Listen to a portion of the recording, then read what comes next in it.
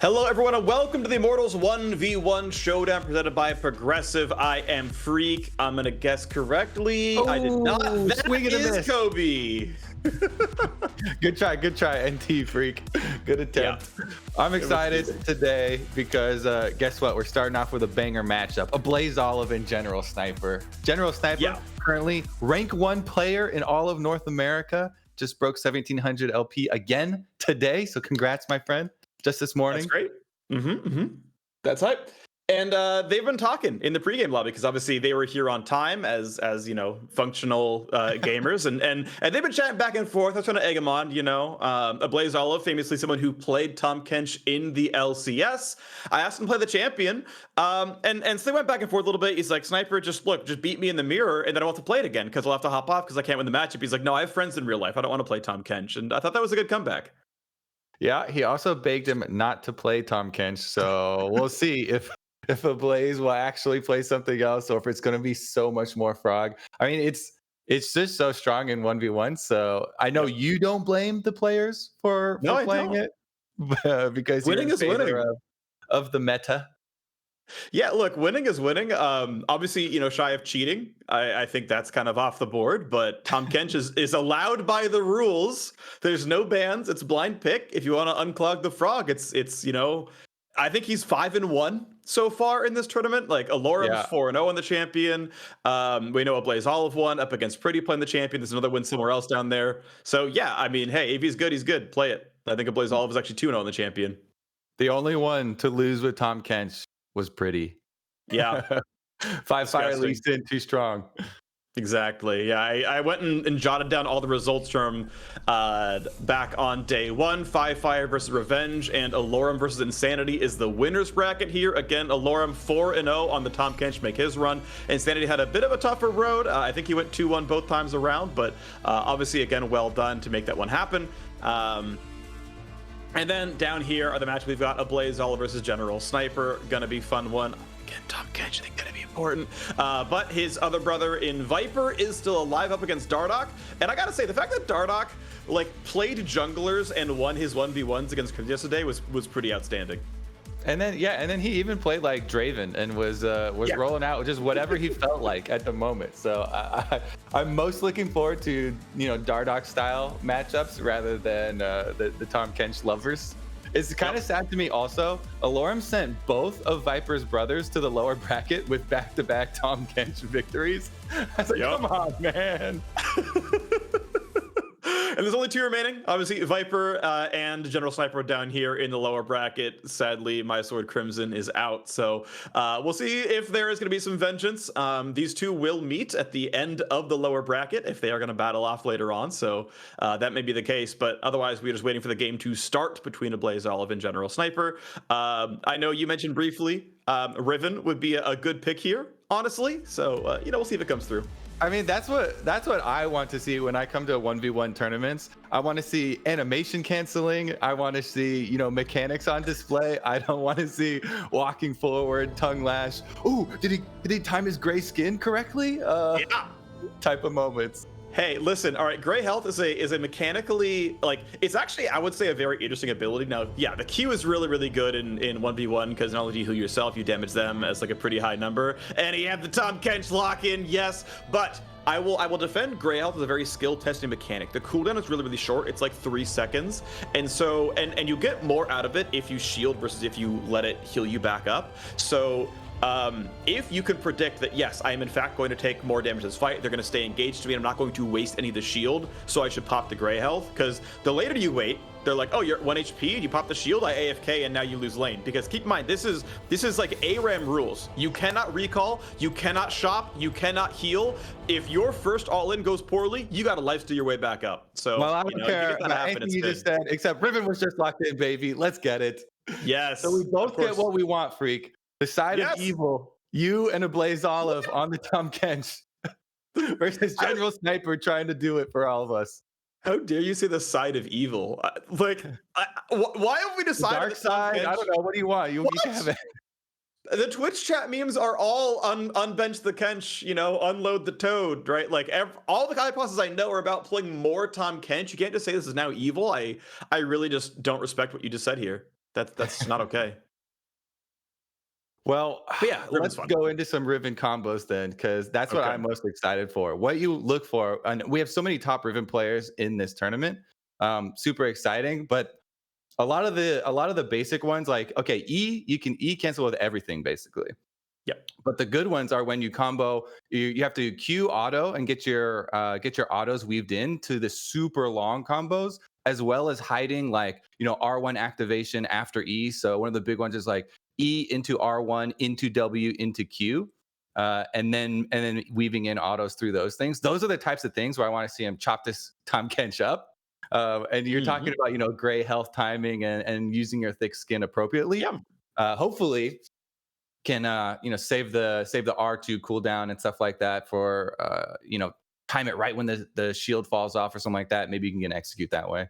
Yeah, for sure. I know watching the games up against, I think it was Crimson, he had some Yasuo games, and he was really, really, really good at his win wall timing. On reflex, would be able to win wall tongue lashes, and that ability is a 350 health delta. Not only is it dealing about 280 to the target, but you're healing for a bunch as well. It is probably the single most impactful button in any Tahm Kench matchup is, does the Q land? Can you either hide behind minions or win wall it or whatever? In this case, Riven has 4 dashes on the kit to get behind a minion or dodge the skill shot, so that's going to be incredibly important. Even if you shield the damage, first of all, it does more damage than the shield blocks, so you're still losing health, but again, the Tahm Kench healing is really meaningful there. So that's kind of the individual moment to look at is kind of every tongue lash cooldown.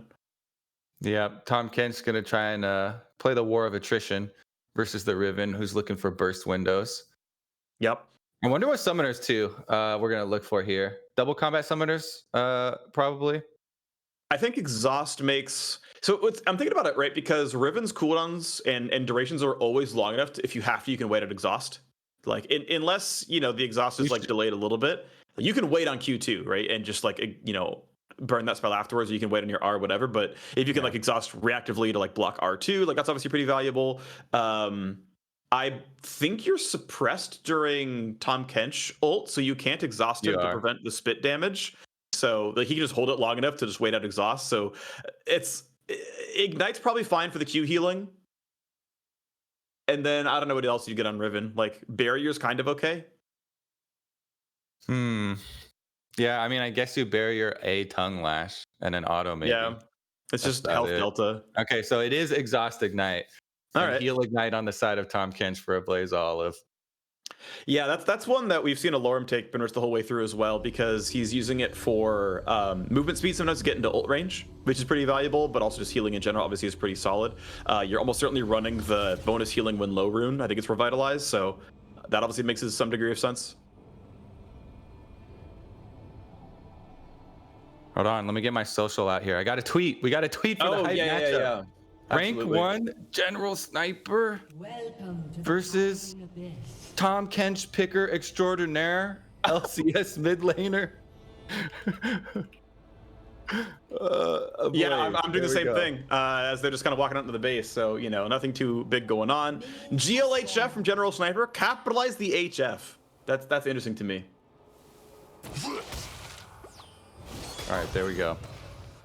My mini map is all off. All right, Tongue Lash landed already, Phreak. It's looking bad. It's looking bad. He's got 3 regen beads, but by the way, Riven has, I think, really low base health regen from what I recall.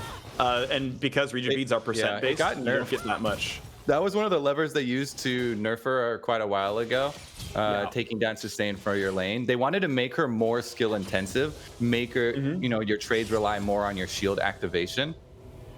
And so, yeah, he's trying to circumvent that a bit. He's got the wave pushing. This is good. Okay, okay.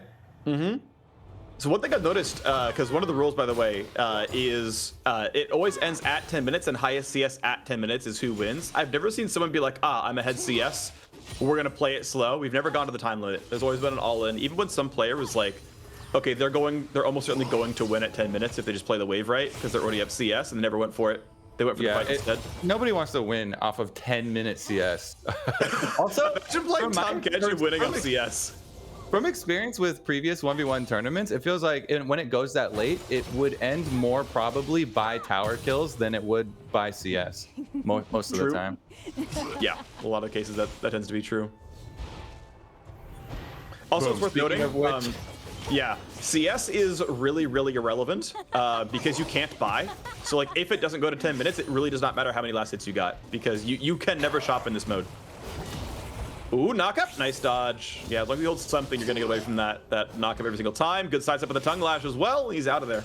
Yeah, and being level 6 close to the Tahm Kench tower, that's how Ablazeolive won his LCS game. Who was it on the Akali? Someone just dove him right next to the tower, and he just Tahm Kench ulted them, brought him under the tower. It was definitely a lapse in judgment, I would say.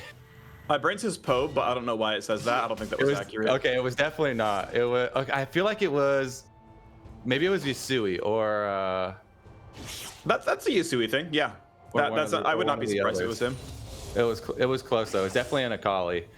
Yeah, Tahm Kench full health, no problem. Yeah, my list of suspects are basically like Yusui, Perks, and Jizuke. As like, here's the guys who will tower dive a Tahm Kench, and it's like, yep, okay, Ignite is on. Shield didn't get you far enough. Oh, just blood Tahm Kench, Ablazeolive. Okay, builds up a giant double stacked wave and then just W's on the Riven. Nowhere for Riven to go. General Sniper's out of there. Rank 1 means nothing in the face of Tahm Kench. He said, he also said, don't worry, I won't do it again in all chat afterwards. Yeah, you get one cheapo, okay? But it's just so hard to get away once he's on you. The slow just in the giant wave too to add more insult to injury. It's pretty great. Yeah, I mean that's a good combo. Like once he spits you out, like the Q's gonna come back from cooldown. It's gonna be a guaranteed slow. It's nearly undodgeable in that regard, because I'm pretty sure like after it spits you out, you're still animating forward. Like you're still traveling, so you're still stunned for that. Yeah, he starts his Q. I think Flash could maybe dodge it, but anything with any kind of travel time or any kind of animation, like an arcane shift or a Riven E, it's not going to do it. Yeah, and because he's got double combat summoners, you know, exhaust ignite, he's not getting out of there. Nope. All right, well, yeah, you probably can't exhaust on the way out. So yeah, you're always taking that now. Damage. What is that? 5-1? 6-1, I believe, is the number. I believe he's 6-1. Yeah, he's a good champion. Yeah, congratulations there. Yeah, maybe if we get a petition signed by everyone in chat, we can global ban Full banish him. No. Learn the counters. I know he's a really, really good early game champion, but there's got to be something out there. Kobe, I believe we need you in spectate. Okay. And then once we get you in, we will launch up.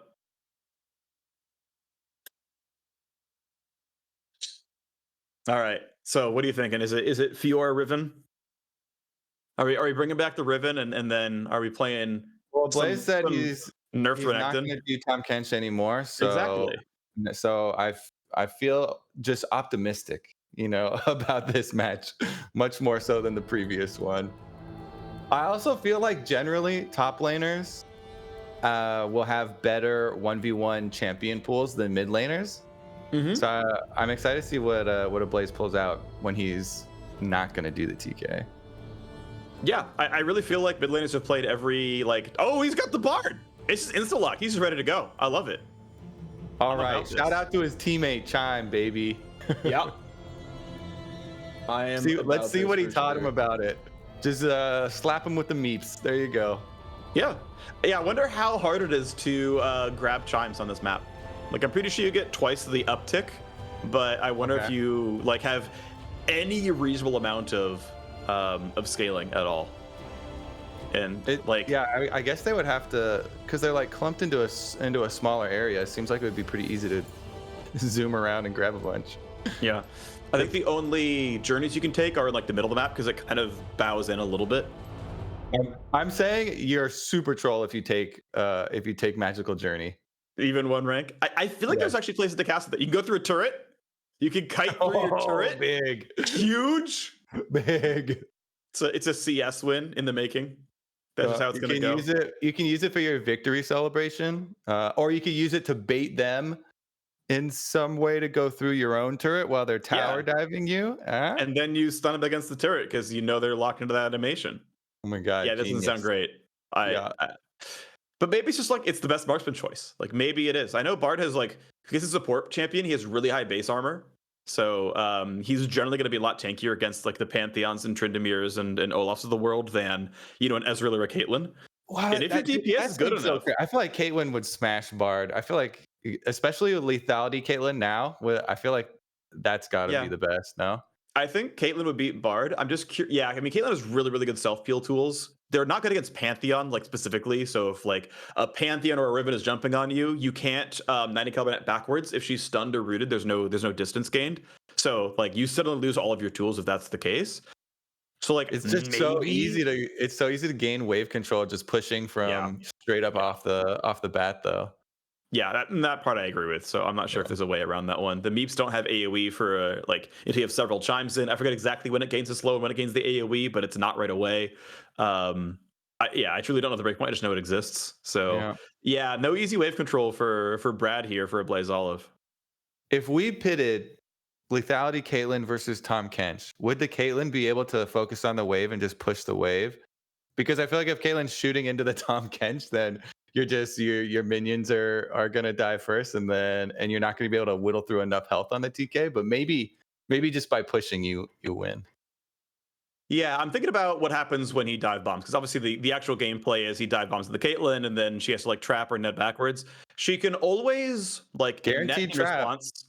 Yeah, you get a guaranteed trap, but again, you can't buffer 90 caliber net like you can a rocket jump or an arcane shift. So it might be tough to dodge the knockup. I think you might have to choose between a trap and dodging the knockup. I'm not certain, but it depends on reflexes and how good the aim was. Because if you're in the middle, it's actually you're just going to take that. I think you have to. I think you have to trap, and then after he pops up, then you 90 caliber away. You still are slowed with the tongue though. Yeah, but the slow is 2 seconds. So I think it's enough that you've built the distance. We know W's on cooldown, and you can just he takes the headshot, you headshot him again, you Q him mid E combo. That probably works. The alternative as well, because you can cast every spell in her kit during the E cast. Once you are flying back, you just put the trap down. So you're gonna miss the slow, but you'll get off the circle, and then he's still gonna take the cupcake, and then you get the headshot Q. So yeah, that feels like that would work. What if he just sustains anyway? He pops up and he tongue lashes you, and that's as much as you got from the E auto, right? I don't know. Allorim is in chat. He says he knows what he would play against Tahm Kench, and he keeps it secret. Spill the beans, bro. No, he's gonna say that until the being. finals when he wins the entire thing. Like he's gonna win the Tahm Kench like 1v0, and he's gonna win the op of the matchup. Like that's just Allorim being a top lane god. For solo queue for Diamond and higher, the Lilia and Singed are like the two highest win rates, which just magic damage burn. But I don't know. I don't know if it actually works. I want to see it. We saw Insanity try. Insanity tried Singed versus Tahm Kench and just like hardened it and lost like level 4 or 5. It was really, really bad. Yeah, I feel like maybe some of the win rate in solo queue could come from just like proxying from this that way though, and so that doesn't really give you lane data. Solo queue win rates are just that. They are. Yeah. You're probably you win the game, not the lane. It doesn't always mean your lane matchup is actually. Yeah, like Renekton has like a 45% win rate, but he wins absolutely every lane. Exactly. All right, Bard though, baby, let's get it. So 30 bonus AD, by the way, on the Bard at level 1. Looks pretty good. He's running a lot of runes there. Oh, he's got he misses. Exhaust ignited. Where's the crits? He's got crits. He needs a Q. It's up in a second. Oh. General Sniper has 149 AD at level 1 while low health and just chops down Ablazeolive. Big brain Tryndamere play. You go at him and you get your crits. you never back down. Always trust. That's good. I'm a fan of that. It's actually cool too because Tryndamere mid is getting super popular for Worlds. Anyways, we play as Phreak. The minions are hitting him. He's ignited. Boom. Self heal. Auto spin. Yep. Q auto spin, and then it's enough. Obviously, trying to wait out the ignite to get the most of the healing is pretty valuable. It is 60% grievous wounds. It will really destroy the power of that ability, but if you can get it to work, you're in a good spot. Are you watching in the game, by the way, or on the Discord? When we're casting the game live, I'm watching in game. I've been checking the timestamps are pretty much identical, but the replay gets about 1 frame per second, and it's okay. I remember what was happening. All right, here we go. Next match. 1-1, baby. Yep. I'm tryharding, kid. He's like, rematch, salty run back. He's like, nah, I'm tryharding. He's like, all right, fair enough. I'm excited. I want to know what comes out next because I'm glad we're seeing new champs, right? Because we didn't see a Trynd at all from the first day. So, I'm happy General Sniper's kind of holding the dark tech back until it's back against the wall. Battling one of 2 LCS mid laners in this tournament. Yeah. And anytime too there starts to get hype building up towards international competition and people trying to figure out what's going to be super OP on new patches. You trust people like Doinby, and he was one of the ones that was talking about the Tryndamere mid. I know Nemesis was playing a whole bunch of it in Korean solo queue, and that's kind of where it started to get popular. Just imagine 6 months ago, right? I mean, 6 months ago, though, to be fair, like we were having like Sett and a bunch of champions mid, so it was already like really fighter heavy. But just imagine, I don't know, you're casting Worlds 2020, and you're like, hey, by the way, Worlds 2021, Trynd mid, 100% pick ban. Like, who would possibly believe you? And it's like, no, don't worry. 0 changes the Trynd. He's not going to change at all. Not a single thing about the champion. The entire year, 100% pick ban at Worlds. And you just like made that call. First of all, I don't think he's going to be 100% pick ban. No, I don't think so either. But second of all, though, General Snipes is locked in Sett, baby. Let's go. That's good. He's tryharding, kid, is what he said. I like that he said kid, by the way. I just really enjoy that he's about 7 years younger and dropped the kid bomb. So, General Sniper on his rank 1 account, Phreak, what do you think his win rate is with Sett? 73%. It's 33%. It's the lowest win rate champion that he has over 1 play. It's only got 3 plays on it, but okay, he's 1 and 2, whatever. It's his lowest win rate up there. Meanwhile, Ablazeolive looks like he's going with. Did he actually lock the block? Okay, he is going with the with one of his actual most played there with the LeBlanc. So let's see how the mage can do. Very easy to dodge a lot of Sett stuff. For sure. Yeah, I mean, if you get really, really lucky in the timing, and it has to be prediction, you can obviously pull back in. I think that one's Facebreaker. Yeah, because Haymaker's the W. So Facebreaker, you can Facebreaker the distortion because it's a travel time instant cast. So as long as you interrupt it, you're out there. So it is always possible. It is always going to be guesswork. Obviously, your baseline move speed with your Q is going to be high enough that like you'll catch up and kind of create that difficulty. And if every time it's a Ablazeolive, you're distortioning back early. You're like, well, if I'm ever in range of E, I might lose, so I'm going to cast early. You're going to run that man out of mana. So there is sort of a mind game here. I'm always a fan of 1v1 matchups that have mind games, that have things where, look, it's impossible to do on reaction. It must be prediction. And on both cases, right? Like neither player can 100% know every time which one's going to win between distortion and Facebreaker, because if you hold it or you don't hold it or you cast it in time or you hit, like it's always going to be some kind of footsies game, and that to me makes a 1v1 compelling. I think the harder thing for LeBlanc is running out of mana versus all the regen that Sett has, and and Haymaker Shield and everything. I'm just trying to think about the economy of pushing waves early on, because LeBlanc already struggles to push waves early on, so it feels like General Sniper should be able to have access. So there is enough, I'm not sure this is correct, but there is enough money in ARAM to open with Lost Chapter. Almost everyone's been going Guardian's Orb plus like boots and potions, which is totally reasonable, of course. Like that's a totally fine start. But you can do Lost Chapter 2 pots, I think is the acceptable build. It's 1 or 2. And it is a lot of mana. Obviously, there's no health, but if you're like, no, I want enough mana, because keep in mind, you're going to level from 3 to like 11 over the course of this game. Like you are going to get a lot of that mana restore. I don't know the math on which one's better between that and Guardian Orb, but like you're going to pick one, and I don't think Lost Chapter is completely troll. All right. Well, General Sniper assures us that his set is cracked, so it's got to be better than the 2-1 from solo queue. Oh, Fire says he's 0-2 and still the win is in flex. It doesn't count. I love that. Oh, and it's in flex. Oh my god. Yeah. Listen, okay, I am 11 LP shy of Diamond 2 in flex queue. I will defend flex queue as a legitimate queue, okay? Oh god. I haven't been Diamond 2 since 2014. So, I just need that one win. Yeah. Listen, I'm also Diamond in solo queue. So as long as so I have a friend who's like 20 LP above me in flex, so he's like about to hit Diamond 2, and it's like if we win enough, like he'll hit Masters, but he's still Plat 1 solo queue. Like I want that man to have Masters in one queue and Plat in another, because he doesn't want that. Like he doesn't feel like that's okay.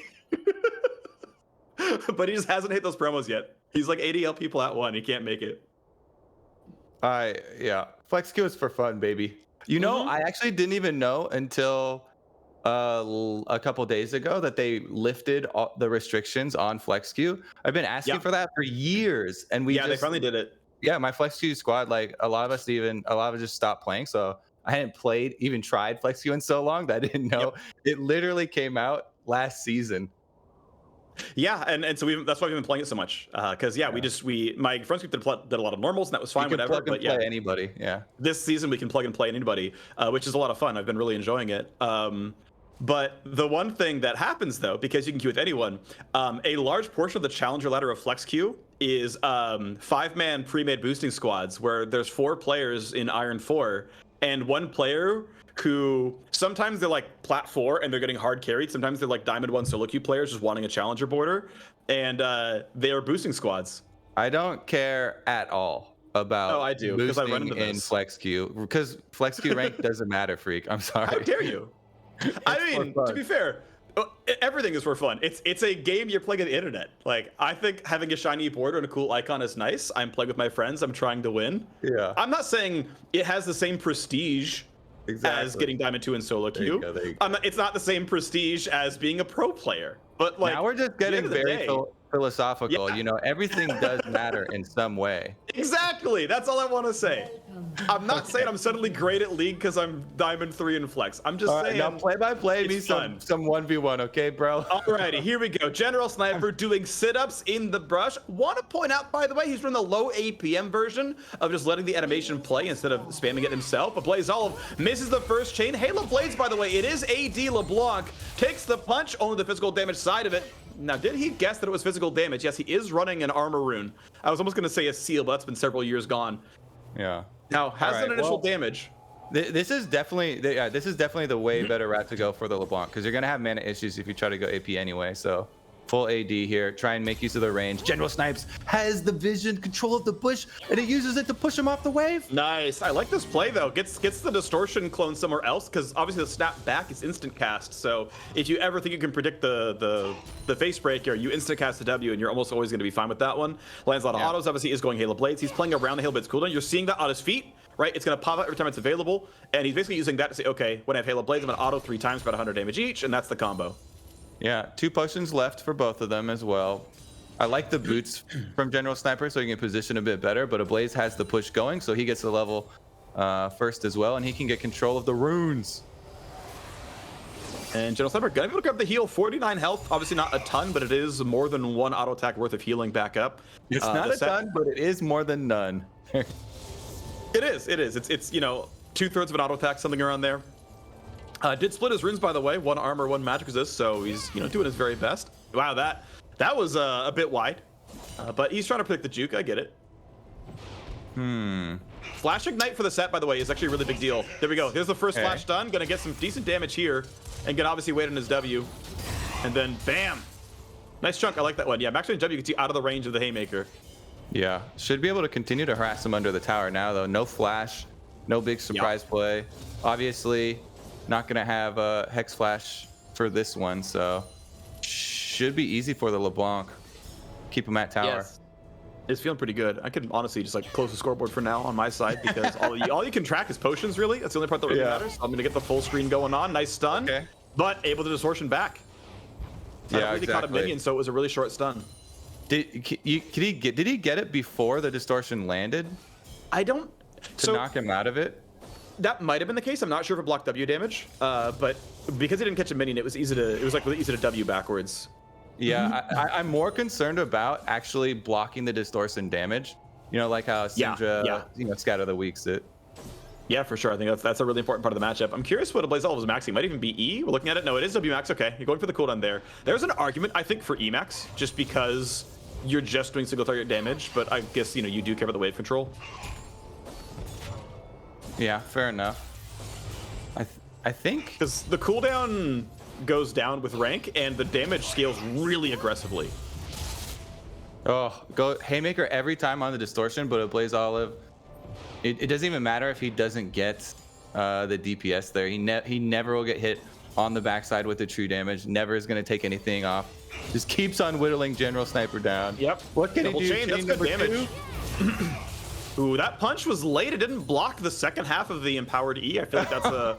He sped up his crunches, Phreak. You're happy now? That's good. There we go. Good. You know, that's appropriate. So yeah, just gonna get his healing back up. In TFT, that's how he regenerated. When he was in TFT, he'd go he off does the crunches board. till he's full health.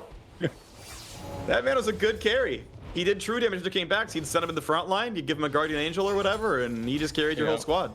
Level 2 Sett was like his own pain comp. looks like, though. General Sniper's just waiting for his flash cooldown. He's just in jail until flash comes back up, and he could try something, but it's still going to be a full health LeBlanc. So this is looking pretty doomed. Imagine not going Hex Flash. Oh, there we go. 65 true damage. Huge, obviously. Got him. That big, really valuable. Game changer. Yeah. I just like that he actually ran Demolish.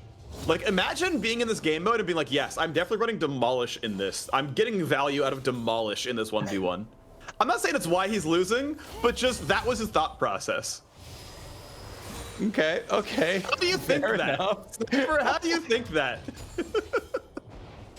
That's confidence. That's a confidence rune choice. Oh, here we go. No, he didn't get the angle. He missed the minion again. Ablazeolive is just immune to taking damage and also immune to landing his own skill shots. Oh. We got a couple of whiffies, but it's okay. Yep. He's got double CS. Back up, Phreak. We got some excitement now.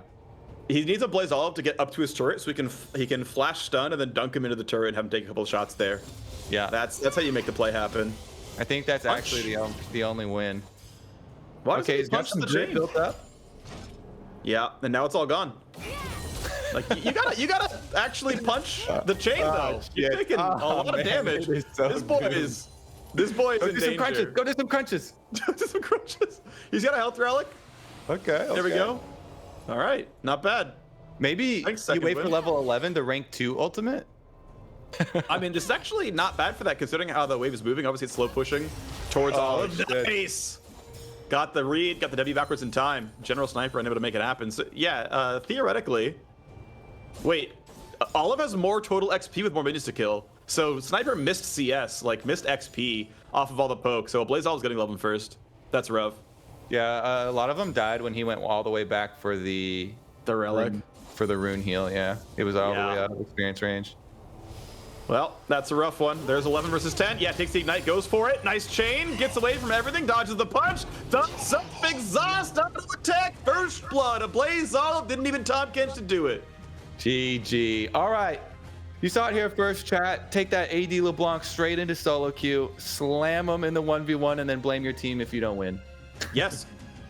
I think that's accurate. I have a friend who does ADTF and blames his team if he doesn't win. So I think this is really on board with my experiences. I've had some pretty sick ADTFs, actually. Okay, Kind of well, that's good. Really good chain. That was a good punch by Sniper, right? Blocked a lot of the damage there, blocked most of the ignites. That was a solid setup, but lane control the entire time. The man's always at 1/2 health, and I mean, that's the problem of any melee range matchup, is if you're always at half, you don't complete the all-in, right? Yeah. You just get enough damage done in time. So Ablazeolive survived into the lower bracket and has made it into the top 6. Congratulations, my friend. You only relied on Tahm Kench for part of your matches, unlike Allorim, who relied on Tahm Kench for every single one. You get more credit from me, but you still get full credit from Phreak either way. Yeah, you do get full credit from me, and I'm the one who matters here, obviously, Kobe. True. But yeah, of course. But I am curious, right? Like, when are they going to get the counter picks ready? I'm not saying these players are taking it ultra seriously, like their lives depend on it or anything. But Allorim's like, yeah, I know the pick already. Like the man's already ready to go, locked and loaded. So when he plays Ablazeolive in the finals, he's going to pull out to game 1 Teemo, and it's like, oh no, it's a hard counter, bro. Like no problem. And then it gets interesting. Yeah, Teemo, interesting. Or whatever it is. Also update General Snipes win rate for Sett. We already see in the chat, if they're going to include the flex Q win, then you got to include the 1v1 tournament loss. So. Yeah, I think that's accurate. So, really rough stuff, but it's okay. I'm just glad that Viper's name is General Sniper 1, just so we can keep the screen name on screen. I like it. And try to rep him, because it's the last Shura brother left up, the older brother, the eldest. I guess you have to say oldest, because older implies only 2 by itself. So, and the 2 of them are tied. So I think eldest is used the most. Yeah. Yep. All right. So what do we get in the champ select? Family honor. That's good. And we'll see how long it goes. Obviously he's got the 1v1 assistants if needed. He's got practice partners who are, obviously reasonably skilled. But I will say, I have been a huge fan of Dardoch's Champion Ocean. The Draven win, he got a Rengar win. The Gragas was the best one. Like, he explosive cast the man into Ignite and just blow up that idiot. Like, that was pretty sweet. So I've been a big fan of watching Dardoch play these. That idiot. Whoa. And I'm a soothsayer. What did I say like a minute ago? I said Teemo, Kobe, we're in there. Congratulations. Huge. He's listening. All right. Viper, big pick against Teemo. What do we got here? I will say something like a Cho'Gath feels absolutely free. They are blind, right? Yeah. I know. Yes, it is full blind pick. I believe the way this works is, you lock in, then you see the enemy champ for 10 seconds, and you get that time to... Yeah, runes and everything. To do runes. I believe that's how that works. I could be wrong, but... Ooh, Nautilus versus Teemo. That sounds hard. If the hook lands, you're taking a lot of damage for the combo. Nautilus AP ratios actually are not trash. So there's a realistic case of doing... I mean, I guess you're choosing the item you're going for. I don't see how you don't go Guardian's Horn. I feel like you have to go for the regen option. So, but you at least will get value out of the runes, right? You can run... the adaptive 4 stat shards, and that'll get you a little bit of something. I mean, is there a game plan that is not trying to get to level 6 and just all-inning level 6 with ultimate? Because I feel like that's going to be the hard part, is even just getting to level 6 versus Teemo, as most lane phases versus Teemo. Yeah, I think you can get there because, again, I will point out that CS does not matter if it doesn't go to 10 minutes, so you can sack every bit of farm and just gain XP, and that is like it's such a change in mindset for a player that, like, no, literally fighting for CS doesn't matter. You will never recall and shop as long as you're getting XP. You're at 100% efficiency. Except the only thing is the positioning, right? Because pushing wave to get early level. That's the one thing that does matter for it, right? Yes, and that's if you can force the all in, right? Like if you are able to fight for the wave realistically, and Teemo chain out on you to push you off the wave, and you're able to actually walk up and press a Q, like okay, the matchup can look different that way. But otherwise, yeah, it's just coming down to the fact that you've got to find your all in because Teemo's going to have lane pressure. I want to see if Nautilus just straight up level 3 1v1 can win it. One thing I want to see also is the support tech, which is running Hex Flash. I think in any of these melee range matchups, getting the lane to rough equilibrium so you can play in the brush and then use Hex Flash to get distance is probably a really important part of the play. Do you think that would have helped Sett in the previous one? I think there were a couple of moments where he had brush, like in the first few levels, right? Like once he got really chunked, like after the first ignite, especially once he burned his first flash and got nothing for it, suddenly Ablazeolive had infinite pressure. And in those cases, like Hex Flashing, like charging Hex Flash from the turret even, does something for you, right? It at least forces them to walk back a bit more often, and it gives you another button to press and commit like important cooldowns. Yeah. Fair enough. I mean, it means he would have to sacrifice second wind, which is obviously valuable. So who knows? And your demolish. Don't want to have to give that up. Right. So obviously the demolish was complete trash, but you could have ran tenacity. I think there is like one other rune that's like playable in that set, but because you're not getting conditioning turn on time. Overgrowth is like okay, I guess. You're like dying near, like minis are dying near you, so you're getting at least something out of that. But Overgrowth is definitely good. Revitalize. Revitalize is probably the. Yeah, I don't think Revitalize multiplies base health regen because it doesn't multiply lifesteal. So I think it has to be a direct healing effect. But your shield is so much. Your shield bigger, matters. Actually. Yep, your shield matters. So it's going to affect that if you're blocking damage with W. So that part's valuable. It may affect the Sett passive as well, depending on how it's coded. If it's more of a direct healing effect than just like a change in base health regen. So there's a chance that would have mattered for that also, which is also very valuable. Sure it does. Yeah, but here we go. Press the attack, Teemo. I like that we have a Hail of Blades Nautilus. Spoilers, by the way. Hail of Blades Nautilus. It is Flash Ignite for both, and we're in there. All right, Hail of Blade Nautilus for the family honor. Let's get it, Viper. Level 3. Let's see. He's got Flash as well, so he can go Flash past minions for a hook. Dardoch also has Flash for dodges of hooks, though. Yeah, which is smart. I think it's definitely needed. 1 point and everything for, I'm going to be pretty sure both players. We are running Legend Alacrity and Coup de Grace on the Nautilus, so we are going damage based. Really wanted Hail of Blades. It's worth pointing out that the second he's got the row AP, of runes, yeah. So I was wondering if he was going to go AP, and he's going Guardian's Orb. Guardian's Orb. Okay. AP Nautilus, baby, bring it back. Doinby was also playing AP Nautilus. So the way I didn't realize about the wording of Guardian's Orb, assuming it's as charitable as I think I can read it. If you can't gain mana, restores health instead. Is this if you're full mana, it gives you health regen, or is this? I always don't have mana at all. That just meant energy champions, but we got the level 3, baby. Hit the hook. Blind. Oh, he's invisible. Blind hook. Blind hook. But how would you ever know? Yeah, that's the Galaxy Brain play though. And but the thing is, Dardoch doesn't know. Dardoch doesn't know that the hook is down. It's gonna be back up very soon. Hail of Blade's going pretty well. That feels a bit Teemo positive. Yeah. But from here on out, the pain continues. Okay, does hit the hook. Ignite's on already. They're going for this one right now. Decent damage. Ignite is second in from Dardoch. Oh, let's go, Teemo! Yeah. See, you're either in for a long amount of pain trying to get to level 6 for a level 6 all in, or you just do the level 3 all in like that. And he lands the hook, so you gotta go for it. That's why you match flash for flash though, instead of taking exhaust as Teemo or something like that. Yeah, you want to get out of range of the auto attack. I mean, the funny thing is that flash blocked one auto attack. I'm curious if exhaust would have blocked more damage, like in this exact case. But I think it generally can make sense though. Once he's under turret, you're flashing and you win. Yeah, there's no way you can finish this unless the last auto was enough. But GG Dardoch. gets another win on another champion. He did this Champion in the LCS Ocean. where he had this super diverse champ pool, and he would just keep Yeah. picking jungler after jungler. He got to like 11 in a row of I think unique 11, champions yeah. in jungle. He's doing a similar thing here for the 1v1s. Yeah, Rengar win, Irelia win, and then later on in the bracket, as we're trying to find him, He had one Draven and one Gragas as well. Yeah, then he 2-0'd on Draven Gragas. For some reason, I can't find it. I don't know why. There it is. Yeah, so he was double 2-0, by the way. So I want to point out Dardoch.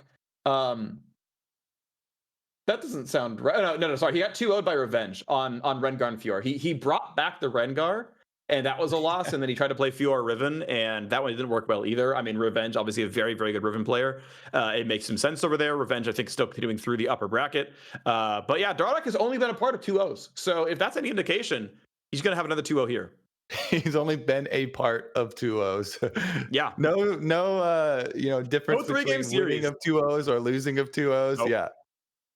I mean, this is Dardoch, right? Like we talked about him in the LCS back when, especially when you look at like the playoffs from spring. The mental game is a big deal for Dardoch. Is it tilt? Does it fall off, or are we going all the way? So as we wait for one last spectator, we're going to get ourselves into this game as well and see if the 2-0 run's going to continue for Dardoch. And I want to know what champion he's playing, because I mean, if he's listening. Taking suggestions? I mean, right? Yeah. What's like a fun but also not terrible 1v1 champion? Heimerdinger. Kindred? Oh, Heimerdinger actually sounds kind of interesting. I would go Heimerdinger is actually good too. Yeah, he is. All right. Are we going to make it happen? Is it the Donger?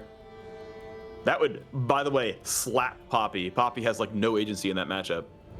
Oh, by the way, we are doing giveaways in the chat as well from Immortals throughout the tournament periodically. Seats, gaming, peripherals, lots of stuff. Yeah, exclamation giveaway in chat. NA residents only, 18 plus. Those are the rules. We've got a Secret Lab LCS chair to give away. We've got 10 $50 Grubhub gift cards, a HyperX headset. I'm using one right now, by the way. They're pretty nice. I can personally vouch that I like them. And 10 $25 RP gift cards. Keep in mind as well, you can also donate to Able Gamers. $10,000 been given from Immortals. We've had a decent amount of chipping in from the audience at large as well, so thank you all for that one. But again, exclamation giveaway in chat all throughout the stream, so make that one happen. Yeah, thank you so much. Able Gamers, a good cause. Creating inclusive communities to combat social isolation and improve the quality of life for people with disabilities. So definitely appreciate all the contributions. Let's look at the lock-in here. Is Dardoch going to do it for the Ryze?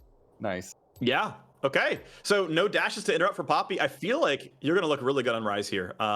We saw was it Tahm Kench? We saw Ryze versus someone.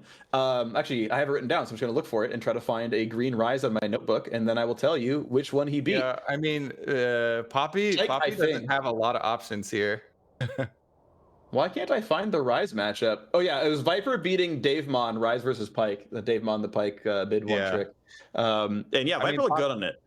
It's so hard to ever get a wall bang for Poppy here unless you flash and Ryze is for some reason like fighting you right next to a wall. So it's going to be like taxi out on a minion to E off a minion and try and get your engage onto the Ryze. I assume as well he's going to do Hail of Blades Poppy. If you're going to do Hail of Blades Nautilus, you're going to do Hail of Blades Poppy as well for it. So sure, yeah, let's get it. Yeah, I can't think of a reason why the Ryze should have to play by a wall. Keep in mind that in both these cases, both champions basically ignore minion waves. Ryze actually wants to fight in a minion wave because he wants the E bounces to like guarantee it hits. Yeah. Then you just EQ the front line and it's going to go through. Obviously, the W is a non-skill shot. The E is targeted. The Q is a skill shot, but again, it bounces off minions. And Poppy has nothing blocked by minions either. The buckler toss is just an auto attack that's ranged. Q and W and E all don't care. R bypasses minions as you shoot it out. So yeah. Ryze can just comfortably sit in the very, very middle of the lane, and he's not punished or benefited from allied minions being near him. It's also pretty easy for Ryze to use his move speed and root to be able to squash the shield for Poppy when she throws her buckler. Try and deny the shield too, so... Yeah. Should be rough.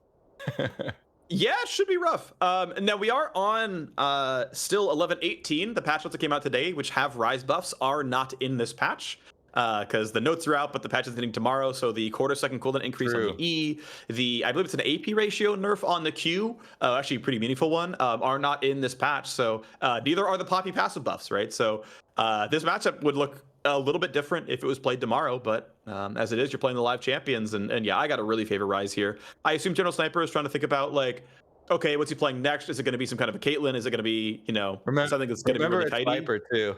He's just honoring his fallen Oh right, brother. yeah, Viper, yeah. Viper Sniper. Viper Sniper, that's actually the one. I know Cubby and Pastry were going as long as they could without saying it, and then they each got like one each. So I lasted much less time than they did. I was instantly. That's okay. You are the weakest link. I am. Man, that was a good show. I liked that show back in the day. That was a fun one. Yeah, I think the woman did a good job hosting it as well. The way she did like "You Are the Weakest Link" goodbye was pithily done. Yeah, definitely one of the good ones. Mm-hmm. Game shows, reality shows. Oh, we're gonna hopefully get some more content like that on LCS. I always have so much fun doing those types of challenges. I want some American Ninja Warrior for us on LCS. Okay. I'm sure there are some players that would love to try that too. Yeah, then you have people like what was it?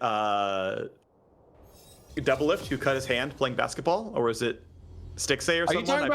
Are you talking about the like 8 years ago at that CLG party when I don't there think was it was 8 years ago, but it was it was an LCS day. Someone had to like have their hand all like taped up or stitched up because they went for a dunk and cut their hand on a chain basketball net. Yeah, that was definitely at the old CLG house, so that was a super long time ago then. Yeah. But it was technically during LCS, but it is weird how old LCS is. Like 8 years ago is still LCS. Yeah, we've been doing it for a while, baby. All right, we got the Comet Ryze, this one, and there you go, Hell of Blades Poppy. No surprise there. Yep.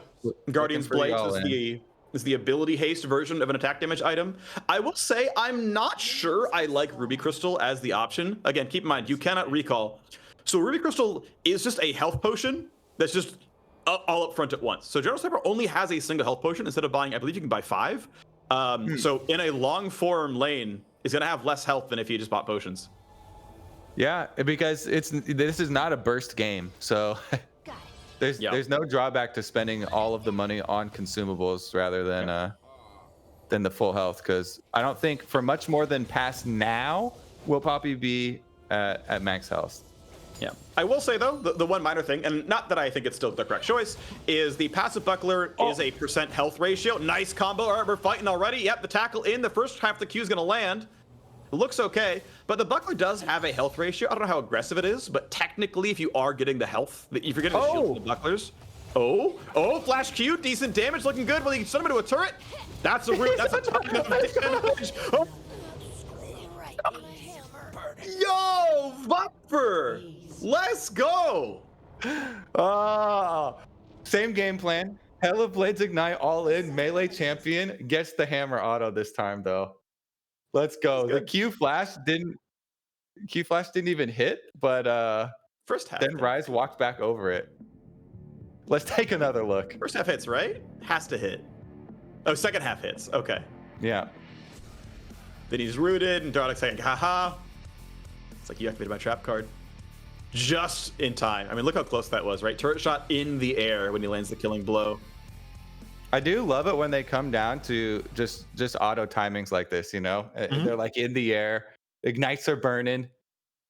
Yeah. And what's amazing is like how many games really in the last year does Viper have in Poppy? Like how many has he actually played, right? It can't be that many, and yet he actually knows the lethal window, right? Like he was correct to within an auto attack. Like that's impressive to me that right, these timings are so tight. You're literally a half second away from inting the entire tournament away, and you're like, no, I have the damage, and he's right. Like I love that. That's so amazing to me. No fear, okay? Went under the tower, died last time, doesn't care. Let's go again. Run it back. All right, game number 3. Let's get out of here. Yeah, we finally have a game 3, which is worth noting. Get yourself in the spectate, Kobe. There you go. All right. I'm on it. Yes, you are. All right. So we are going to game 3 for the first time in Dardoch. From Nautilus to Poppy to... Ooh. New Hell of Blades all-in champ. It's like gonna be a random, like a Leona would probably be kind of bad. I don't think she has enough damage. Her passive's useless. Warwick I don't hate, actually. Like, I'm seeing the Warwick cover. Yeah, I dig it, actually. That works for me. Dude, Warwick is actually really good for the all-ins too. Save your Q, like hold the Q, follow their flash if it's some range champs that's trying to flash away. Warwick Singed feels cursed for Singed. I feel like it's really cursed for Singed. I think it was Kadriel was spectating EUS Challenger, and there was Selfmade got 2v1'd by a level 1 Warwick who invaded him and his top laner on blue, and the Warwick with barrier just 1v2'd both of them and double killed them and stole the blue buff. Yep. Yeah, Warwick. If he's low, I think he's below half. He gets to heal off his passive. It doesn't heal otherwise. And if you're low, he gets like between 30 and 100% bonus attack speed at level 1. It's like, and just level 1 Q is such a good level 1 ability. In addition to Warwick with his passive, the autos being so good. Yeah, it's like 10% max health or something stupid. Like, it's a really, really large number. Yeah, he can do it really well. And I mean, I'm glad people have the tech of running barrier, because obviously, like, once you're low, I don't want to heal back up out of low health. Like, I want to be low so that I can get healing out of it. It's obviously more total HP than summoner heal as well. So, you know, all the synergies are there. It still multiplies Revitalize because that affects shields. And yeah, that's cool tech. And he's obviously a pretty cool champion. Don't see him in pro. I don't think he has the wave clear that you even would have from, like, you were talking about mid-trend earlier. We'd probably see a little bit of him as well. Yeah. So, you know, probably don't see Warwick in pro ever, but fun champ. Not my style, though, but cool champ. I played a decent amount of him for jungle a while ago. Dang, I'm trying to remember. I was blanking on what is the high elo North American Warwick player called? I keep blanking on it right now. Somebody in chat has to know. He's not that high. It's like Masters this season, I think. Okay. It's that Warwick only guy though. One day Twitch chat will tell us. He got super popular on Reddit because he like posted about, oh, I hit Challenger with this. Yeah, Parnelli. There you go, Parnelli. It was Parnelli X. Oh, okay. And he was doing the like Death Dance Warwick like a season or two ago and hit Challenger with it. So that's at least it has made it to Challenger. That's good. Yeah, I think every champion has made it to Challenger on a one trick, just like over the history of League of Legends. I'm pretty sure that's true. Then there's some really wild ones, like Teemo Jungle has hit Challenger, I think, or at least Masters. I forget who that player is, but I looked at the winner to that. It's like 38%. So, like, for the vast majority of players, Teemo Jungle is just not okay. But hey, if you make it work for you, it works for you. Yeah, I mean, yeah, I guess solo queue. You know, a good enough player can get whatever champion to Challenger. Yeah, it seems to be the case. Which is wild. I mean, I dig that. I know for me, like, I've been jungling a lot this season, and the champs I've been good at are, you know, they're not the like 55% win rate permaban champions. It's stuff people have kind of forgotten about, but the play style works. So as soon as the Lilia reshape came in, I was all about that. She's like a 49% win rate jungler, but like she really spoke to me. I jumped on because of the Stridebreaker changes, so I was playing Stridebreaker Nocturne, which is clearly being a meta sheep, but then they nerfed it, and it still worked for me. And then Trinity Force Hecarim, by the way. It is still good. It's still good.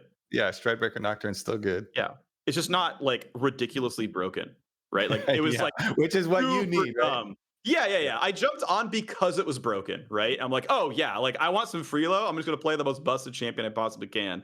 But it's like, wait, I'm doing well even before Stridebreaker's done. Like this champion works. So, you know, sometimes you just find a champ that like just suits your instincts as a player, because no one's perfect, right? Everyone has their strengths and weaknesses, and so you find a champ that complements your strengths and covers your weaknesses, and you're like, cool.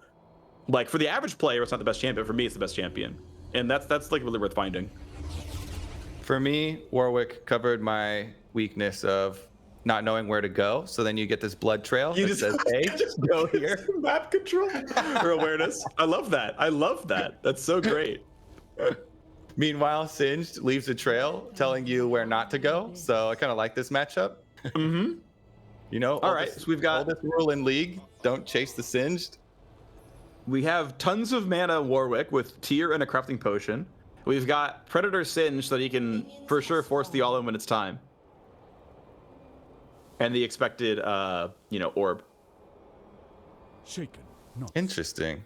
I want to see how he actually plays the early wave, because if Warwick can stay on him, Warwick's definitely wins. Yeah, the difficulty is, I mean, they both have boots 1, so I feel like staying on is going to be almost impossible. Goes for the fling. Actually takes the longer trade, which lets the Halo Blades trigger the whole way through, but clearly wins that trade. I don't know if he thought Q was coming in, but because if he took the long Q, you goop him and you run away and you're fine. Yeah, and the goop on the ground there it's a really long cooldown early on, so. Oh, decent damage. Oh, not in the turret. Wow.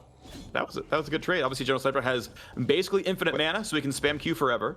It's way better for Warwick when they're both low like this, though. So anytime you trade down like this. Oh, here goes the goop. All in. Here comes the play. Predator as well. Throws him back. Let's get away from the... Oh, that Ignite. He's standing still. Does he have it? Bro, he's healing. Dardoch flings... Okay, Dardoch doesn't want to win. Dardoch doesn't want to win. What is going on here? I am so Dardoch's confused. got The Q some heal. style, baby. He's still gonna win. He's still gonna win. Getting flung? Getting flung? Oh my. All right. That counts for 2. That's a 2-0 in my book. Okay. It's a 2-0 or a 3-1 in my book. Yo. Oh my God. All right. What a decisive game number 3 here. 3-1 for Dardoch. Getting the style victory as well. That was just impressive. I got nothing else to say, but I'm glad the man's still bringing up new champions almost every time and just clapping idiots every single time. This is beautiful. All right, boom. Go through the replay, baby. Poison's on him. Gets flipped into the wall. He can't breathe. and then he just like lets him live. He's like, I would have killed you. Level up. Dude, it's the level up. It's the level up plus the Q on the minion plus the heal off of the whatchamacallit healing thing. Wow. Oh then my this, God. Like, flash away from the trail so he can Q is the play from Viper, and it's like, nah, So, dude. All these things had to happen for Viper to live there. He had to level up to be able to get into range of the minion, to then Q the minion, to then be able to get the healing drop down, and he still dies afterwards when Dardoch starts playing again. That was impressive. All right, well done. Dardoch's in top 6. Nicely done there. We're gonna move to the winner bracket next. We get 5-Fire versus Revenge. I will say Revenge has impressed me. Obviously a very, very, very good player. Took down his 2-0 against Dardoch. Only player to beat Dardoch has been Revenge. Oh my goodies. and he was one of the players who was, by the way, seeded into like the second round of upper bracket. Like he got a first round bye. So you only have like a little bit of footage for him. Meanwhile, Allorim fought tooth and nail the whole way through, had to play early in the first round. So what happened, Insanity also had one of those first round spots. So, you know, the lower half of the bracket, you know, most of those players, they had to earn their way there. Revenge, I don't want to say it's a freebie. He beat Dardoch, but, you know, only had to play one person. I feel like Immortals a little biased in their seeding here, you know? Ooh, the Immortals tournament, huh? Phreak's gonna uncover the dark and seedy underbelly here. The one player, by the way, they made Dardoch play first round, right? He works for them. He's one of their coaches. They made Dardoch play first round, but Insanity also to play first round. They just only gave Revenge the free slot. Like, I don't get it. All right, I'm not following the conspiracy theory. Right, I'm just saying. You know, we got like 2 LCS starters, right? In Revenge and Insanity. Revenge got a bye, Insanity didn't. Why do they like Revenge more than Insanity? What's going on here? Why are there trouble at the Immortals house? Why don't they respect Dardoch with the bye? Undercover these relationships and how they're affecting. Maybe it's because Revenge will pick Riven for us and make the fans happy. I like that one. Also, gotta say, Yuumi, I think, would be the single worst possible pick. I cannot think of a worse pick than Yuumi for this mode. I mean, now that you have a champion that is supposed to attach to another champion, if there's ever a meta where Yuumi is not the worst solo laner or 1v1 champion, then something is incredibly wrong with the balance. Yes. This champion by design has got to be the worst 1v1. If it's not, then nothing in this world is true. That's the thing. We're just living in a simulation, Kobe. Nothing is true. That's just how it works. Oh my God. We're all living in Yumi's simulation. We're all just bots for Yuumi to jump on. We get the That's Neeko life. though, baby. Yeah. Neeko's good, actually obviously. Neeko actually has a really, really good oppressive early lane. Yeah, she's got really high damages. Her W, like base damage, is really high. The rank up is kind of trash, but it's okay. You have rank 1 at W, and that's all your auto tech damage right there. Yeah, if you land the root, you're landing at least 2 hits to the Q, even through like a hook shot or something. So you're getting some decent damage out. Obviously, can look really good. I think she's one of the stronger picks here. One of the good viable ranged options. I know that if you send out your clone, it is untargetable for the first like second or so. So I believe you can't just reactively block hookshot. But if Camille ever holds it and goes to the wall but then sits there, you can theoretically get your clone out, and they have to wait till it dissipates, and that can give you enough range to like get away. So you can maybe react to the first half of hookshot and get the clone to block. That can be important. Yeah, if you're quick about it and the Camille is slow about it, maybe. Yeah. I forget the exact timer because obviously, again, you still have to like get to the first wall and then still fly off with and bypass the model. So, theoretically it might be possible. I'm not sure exactly. Yeah. But something to look at. It gives you free brush check at the very least in case that Camille's hiding there. All right. Yeah. Camille go all in summoners for sure then. Yeah. I think that's all you have to do. Yeah, I feel like you're probably good. I'm thinking the only thing that matters is the ult versus ult timing time, because Neeko's ult is obviously very, very telegraphed. You're always going to see it coming. She has no teammates to clone as, so she actually can't hide the animation, whereas it hides if you're in someone else's form. Yeah. But it just goes untalkable. Like, as long as she's not rooted, and as long as Neeko isn't in brush or fog in some way, if you're paying attention, you can always Camille ult to block the damage and stun. Neeko still gets the shield, because there's a baseline shield before even targeting anyone, but you're going to block the damage and stun. It's going to make your 1v1 really easy. I think Camille definitely level 6 is more impactful for the all-in, because it's pretty easy to use that immunity. So yeah, that should be the goal. That's the aim, baby. Again, trying to avoid the snares through minions early on until you get to your 6 and look for your all-in. Yeah, I wonder if the pre-6 even looks okay. Like, obviously, charge up the Q, get the backflip, do some decent damage there. You never get to get more than just the Sheen. I wonder if they'll actually even go for a Sheen or just stick with like a Guardian's Hammer or something and just lifesteal it. But you probably have to go for the lifesteal option, to be fair. Because I'm curious if you even like fighting pre-5 or like I think you definitely need the sustain. Yeah, you can't get a Guardians plus a Sheen. There's not enough money for that one because it costs 950. You get like 13 or 1400 gold when you spawn. So yeah, you're never getting more than that. I can't think of like, you can't get Vamp Scepter you can't get like a Vamp Scepter Sheen, so that's not on the table either. I don't see why you do like Vamp Boots when you can just get a Guardian's Hammer. So yeah, I'm pretty sure it's just Guardian's Hammer every time. I don't think you'd go Horn. I don't think you're getting poked that much. I know your damage matters. So we've got Exhaust Ignite for Camille. Interesting to see that it's Grasp. This tells me that Revenge actually does want to fight a bit early. That he's going to go for like level 4 hook shots. Otherwise, you wouldn't bother taking Grasp because you don't expect to fight. Yeah. Or it's just default Camille runes because that's what you just run in most matchups. And is going for the looked at the blade, said, nah, I don't think ability haste is the right call. I think, again, Hammer is probably correct. I mean, yeah, the press the attack would be if you're just going for the, okay, I'm only waiting till 6 for the all-in, for the burst damage. So Grass definitely try and use for the laning. For sure. We get the Toad back. We got to see this Neeko, we got to see this Neeko earlier. 5Fire was, he beat Viper's Teemo with it. So had played one Neeko game before. He's 1-0 on the champion. Huge. Revenge had a Fiora game and a Riven game, both of which were wins. That was, I believe, all we saw out of him. So now his third champion, playing Camille, just, right up in his champion pool. Oh my god, we've got some damning data from solo queue though. 5Fire on his main account. The Neeko is also 1 win, 2 losses, 33%. But is the win in flex? That's the real question. And yeah, we got the early trades, right? Like, Revenge clearly likes it. This is okay, doesn't get it this time, but even taking a turret shot. Oh wait, no, don't die this, This is not worth it. You don't need it. Nice, gets 25 gold off of killing the clone.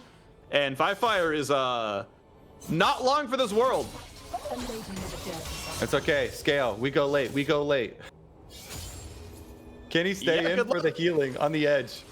Oh, he goes for it under the tower. Whoa, gets the stuff. 5-5 baits him in. Well done. I can't hear because you start cutting out at the end of all of these games for some reason. I'm not sure what it Really? is, but it's always the weird. end call.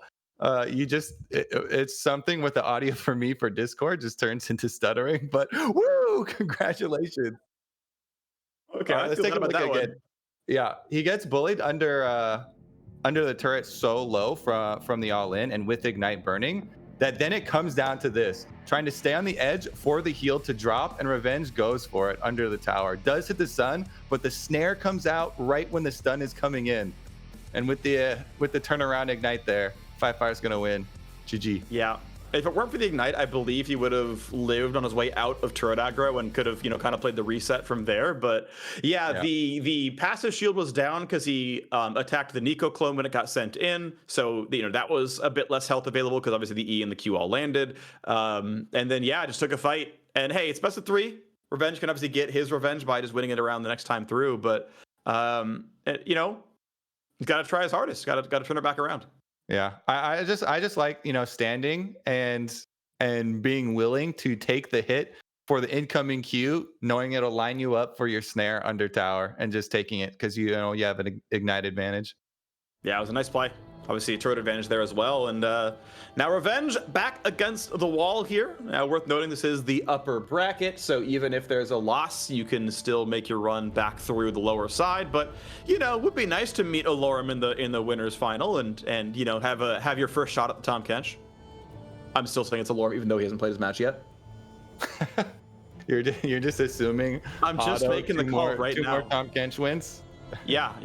No, he'll win the Tahm Kench counter matchup and the Tahm Kench as matchup. Like he'll just 8-0 the rest of the tournament. Oh my goodies. Can't wait for it. All right, we got some Riven, baby. Good. Love to see it. Finally. Yep. Fire. What's gonna be the blind? Another Neeko. Interesting. It worked last time, so I can't hate. I mean, it worked in the sense that he baited a tower dive. He was getting pretty clapped in the 1v1 up until that point. I think this was Revenge's game to lose, and he managed to lose it. He's like, all right, we're back on Riven for game 2. Yeah, I wouldn't call the last one working. No. It just happened to win. So yeah, we'll see if it gets cleaned up. Obviously, the engage range is a lot shorter for a Riven than for a Camille. Camille's going to close like 1,200 units on you, and Riven doesn't do that quite as easily. You do have the dodge tools, right, to dodge the roots. That's going to be something to watch for. But otherwise, it's Fire clearly believes in it, despite the very low win rate. So we'll see if it happens. Yeah, it is pretty hard depending on how close you are to dodge the roots through minions too. If Neeko's like up in this minion wave to fire it out of too. So I wonder about the early positioning. Like the level 3 fight again is going to determine a lot. Yeah, can you get brush control? Because you can always send the clone in to like spot it to know if she's there, and then you kind of go from that spot. I mean, I really just don't know. My instinct still says that I really, really trust in Revenge here, but 1-0 on the best of 3 and both in the upper bracket means Fire clearly has been successful so far. Okay, deep breaths. It's gonna work out. It's all gonna work out in the end. Fire, another Neeko on the line, baby. Can he take down the famous Revenge Riven?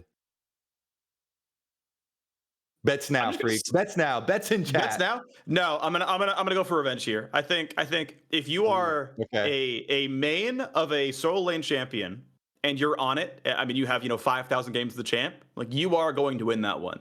Like I will never bet against the Riven or the like for Viper or Crimson or any of those guys, like or Revenge. Like if you're never, not even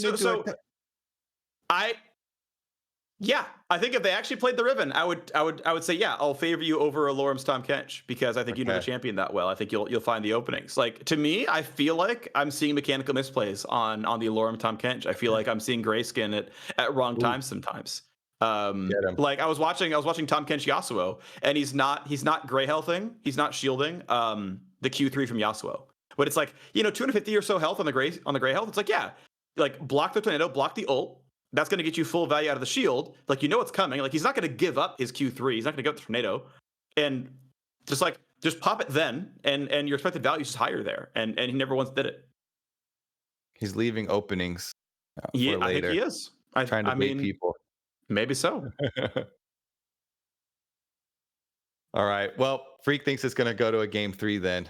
Yeah, I do. Come on, Revenge. You can do it. Let's get into game. I do want to see some Dardoch level BM though. Like I was a really big fan of that one. I thought that was pretty great. I like how he stuck to it as well. Yeah, he did it twice. He did not budge an inch. And if it wasn't for that level up, it would have worked. Yeah, I still put that one back in my head. That was actually just kind of great overall. Oh, this is great. Riven is running Mark. This is the first player I've seen actually run that summoner spell in this mode. But he's running Mark and Dash with an Ignite, which, by the way, not an overrated Analyst combo. Also gives True Sight. True. Yeah, so if you land it before the W stealth, you know what's going on. Stick it on her. Oh, did you not like my Mark and Dash Analyst comment? No, I'm too used to them. I just let it pass. Understandable. I'm looking if there's any Twitch chat, but there's not. No one cares. We were also wondering about the level 3 all-in, and Firefire is just like, I'm not taking that at all. I'm not walking up to any of these brush. Waits for his minions. Yep. Good job. Yep, sends in the clone. Says, okay, yep. I know Riven is. She's down 1 Q stack. Okay, it's timing out. All right, cool. Oh, Snowball misses. A little bit of Q damage. 4 Conqueror stacks off that too is not too small. Okay. And already in there. I mean, look at that. Yeah, it goes to Q backwards. Says, you know what? I'm expecting you to root me, so we're going out. I like this. Ooh, I love that too. The Q3 backwards doesn't get hit by the root on exiting the trade. Yeah, it's looking pretty nice. I need to pause to keep up with the stream itself because I realized that I was a bit ahead. So we're gonna not cheat quite so much. Yeah, that's why I was wondering which one you were watching it off of, because I was always a little bit further. I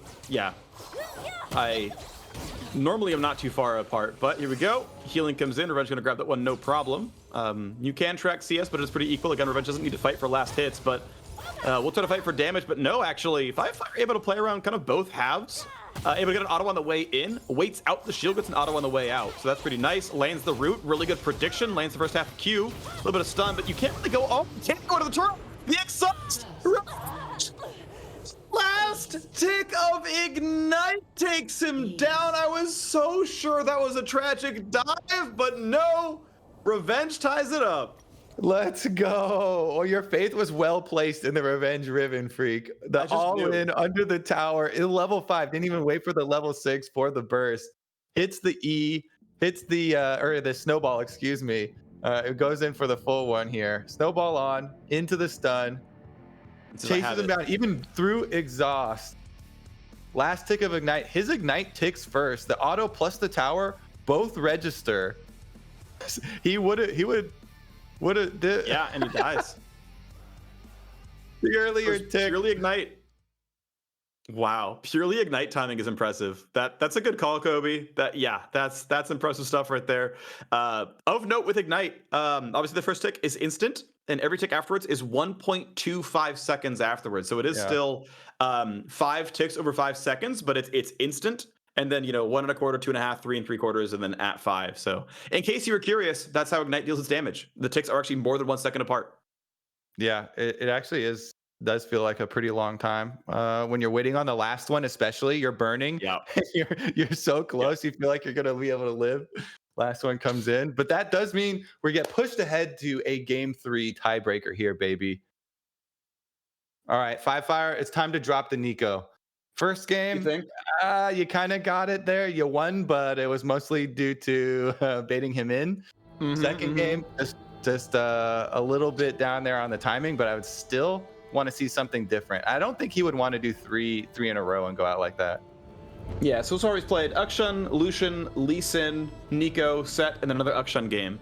So, has played a fair bit of the range champions. Obviously, the 3 Neekos now, the 2 Akshans and the Lucian. the one Sett, the one Lee Sin. So he does a little bit of that. I know he does a lot of Sett of late. This is one thing that we heard Cubby and Pace talking about when they were casting yesterday.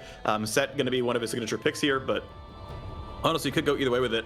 Knows that Revenge is basically only playing these sort of agility melee champions, right? It's, you know, Riven, Fiora, like these kinds of picks. So has to know that whatever he picks has to get into those class of champions. Obviously, he kind of thought it might have been the Neeko earlier on, but yeah, from what I've been seeing, hasn't been looking pretty. So I think you got to go somewhere else. Yeah, I mean, you mentioned the Sett there, undefeated still, 6-0 in his career on Sett. Keep it going in the 1v1 tournament, baby. True. Revenge going back to Camille as well. It was the best looking one. I mean, I think Camille was the most dominant looking by far. You know, it was actually a lot dicier with the Riven, even though he got the win of that one and lost the other way around. We do have the Sett coming back, which is cool. I also see in the chat, people, it's not just me for your mic cutting out like at towards the end. My broadcast is, so I'm pretty sure the mic software I'm using is trying to do like noise gating and whatnot, which normally is good because it'll get rid of like, you know, background noise and whatnot, but it means that it's cutting me off when I'm getting too loud. So I need to be just better about hype moments. Obviously, I'm not in the LCS studio. I don't normally cast in this setup, so I'll have to be smart about that one. Thank you, Kobe and chat. You're just overflowing with that energy for these 1v1 wins. Honestly, they've come down to such small timers for a lot of these. You know, auto attacks in the air, ignite, ticks, registering first, that type of thing under towers. All right, testing real quick. You hear me, right? Yeah. Okay, all right, now yell at me, baby. Yell at me. Oh, yeah, let's try yelling. Oh, there's a 1v1 going on right now. I can't believe it. How was that? Did that work? Yeah, that worked. Okay, yeah. So I switched off of software like audio processing to just the straight input of the mic. So that should work better for casting. So that's my bad. Again, I do not cast in this setup actually ever. So I'm glad we got to sort it out before too long. Yeah, same. I mean, we had so many different at-home setups during, you know, LCS from home as well. Yes. And all that equipment is now gone. So back to own stuff. But even then, all of my, you know, personal stuff was a completely different setup before then too, and so everything's just changed. Okay, tiebreaker here though, baby. Camille versus Sett. I feel like should be Camille favored here for Revenge. Fire though, the 100% win rate Sett bodes well. That is impressive. If what we saw earlier was any indication, get some good bait plays. What's interesting is Sett is not doing well in this tournament. So I'm searching all my results, and on it's 1, 2, 3, 4. Yeah, Sett is 0-4 in this tournament. So every Sett pick has lost, including Fire himself playing it. So people are picking the champion, and it isn't winning. So that's already some data we're gonna be, you know, looking at here, and it's like, hey, you know, maybe it's a little bit troll. I mean, there's a loss to the AD LeBlanc. There's a loss to a Draven. When they rebuffed Sett to get him back in as a solo laner, the buffs were targeted as AD ratios. So you don't have a lot of items to actually contribute to those AD ratios since you only get your starting items here. Yep. So it's a little bit more base Sett, not quite as good. Yeah, but I mean, normally his first few levels look pretty good, right? Because you have all the extra health regen, so they had to push him actually out of the lane. He survives this stuff pretty well, and I feel like the read is, oh yeah, you know, I hit level 6, I can flash ult you into my turret, like that can look pretty good, and then we're gonna be okay. So you know, I can understand the logic of picking him. I think he could survive some range matchups via the regen. Obviously, he fights them anyway for the melee matchups to look good, and then you know land the punch with something else. But yeah, it hasn't quite worked out. It is exhaust ignite on the Sett, exhaust ignite on the Camille here as well. Grasp on the Camille side, which actually makes a lot of sense considering you are going to be in a melee matchup. And yeah, I want to see if they can make it come through, but we've got, you know, the double cloth armor coming in as well, and it's the hope that this will be the first Sett win of this tournament. Damn, this Camille skin reminds me of Cape transmogs in World of Warcraft. They're so sharp. Like these are actually trying to like emulate her blade legs. This continues on with the entire sharp theme. It's nice. Looks like a very dangerous cape to have. And at least Revenge himself is also a pretty sharp, person. Hey, He's smart. There you go. Get some med student. Some med student memes in here, baby. Yeah, I got a lot of the Immortals trivia questions right during the commercial breaks yesterday. Okay.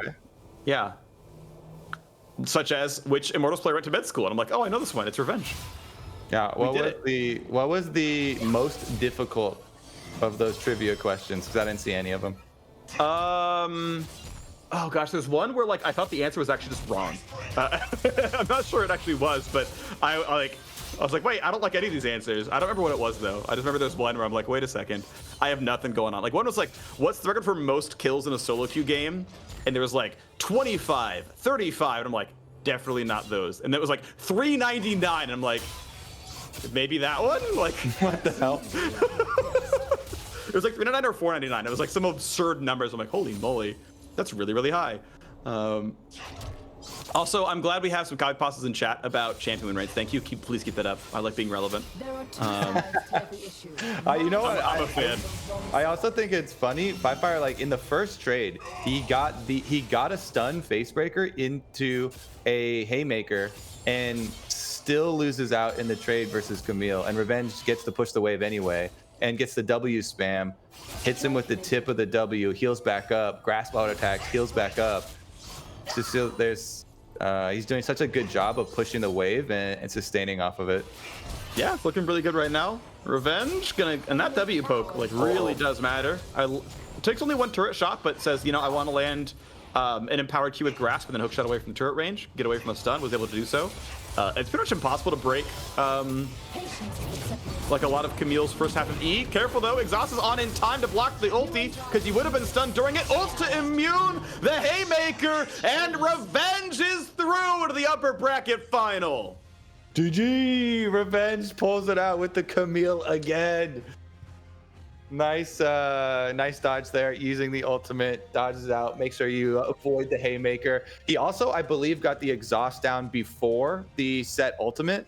Yep. Because he sees Firefire hit level 6 and run straight at him. So level 6 here, so exhaust goes on. Yep, it's on before the ultimate. Good job there. Hits the stun, haymaker goes through, jumps over, shield, ignite is down too, so nicely done. He also, by the way, had all of these consumables chugged. He had biscuits he has been eating the whole time. He had his potion chugged as well. He did a very good job with the sustain, like we were talking about, using all of his consumables early on. Yeah, and we've seen how many of these fights have gone down to a 50 health difference or the ignite ticking faster difference. That little bit of HP is a really, really big deal. So, good to have those mechanics on board. Next up, though, is Allorim versus Insanity. This is going to be a fun one because, we know Allorim knows how to play Tahm Kench, and he says he has a counter pick available. I'm not sure if that's true or not, but he says it's true. Meanwhile, Insanity, he's put himself on a Pike, he's played a Cog, he's played Cho'Gath, he's played Singed, Annie, and Soraka. And then I'm trying to find if we had any more games from him. If that was it. No, just the two. So he has not shown us any Tahm Kench games just yet. I like it. Insanity is a renaissance man. He's spreading out there, showing you some champion diversity, not playing into this Tahm Kench type of mentality. Now, he did try a Tahm Kench counter pick, though, right? That one Singed game was him trying to counter Ablazeolive's Tahm Kench, and it looked very bad. It was not a good look from our boy Insanity. I'm a big fan of him. I think he's a great player. It was not a good look on the Singed. Yeah, and I didn't watch it, so actually I'll just take your word for it. He just would land the flip and then get tongue lash, and it's I did no damage. This looks bad, and then just kind of died at level 5. It was not pretty. Kobe waiting room. There we go. We're in. Almost. Got the invite. Good. It was not pretty, huh? Are you going for name puns now? That's a good one. It wasn't intentional, but someone in chat asked if there was a mirror match. Yes. Dave Mon versus Insanity was all mirror matches. Dave Mon, the Pike 1 trick. Insanity won the Pike 1v1, which I just found kind of incredible. But then lost on Show and then won on Cog. So we've had that mirror match. We had a Yasuo 1v1, I believe, as well. General Sniper beat Mr. Dot. Yeah. Other than that, I don't have, I believe, any mirrors. Everything else, I think, has been... Oh, there's a Soraka 1v1 as well between Ablazeolive and Insanity. Insanity won that one. Looks like which is actually more compelling than you would have thought. Five Fire, Pretty, Auction, 1v1. Oh, yeah. too. Yeah. Okay, so there have been a few. I forgot about that one. That was so. Yeah, we also discovered, by the way, because we are playing on live.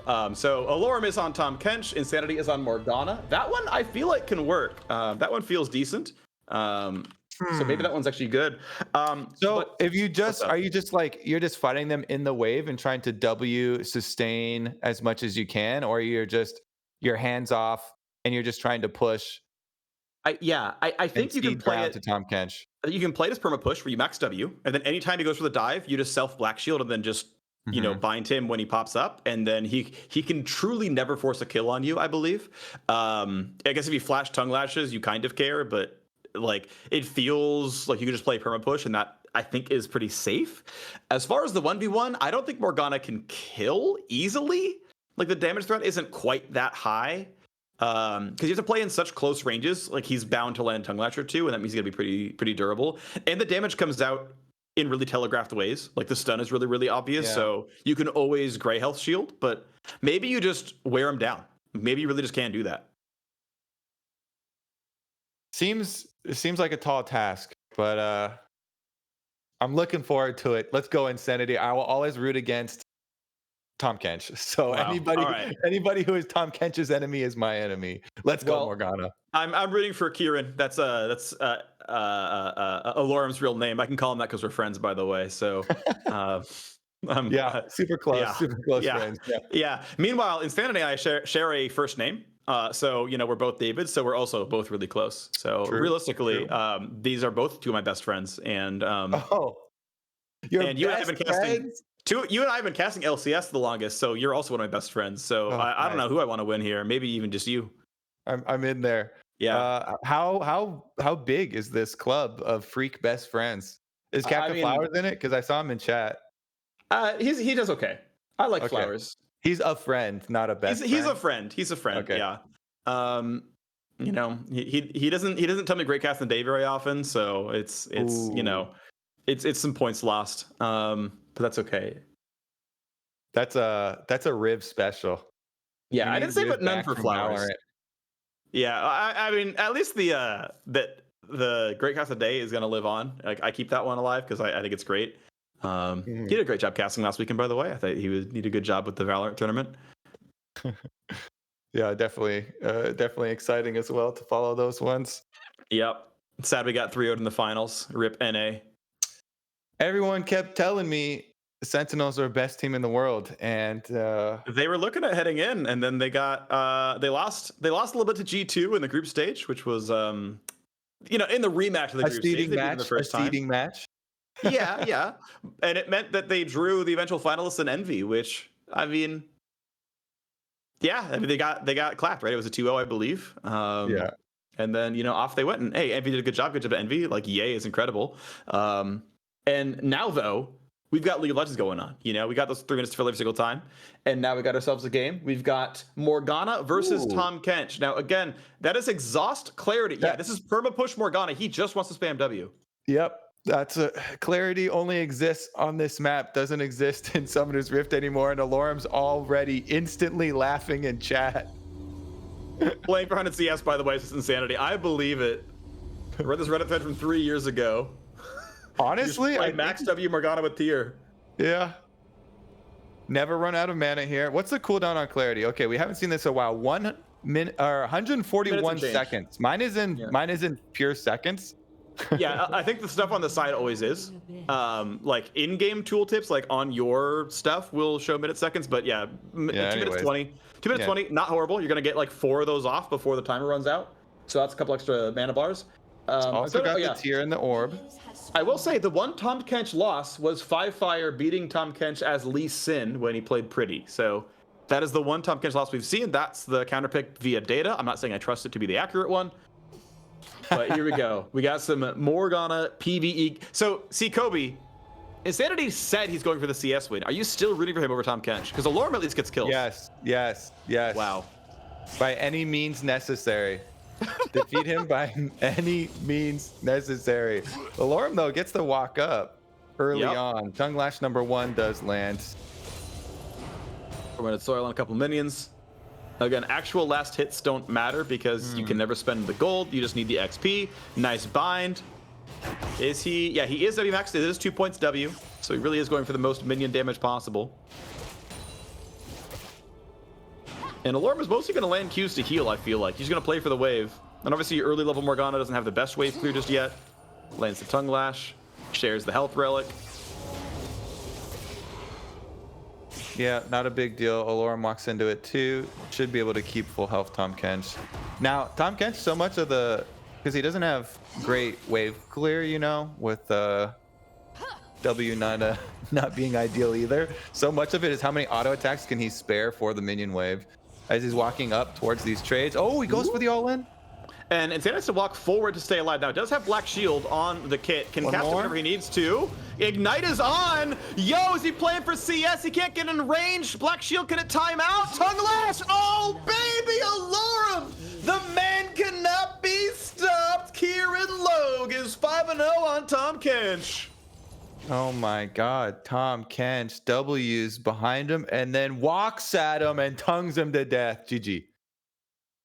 Plays for the CS, can't even get 10. Better player. He's just built different. No one can stop him. Allorim is just too good. He's like, you're at half HP? Yeah, good enough. Doesn't even try to go for the Black Shield walk away. Thinks he can kite in the minion wave? Not a chance. You ain't built to fight him. Tahm Kench just bops him. Says, I got enough. You exhausted me. I don't care. And then Insanity, he's up against the turret. He cannot dodge anymore. You can't walk up against terrain. That's how you fail to dodge skill shots. And Allorim, bam. I mean, it's pretty hard to dodge at that distance anyways. He has no boots. Yeah, true. I definitely had full confidence in Allorim hitting that last tongue lash. But there you go. The Allorim Tahm Kench still undefeated. Who's going to force him to play something different? Or at least pick Tahm Kench versus him? Yeah, I'm curious. Insanity said my mouse DC'd. This one's the real one. I'm not sure if that's actually true. Yeah. Because, you know, he was moving the whole way. Even at the very end, he tried to do a sidestep. So, you know, we'll wait to see what's going on. But, you know, got to give credit where it's due. He's definitely trolling. He's definitely trolling. This is the real game, though. He's going to get the W here, I believe. All right. What else do you have? Is it AD LeBlanc? Is he following on? There's no pretenses here with Allorim either. He just insta-locks. First, second. Yeah. He's sending it. He knows what's going on. So people do play Braum into Tahm Kench in the lanes, right? Like, but normally it's because you can just land the Q and then Lucian hits him a bunch. Yorick, I can see a bit more. That makes some degree of sense. Keep in mind, Tahm Kench's attack speed is not amazing. Actually, it's not that bad, but it's not like a Lucian where you get like free shots.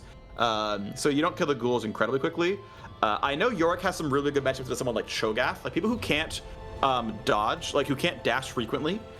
They get really ruined by the ring of like the Ring of Souls that locks you in place, and you get the ghouls jumping on. So this can make sense. He can try the Singe run back as well. Again, it's game wise in a 5v5 supposed to win. I don't know if Nasus can battle. That one feels kind of bad. Even AP Nasus, I feel like it's just like the worst version of Morgana. I'm just praying right now. Dig deep. Insanity's he's flipping around through his arsenal. What can we possibly do versus Tahm Kench?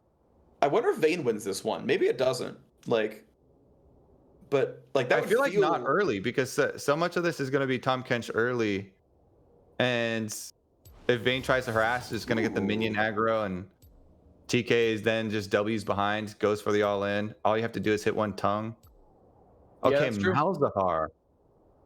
All right, I dig this. I actually kind of like this a lot. I mean, you probably can't force a kill because your combo only keeps them stunned from like maybe 1/3 of their health. So there's always the way to like, you know, thick skin shield in time to block damage. A lot of it's dots. So you also are gonna get the thick skin value, like the shield value. You're always gonna be able to block some E damage and whatnot. But you'll have lane control. You have a lot of early push. Well, once you're like level 5, you have push. The first few levels are still gonna be tough, like we saw in the previous game. But yeah, if you don't get hit frequently, your pass is going to block the slow and virtually all the damage of Tongue Lash. And then if you can kind of disengage, you can get it back, and you're immune to the W knockup. If you know that's the play, so I can kind of see the parts that work here.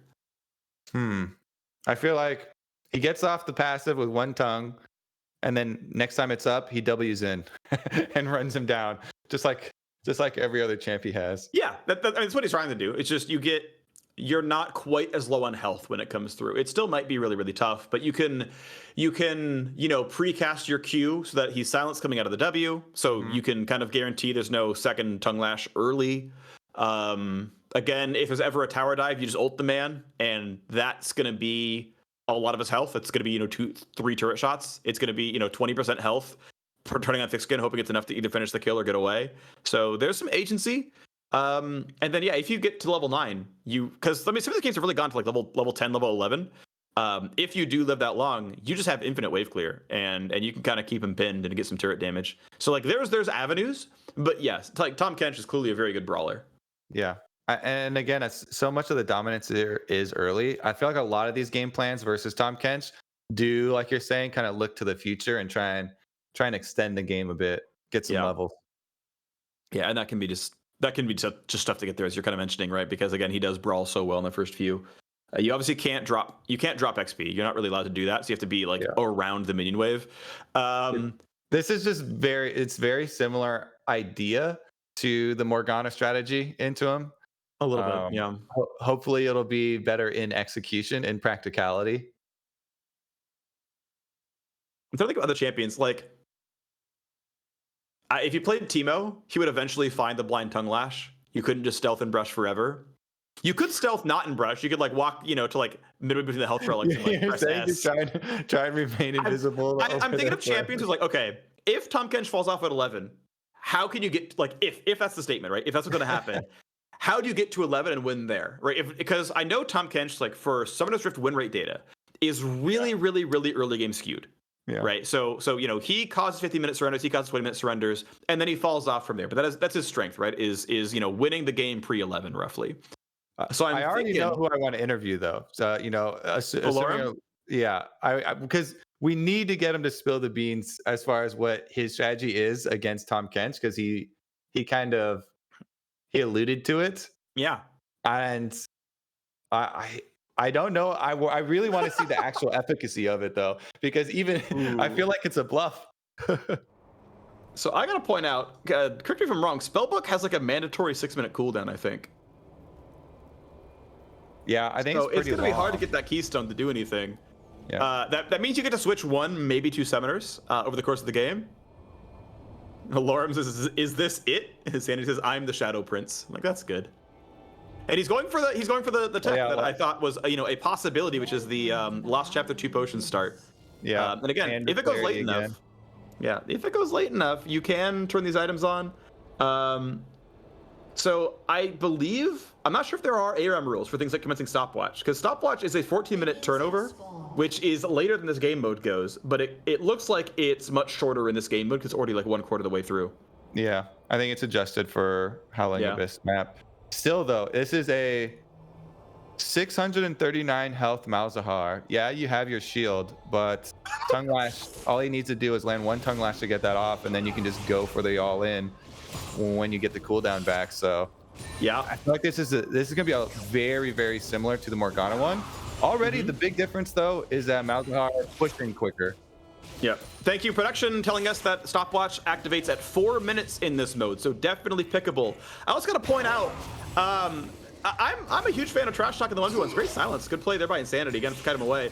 Tom, the shield is down, Phreak. The shield is down. Yeah, but its W is down too. We got silenced out of it, so the boy is screwed for a bit.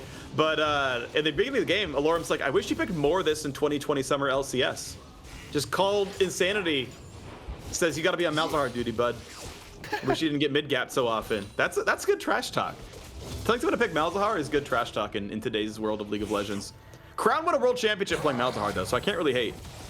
Yeah, and he's on Tahm Kench trying to talk like that. Okay, here we go. There's our all in with the W. Gets the exhaust out and stun lands anyway. Yeah, okay, decent damage is on. Is he gonna die? Minions in the way, auto attack! Oh, Allorim can do no wrong! He's just so much better than everyone else at this game! Okay. Let's walk it back a bit. Are you surprised? It's the exact same thing. Focusing so much on mana there for the Malhazar, trying to push, but Tahm Kench, same exact plan. Let's take a look at the kill again. The shield is down. The W is back up. All you have to do is wait for it. Wave is pushing against him. So Yep. the taste stacks up. Even with the exhaust down, Ignite goes down. No problem. Yep. Level 5 And the each. last one walks up for the tongue auto.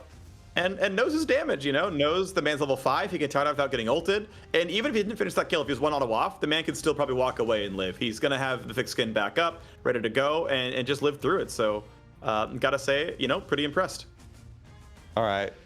Can we get Allorim to spill the beans about his Tahm Kench counter? You gotta wait. Finals. Yeah, I mean... I'm trying to think, because I know his personality a little bit, but I'm not sure if he would spill the beans. I think he wants to win.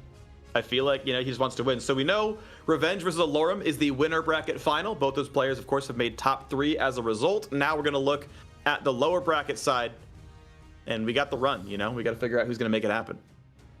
All right. I'm excited. Let's get it. Who's going to challenge these Tahm Kench pickers? You know, I don't know, but maybe it's going to be the man himself. He'll put the counter pick up. Do want to point out, though, there is a donation drive coming through toward Able Gamers. Immortals have sent in $10,000. Everyone else here is encouraged to do so as well. Trying to find my link elsewhere, but yes, it's a great cause, obviously, so please get yourself involved if you can. Yep, every extra donation helps. Thank you to those who have contributed. Plus, we've also got giveaways in chat if you want to take part in those. Exclamation giveaway. There you go. I'm helping you All out, right. you know? 5 Fire, Ablaze, Insanity, Dardoch. Let's get that lower bracket going. Yeah, I'm really curious how it's going to actually pan out here, because we do have, you know, Ablazeolive who is willing to pick Tahm Kench in game 1. You know, he puts one in there and says, I got my win. I'll play the rest of it out. And you know, kind of comes through in the end. You can tell he feels bad about it, though. You know, he feels a little dirty because after his first Tahm Kench victory, he's like, okay, I'll play something else. I'll play something else. Meanwhile, Allorim just thrives in it. He thinks it's funny. Alrighty, well, we're going to take a quick break. And after the break, we are going to have ourselves some lower bracket action. So stick around soon. We'll see you then. Hey, do you know if your phone has a compass? I want to see if I can make a sundial for my sign. It's 4:30. Switch to progressive and you can save hundreds. You know, like the sign says. Oh, man. Marvin, man, I'm telling you, dude. I've been looking at the stocks for years, and I don't think we're gonna meet our goals. looking up. I don't know what to tell you. Hey David, did we meet our goals? Yeah, I don't know, man. I've just been playing Minecraft all day. This isn't good enough, man.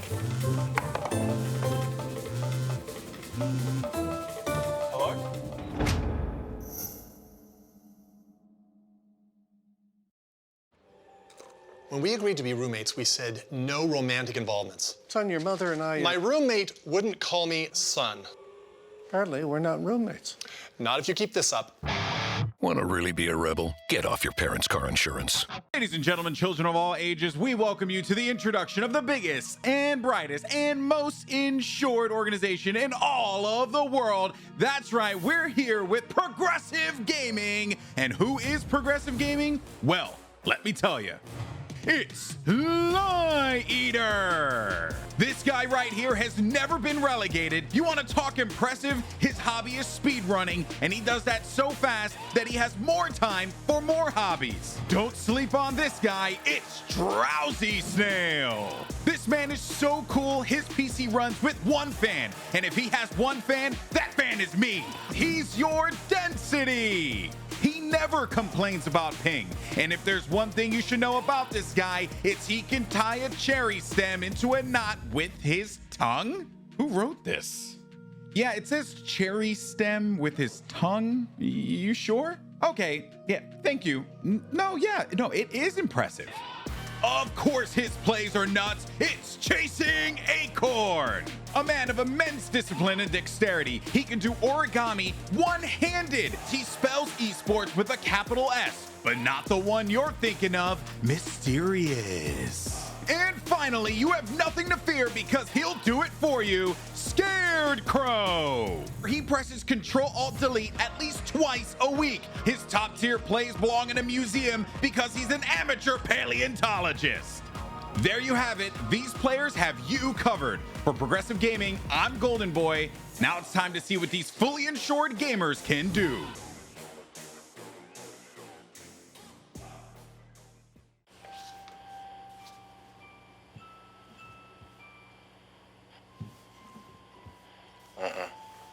I've been watching that spaceship for an hour. It's never gonna get to that moon.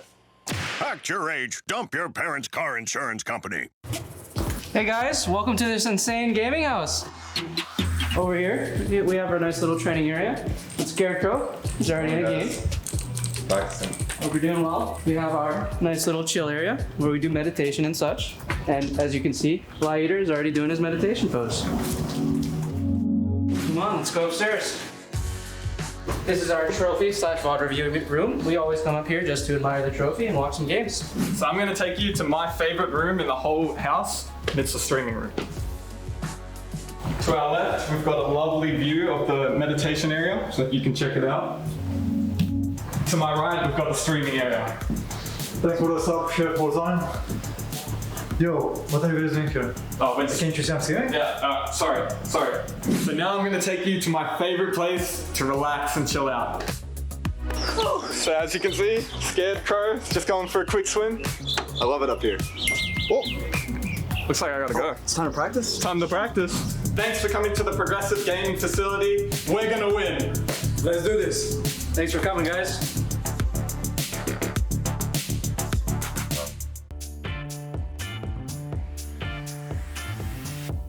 Hey, welcome to our insane gaming facility.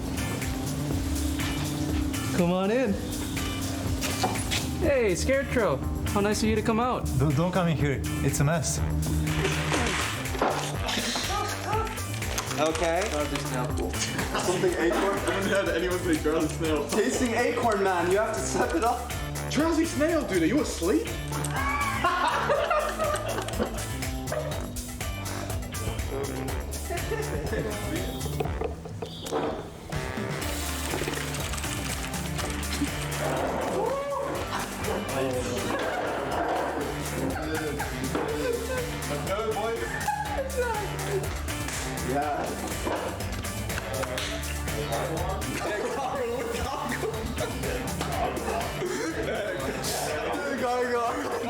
Please don't, man. I can't do it, it's both laughing, man. I said it, but then most is coming. Hello. We did it. Good job, everyone. Nice. Now here. All right, let's cut. This is our year. This is it. Okay, good job.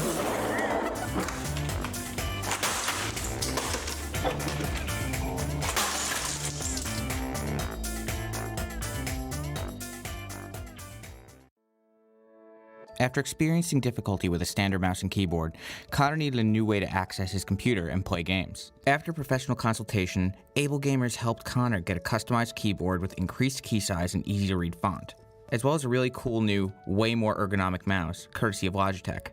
The design and feel of the new mouse helps eliminate the pain and difficulty he'd experienced when using a standard mouse. Even though Connor is a very private person, he still wants the world to know that it means the world to him that he's the equipment that's helping immensely with his hand-eye coordination, with bigger keys on his keyboard and a mouse that is much easier for him to use. Connor says he finally has equipment that goes as fast as his brain does. Connor's grants just another step in the right direction for a world full of accessibility, so everyone can game.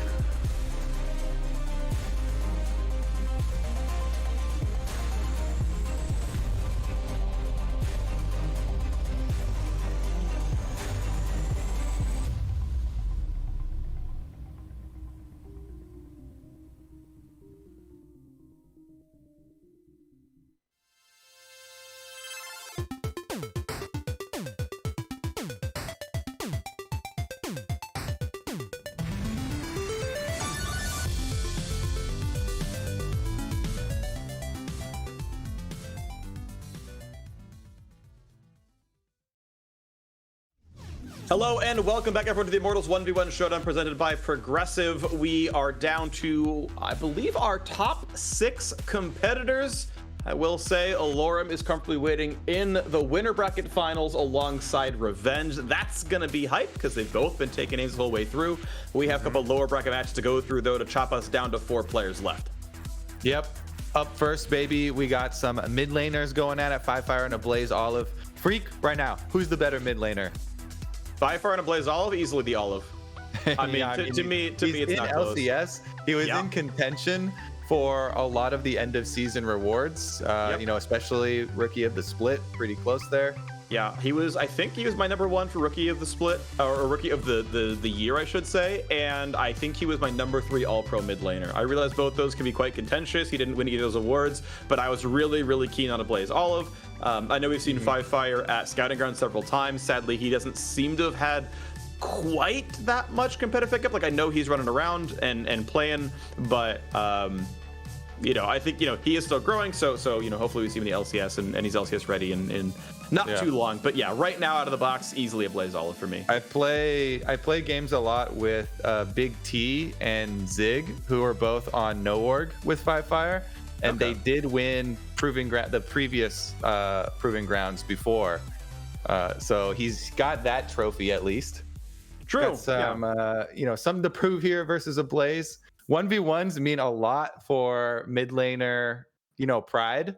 So I feel like a bit more behind this one than some of the other ones. You know, like Dardoch is clearly having fun with it. He's like, I'm just a jungler, you know, in these 1v1s, and he's like stomping people and having fun and you know, stopping moving while they're burning and poisoned and everything. Yeah. But I think this one, you know, a little bit more weight. Dardoch's having fun while beating people, though, is the impressive part, right? Like he's running around and he's actually taking names, despite all his weird picks. So that's been pretty impressive. Obviously, next up, Ablazeolive versus Firefire is the match. Gonna wait to find out what exactly we're gonna have coming through here. Obviously, the Yuumi Hover is a troll. Ablazeolive, I believe in literally every match he's played, which to be fair has only been 2. He did round 1 Tahm Kench and win on it. Otherwise, he is 1-3 in his other games. He got 2-0'd afterwards, and he only went 1-1 against General Snipe, but it's been enough to get through. So if he keeps that one going, then okay, great. And we get to figure out if Firefire knows an answer. But you know, in both those matches, we know it's first pick Tahm Kench. Yeah, he likes to start out with a win. No surprise there. I'm a fan of both starting. Yeah, I'm a fan of both starting and ending with a win. I think that's a really good way to play a series. Yeah, interesting strategy. I mean, keep in mind, right? If every series you ever play ends with a win, you win every series. It's great. We're getting real deep now. This is significant, you know, tautology coming out of the casting desk right now. Okay, well, in order to hype up Firefire's side of this one now, for his Lucian in 2021, in the RCL 2021 winter, he was 2-0, 100% win rate, baby. So undefeated. There you go. This is going to be the end of the Tahm Kench reign of terror. Yep. He also beat Pretty on Lucian as well. So he's undefeated, more undefeated on Lucian in this tournament. I got to say, this is probably actually, you know, more important data worldwide than 5-on-5, you know, like not even just for this tournament, but in general, you know, when we're casting Firefire again next year in the world final, and he picks up the Lucian up against Chovy, it's gonna be like, hey, he is 2-0 on Lucian in the Immortals 1v1 Showdown presented by Progressive. Yes, indeed. Follow at Progressive, by the way, Instagram and Twitter. Indeed, keep in mind, there's more things you can point out here. Exclamation savings, exclamation quote to learn more about how you could save money with Progressive. Just saying. Things you could do. You know, I after all. actually, not even sell out, do have Progressive as my car insurance before we even signed up. Never had a problem. Never had an accident either. That's because of the insurance. You know, it's so good that you don't even get into an accident. Not sure that's how that works, Kobe, but I trust you. You know, my job as a co-caster is to say yes. You know how the placebo effect works? It's like this gives you confidence, and you just now that I am insured against accidents, I will have fewer because I Sure. You know, we'll go with that one. Yes, and Kobe, you're a very smart man. That's a good readout. Thank you for that one. Absolutely the case. Also, as we kind of go on our list of things to do, as we are waiting for the countdown to get through. Again, it is still Lucian versus Tahm Kench, 5-5 versus Ablazeolive. 50 seconds left on the timer. So soon we will have Howling Abyss for you ready to go. Go ahead and join Immortals in your donations to Able Gamers. 10,000 and change already in. They are a very good cause. Help them out. Definitely agree there. For the actual matchup, though, man, I do feel like it's gonna be a similar strategy for the Lucian, except for more harassment than you saw in the mana focused previous matchups that we just went through. And he's definitely a more difficult target to take down than the mages that have no dashes, right? They're just kind of sitting ducks. As soon as the W is up, level 5, goes all in, just walks them down. Lucian at least has the mobility and, try and dash the tongue lash, that type of stuff. The difficulty, though, is the Lucian changes from a couple patches ago are all nerfs for the 1v1, right? Yeah. To get Lucian out of mid lane, it's like, oh, your damage amp. No, that's only when a teammate hits it. Your base AD, that's lower. Your damage scales off crit. Oh, I won't ever be able to buy crit in this game mode because I never get to recall. Like, there's a whole lot that knocked him down, unfortunately. And your builds don't really matter much in this game mode either, since you only get your starting items. Yeah, you're not going to get any extra value out of crit. Mm-hmm. Well, Ablazeolive comes through with the GL. Every game I've seen from him, by the way, is the lowercase GL. 5 this time around answers it. Exact same early game tech of GL. Boots 3 pots and a hammer. Skips the boots for a cloth armor. Guardian's Horn 3 pots on the Ablazeolive side. No surprises here. The manners meta. The evolution of the chat messages. Yeah. I will say, though, I am not a fan of saying good luck in matches. Every time, I don't want to get sucked into it. I know it doesn't actually matter. Does that mean you're superstitious? The thing is, I'm not. Like, I know it doesn't matter, so it doesn't, it truly isn't relevant, but it's not. So you're just not weird. A fan of manners then. If you don't think that it has any actual weight as far as the luck, then you only don't like it for the courtesy. Well, and the thing is, right, because I don't actually, well, here's the thing, it's more about honesty, right? I don't want you to be lucky. I don't want you to have good luck. Like, I know that. Like, I know luck is involved in a lot of games that are competitive. Like, this is how things work, right? There are random variables. I don't want you to have good luck. I know I can't control that, but I also know I don't want to wish you good luck, because, like, that's stupid. But because you know that you can't control it, then you also should know that it's just about manners, and it's not about actual luck. But I can say like GGHF, right? Because so for me, like I good trade here, baby. Get some damage on that Kench. Yeah. But for me, I played competitive RTS, which was a scene dominated by Korea, and so Koreans, their in-game intro would always be GGGL or like GLGG. Like those would be the two things they would say. And basically, it was like GG, GL, or HF. Those are like the 3 openings. So I would just say GGHF. That would be my intro. And no one thought it was bad mannered. I'm saying 2 of the 3. But I just refused to wish good luck because I knew I didn't want that. And I was just being honest. That's fine. I like honesty. Meanwhile, big wave built up for fire at the turret. Now, again, I feel like turret kills are more likely than 100 CS wins, even if you do go for the long game. But Lucian's just going to try and perma-push, try and stay fully sustained. He's got biscuits on top of the lifesteal, on top of the regular potions. And Ablazeolive has to choose his moment to go for the all-in. Yep. Well, Ablazeolive, though, is back to full HP. Like, we saw some of the poke, right? We saw the Q, the E-follow, the autos. And Ablazeolive is basically back to full HP without burning a potion, so the man is tanking it up. This turret is indeed losing some of its health, down to 1350 of 1950. So, yeah, this is easily going to happen well before a 10-minute mark CS cutoff. So, Ablazeolive, as you mentioned, going to look for it. There's the dash backwards, no play, but he's in range, and there's no dash right now, so Tongue Lash is going to be easy, and ult's up. So if he can hit it, there's the chop. Is this going to be enough? He's going to be spit right back out, 200 health, and 5 fires. Not quite going to get burned down. Ablazeolive gets some time. Decent culling. Realistically, round 2. Yeah, the hard part is now it's difficult to get access to the lifesteal off the minion, so he just kind of has to wait back there. Goes back for the healing, drops on him, and is just gonna be a rinse and repeat there for Ablazeolive. Minion wave pushing back towards 5-fire. He can try and give some ground, wait for the minions to get towards his turret, get some life that way. W from Fog, there it is. Here's the play. Wants to get 5 fire. Tongue Lash, yeah, waits the dash the whole time. Plays the mind game. When do you think I'm casting this one? When do you think I'm going to cast it? When are you dodging?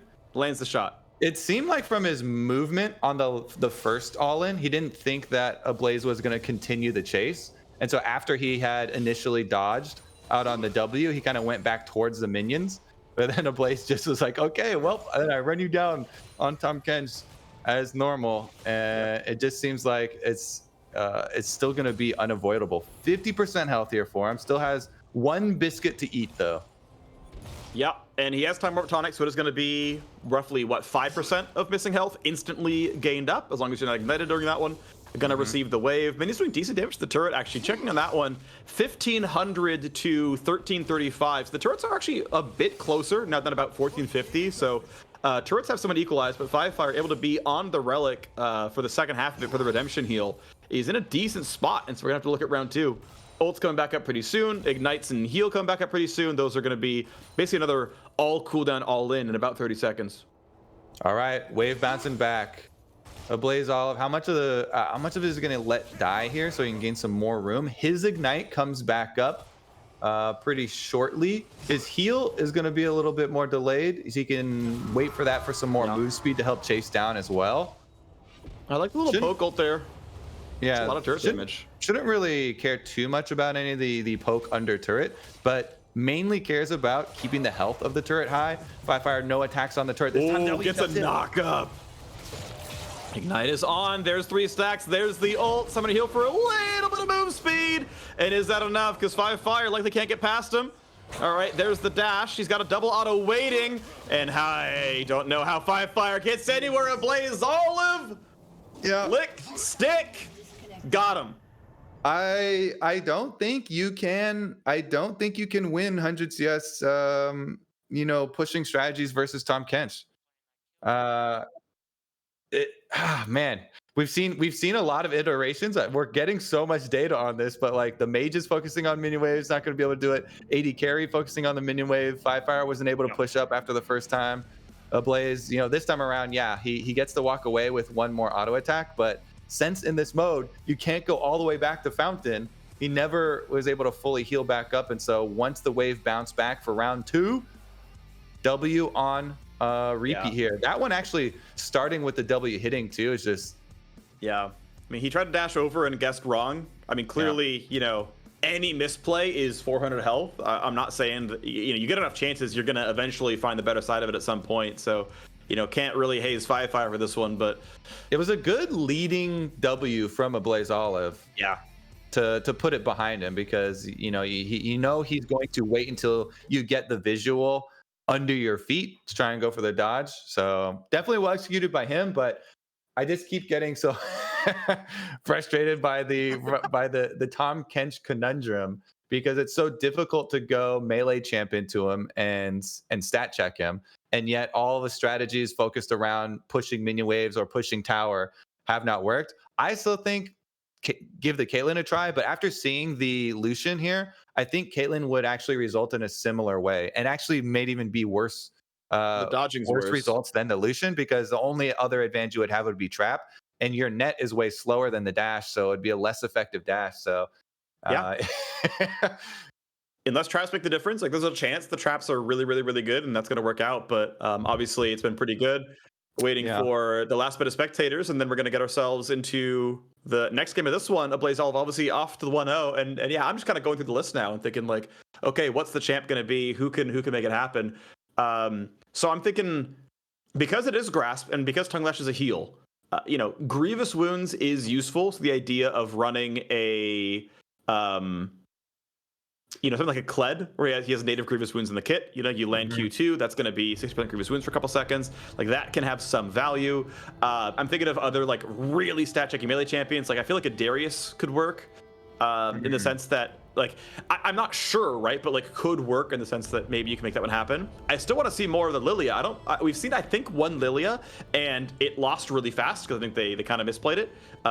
Top Lilia did get nerfed in 11-18, so she's weaker there, less health regen. But that's one that really should make sense.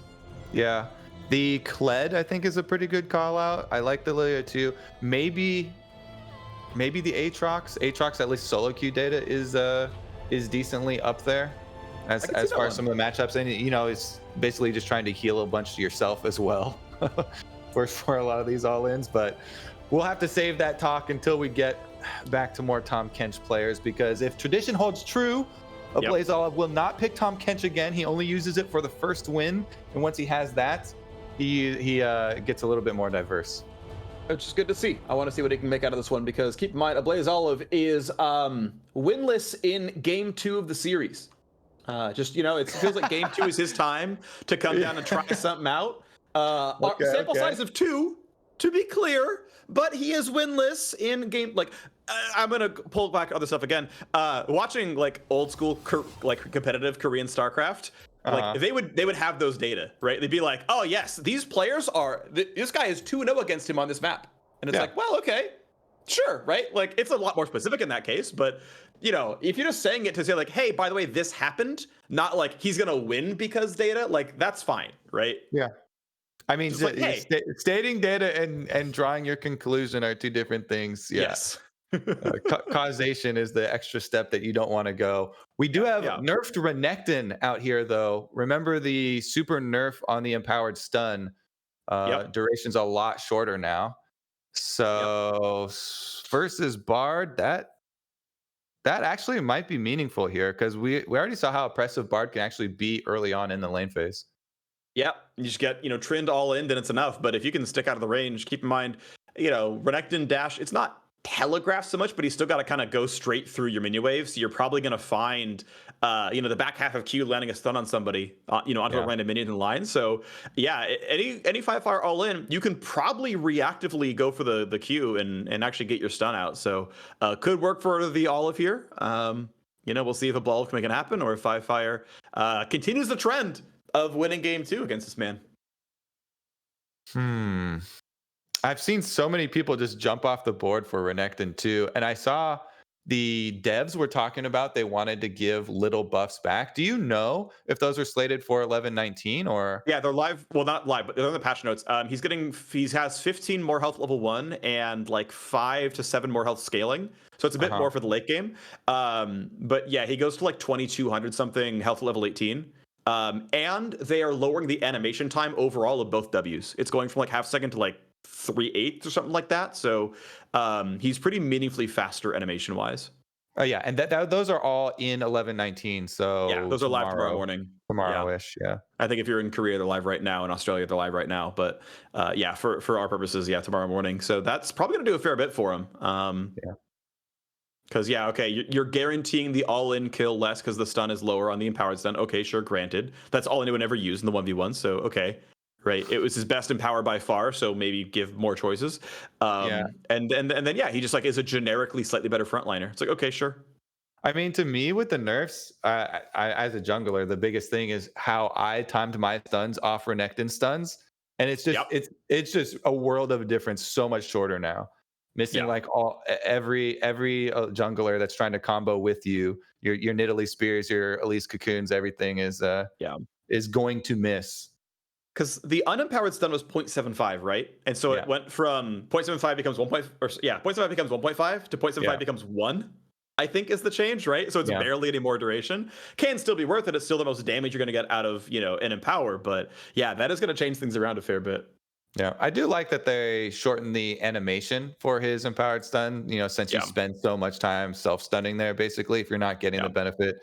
It's probably a good way to go about it.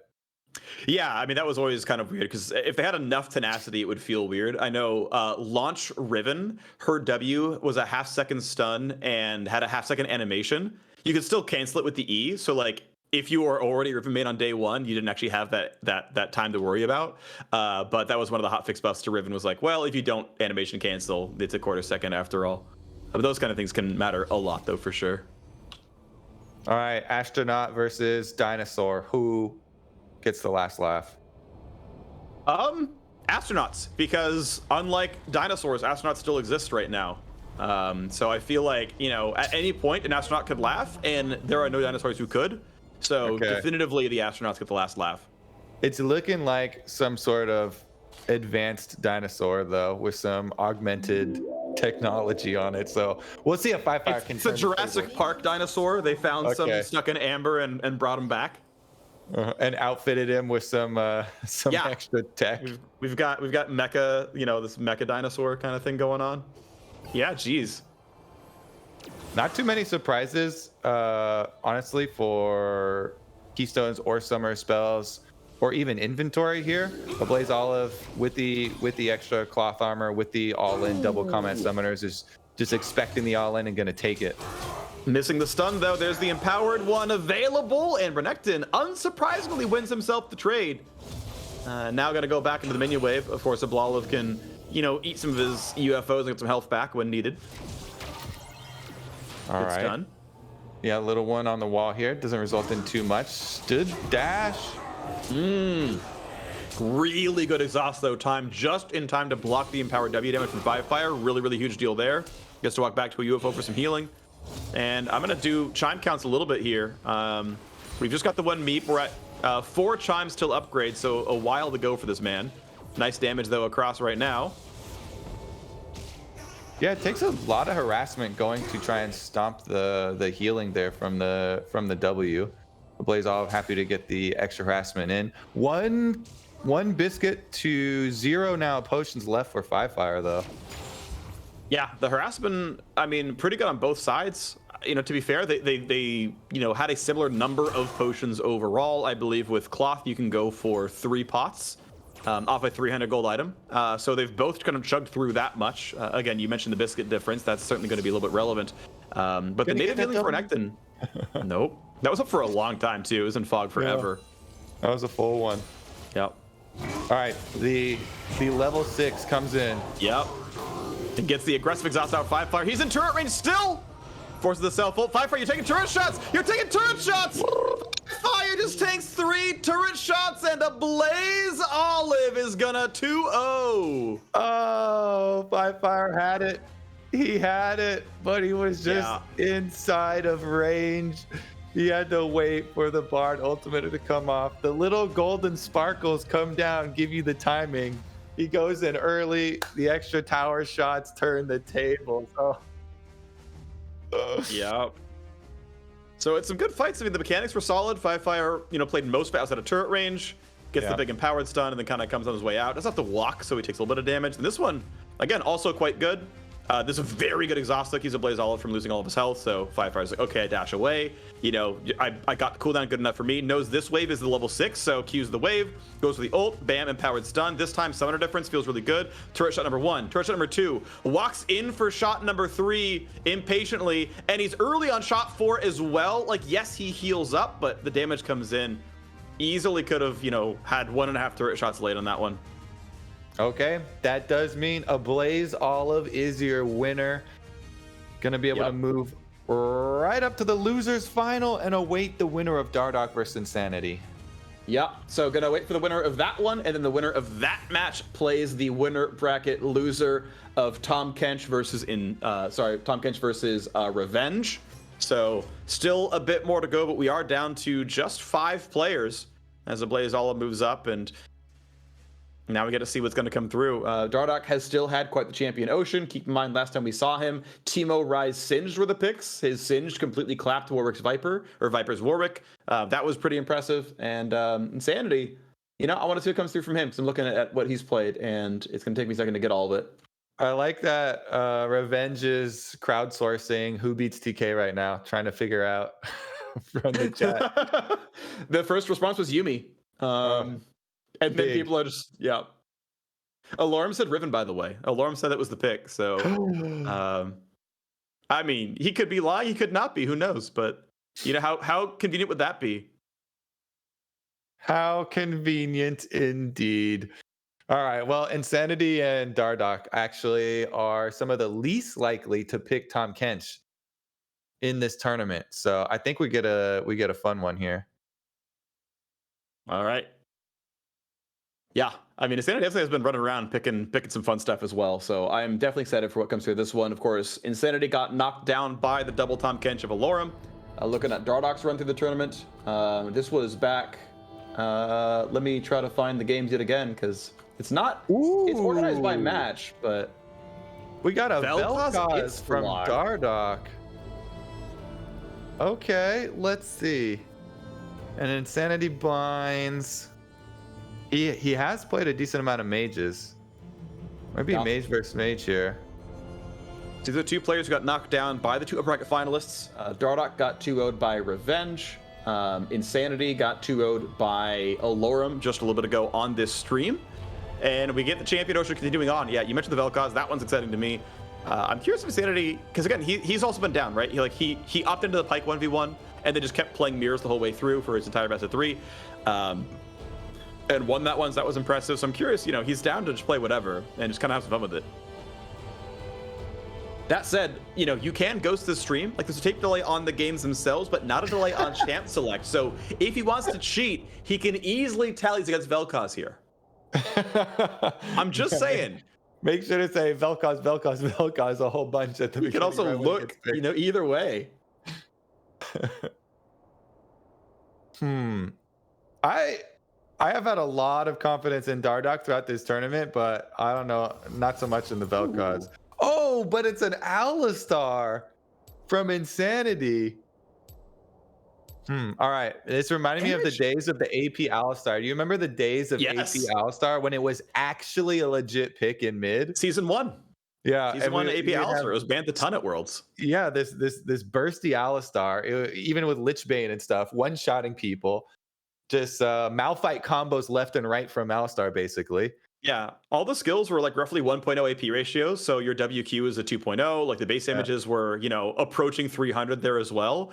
And this is back when your heal wasn't active on E, so you 1.1 it, but it's okay. The ratio is like 0.5, and so you just like, oh, I have 300 ability power. Here's like 180 health to my team. Like we're healed. We even jungled Alistar for a while at the beginning in the opener. Sure. Yeah, why not? You could. I mean, he was good anywhere, so you just put him where you could. Obviously, he was a decent ganker. You could clear camps okay, and you weren't really in a speed clear meta back then regardless, but you just walk up and headbutt pulverize somebody, and the gank looks good. Yeah. All right, Allorim wants a Bruiser Alistar, Triforce Static Shiv, W auto. Yeah, that's the 2014 meta. 2014 was AD Alistar, and it was, I think, permabanned for pretty much the entire World Championship. He got played a couple of times, but you could headbutt and auto attack, much like how Singed can fling auto. You could hit confirm headbutt auto, and so you'd rush Trinity Force, and you'd max headbutt, and your entire laning phase would be like, I just headbutt auto you, and it's like the old. I say old, it was recent. Like, it's the whole Gangplank parlay thing, right? I parlay you with Grasp of the Undying, I have a Sheen or whatever, it's like a 300 health difference, and I just do this on cooldown, and I win the lane this way. But the problem was, you couldn't trade him back. Like, are you Quinn trying to vault in? No, I headbutted you. Are you Aurelia trying to fight me? No, you're 1,000 range away. You literally can't hit me back. There was absolutely no counterplay in any way to the headbutt auto attack. And it was like, oh, this is really abusive. And then he just like team fought because he had Alistar. Gragas body slam him. Yeah, I'm not sure which abilities actually could take priority over headbutt. To me, Gragas wins almost all interactions. Yeah. Yeah, I mean, maybe there was some out there, right? But this was before people had really good data collection. So no one could tell like what the good Alistar matches were supposed to be. But clearly no one could find them in individual testing, so he was permabanned. The really troll builds, people would go into more on hit stuff. Like as Alora mentioned, and you mentioned, Static Shiv was possibly an option.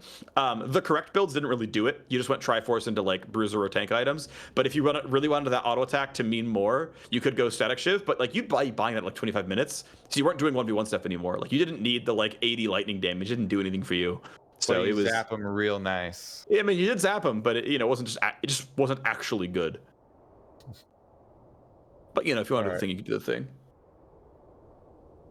Yeah, he was I think this actually could be. Yeah, Olive chimed in that Gragas back then didn't have a knock up on his body slam yet. It was just a slow. So there was no priority. That's before body slam wins every interaction. Yeah. So yeah, good call. Yeah, that man was permabanned. I remember casting 2014 Worlds with that, and when it's like, yep, you're not allowed to play anything here. Yeah, there's not a champion that it worked on. I mean, you had like a 750 range headbutt that was just like a point and click damage combo. We get Omnistone. I've seen more Omnistone to this one going tournament than I have in the entire year playing League of Legends. I am a huge fan of Omnistone. It is AP also on the Alistar. Gotta give credit where it's due. Stopwatch as well. 4-minute timer on that one. Yep. Want to point out, Alistar's ratios are a lot worse now. 70% on headbutt, 50% on pulverize, and 40% on the entire trample duration. These are very poor ratios. The damage is bad. He also has no sustain. He's going for the level 3 fight. He has no potions. He's just going to go for the all-in. Headbutt into the wall, easy peasy. Auto attack, he's gonna get some damage. He's got fleet footwork. Alrighty, you landed the first combo. 2 rounds of passive to come through from Dardoch, and now Dardoch, of course, on the other side of this fight. Insanity's cooldowns coming up pretty soon. Is it gonna be enough? The boy is low. Okay, and Dardoch wins. Yeah, as soon as you see the buy, you know he's got to go for the all-in and just go to death. There's no second chances here. Tries to get it. His auto stun was fully charged. If you could just get that off a little quicker, maybe under tower, maybe had a way to get it. But good job there from Dardoch. Starts chugging his potion early, able to kite him out long enough and gets the victory. I like it. That's respect right there for the all in. Very bullish. Yeah. You know, if he had to play it slow, it would have worked. I believe there's an AP ratio on the heal. Like, theoretically, could have played the game out that way. Like, it was a possibility, but yeah, he went hard. Again, the ratios really suck. I'm pretty sure longswords would have dealt more damage in that all in. Like, let's count the autos. Right? Probably. There's his second one, because the first one had fleet on it. There's auto 3. I'm just gonna count autos. Okay. Here we go. Again. Auto 4. Auto 5. But the one that matters. Headbutt. Flash. And can't pull in time. So yeah, he got 5 autos. And his entire kit, right, is 1.9. Something around there. No, not 1.9. It's 0.7, 0.5, and 0.4 roughly. So it's like 1.6. It looked like he was waiting, and he tried to get off the W auto at the end because he waited for the full chain on E to stack up. So he had empowered stun auto, but then W and can't get the auto, and so had to flash afterwards. Yeah, so getting 1.6 times your AP or 5 times your AD, yeah, longswords are strictly better than ability power based on how that game played out. You know, in that battle, turns out attack AD Alistar was still the build. You know, could have been worth seeing. But I want to see how it goes in game 2. Obviously, Ablazeolive took his 2-0 against 5-Fire a little while ago. So, you know, that's going to be, you know, who's waiting after this match comes through. But Dardoch on the 1-0 start, and now going to see if Insanity can get anything going. Turn it around. I'm rooting for Dardoch because junglers in 1v1 tournaments are always underdogs, you know? Plus, he's just playing all these such varied champions. Yeah, Vel'koz, and now he's on Ahri. Did they agree to this? Did you watch the chat? So I didn't see the team chat. He was hovering Ahri, so I was just hoping. Here's the real tech.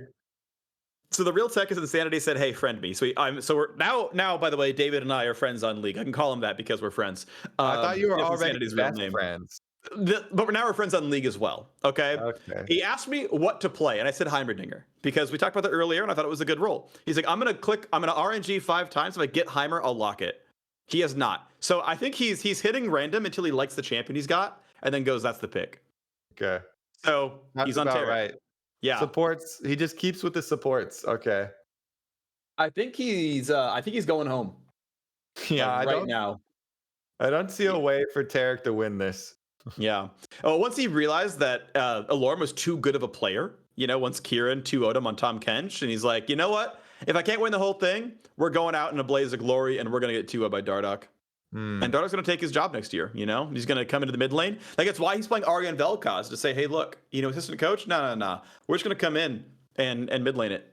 Ooh, what if it's a Showmaker Canyon situation, though? So Showmaker went down to 80 carry. Canyon came into mid lane. So Dardoch's going to go into mid lane, but Insanity is going to go play 80 carry now. I mean, I already liked his Tristan Lucian fair bit, so, you know, I buy it. Interesting. Yeah. We're leaking Immortals changes already. But is Ryze going to jungle? Or they're just going to find it, you know? Well, yeah, they need to bring up the sub jungle if they're really going to follow what Dom1 did. Yeah, look up real quick. Yep. Yep. Because I do not have the rosters memorized. Anda. I mean, Anda's pretty solid. Oh, let's go, Andy. Yeah. So I think that's the strat. Dardoch is leaking the 2022 season strat. He's the new mid laner, and Anda's getting called up. I guess the other thought is instead. Ryze stays in and Insanity is support. It's why he's playing, this Alistar. He had a Morgana game a little bit ago, right? He's got Taric now. Like, is it a support switch instead? Is that the Immortals run? Yeah. A little bit of a meta shift here to the Taric support is going to become real big, super popular. Yeah. I mean, he saw Huhi won an LCS title going from mid to support. So Insanity's like, well, I can do that. Let's bring it across. So it's a little bit of the damn one. It's a little bit of the 100 Thieves. And Double Lift had a front page Reddit clip where he was talking about support is the easiest role to climb with. You should just switch to support and challenger instantly. Instantly, yeah. It's just not a problem at all. Maybe I exaggerated there a bit. All supports are trash. So just play the role and get better. I mean, Core JJ did it, right? He did it. They both won titles doing that. By the way, the supports at Worlds this year are insane. I think that is that's one of the most stacked roles this year at Worlds. And with support being so influential right now, it really is. Yeah, that's going to be a big focal point. What's nice is it seems like multiple styles. Like it is not just playing River. Well, right? Like, they not every sport is playing River. They buffed the hell out of Soraka, Sona are two of the highest win rate supports now. All these Enchanter supports. Yeah, Karma got buffed. Yeah, Lulu buffed as well. We could see a whole bunch of Enchanters coming in. Yeah, and that'd be interesting to see. I mean, there's not going to be any new items. I know Riot are prototyping some support items for the new season. We'll see how that goes on, but they're going to have kind of version 2 of the mythic stuff, at least a little bit. Like there's a couple things getting filled in. It's not as big as last season. But they are doing some stuff there. So, we'll see if that turns into stuff that's competitively viable. Because, I mean, giveaways in chat, by the way. Oh, yeah, exclamation giveaway. Let's see. I know they're crossing things off that they're getting handed out. A Secret Lab LCS gaming chair.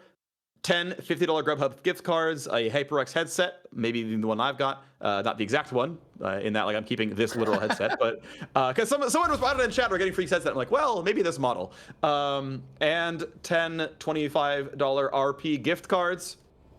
Once again, charity tournament donation of $10,000 to Able Gamers. You can join in as well. Get yourself into that one as we've got ourselves Ahri versus Taric. Omnistone is in for the doc. BF sword. That's what I like to see. Big sword for Insanity. Wow. He's got brush control again. Run straight in it. This time he's got consumables though. Yeah, and Lost Chapter, the choice here for Dardoch, does make you squishier. Obviously, Insanity didn't know. Oh, the timing's gonna be kind of awkward. Gonna land a stun. The double punch. The heal means more double punching. And by the way, you can keep doing this forever. Yeah, exactly. He's going! Yo! BF sword Taric is just built different. Yo, Taric passive underestimated.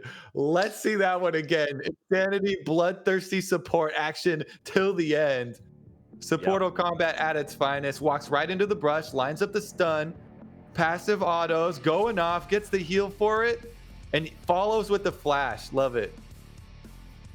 Yep, and then bam, he's just in range. Even though Dardoch did kind of kite forwards, it really probably wouldn't have mattered. He was going to be in range the whole time. Well played by Insanity. Yeah, Q auto auto, Q auto auto is the permanent combo. You're just hitting at that attack speed. You can just keep hitting. Yep. He had the BS sword. He had Conqueror stacked up as well. Obviously, the stun is going to be 2 stacks. Every auto's 2 stacks. Doesn't take you long to get all the way there. Because he has the BS sword, the adaptive stat is going to be an attack damage, not ability power. And just ran that boy down. Obviously, you've really got to fight this Ahri pre-6 before she can dash away. Yeah, looks great. I love it. It was outstanding. So funny. 100% total attack speed bonus with a BF sword at level 3. That is more than meaningful. That is a solo bolo is what it is. That is outstanding. That is definitely. I will say I have run into one Taric jungle in solo queue. And yeah, the boy got some ganks off in top. Like I think he went Halo Blades. And he just punched people on every gank, and my teammates didn't play well around it, and then he ran over the game. I don't think it's actually very good, but had a good game. Well, Insanity made it look good. I like it. Pushes us to a game 3 as well, tiebreaker. The tension is building. That's true. I wonder if it's so, the boring option is he plays like, Karma or something. I will say though, I think this man is one of the players who did a Soraka 1v1. Insanity versus Ablazeolive was ended in a Soraka 1v1. So, we could see that one kind of come back a little bit. There's always an option there, but there are lots of, solo lane viable supports out there, right? Lulu used to be a meta 1v1 tournament champion. I think he's going to continue with melees, though. It feels like he's in a mindset of melees all in level 3. So, Toby, there's a melee support. I think it's actually really good at 1v1s. Do you know what I'm thinking of? There's a what? A melee support who's really good at 1v1s. He's played a lot with like Senna, but I think you can do it without the Senna. I think you just like take him as a 1v1. I think Tahm Kench, always, whenever I think of that type of play or that type of support, I always think of Ignar Leona, Fervor Leona versus SKT at Worlds, though. That's what always comes to my mind.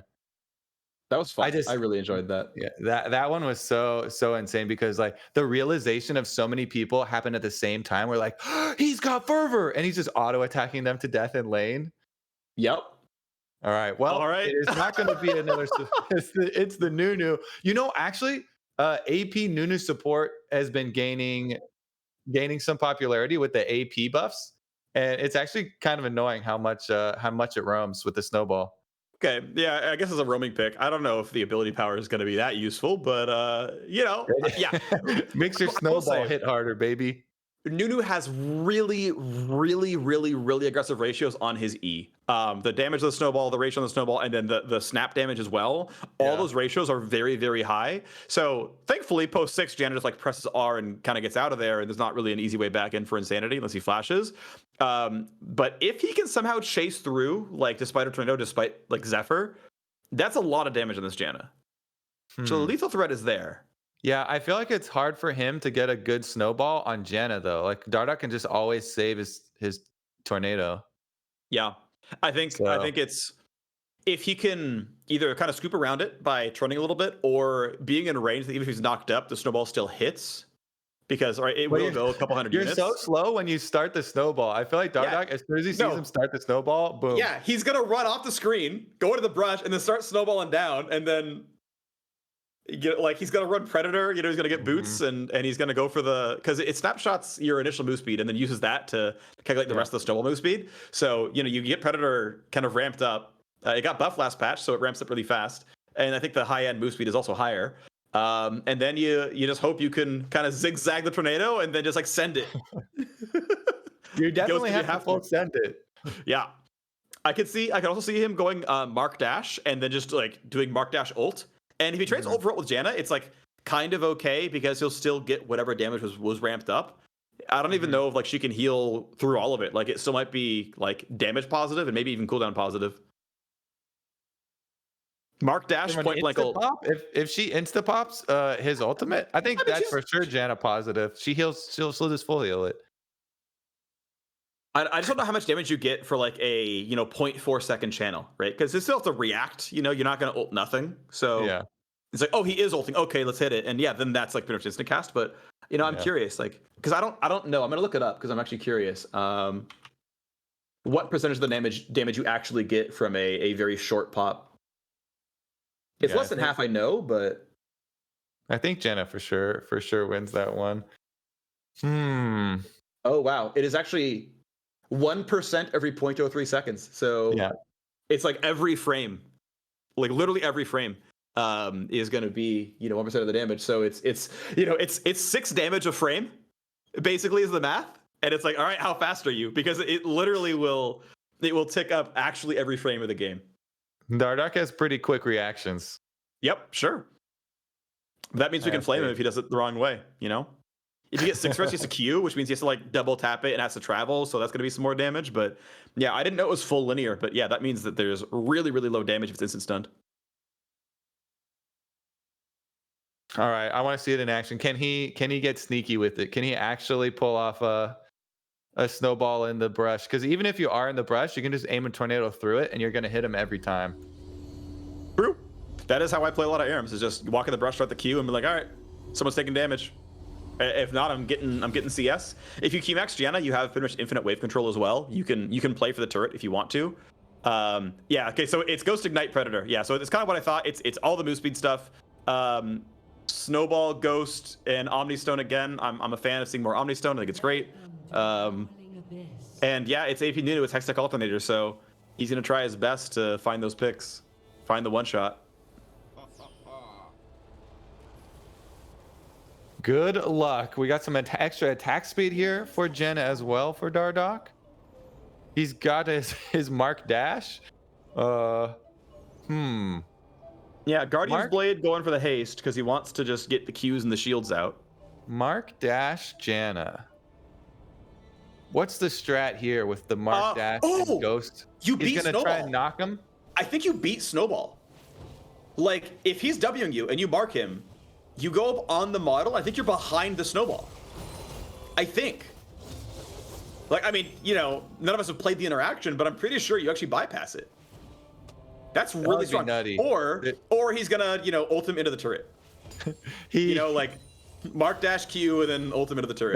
That was his Predator, by the way. His first snowball attempt that ran out there.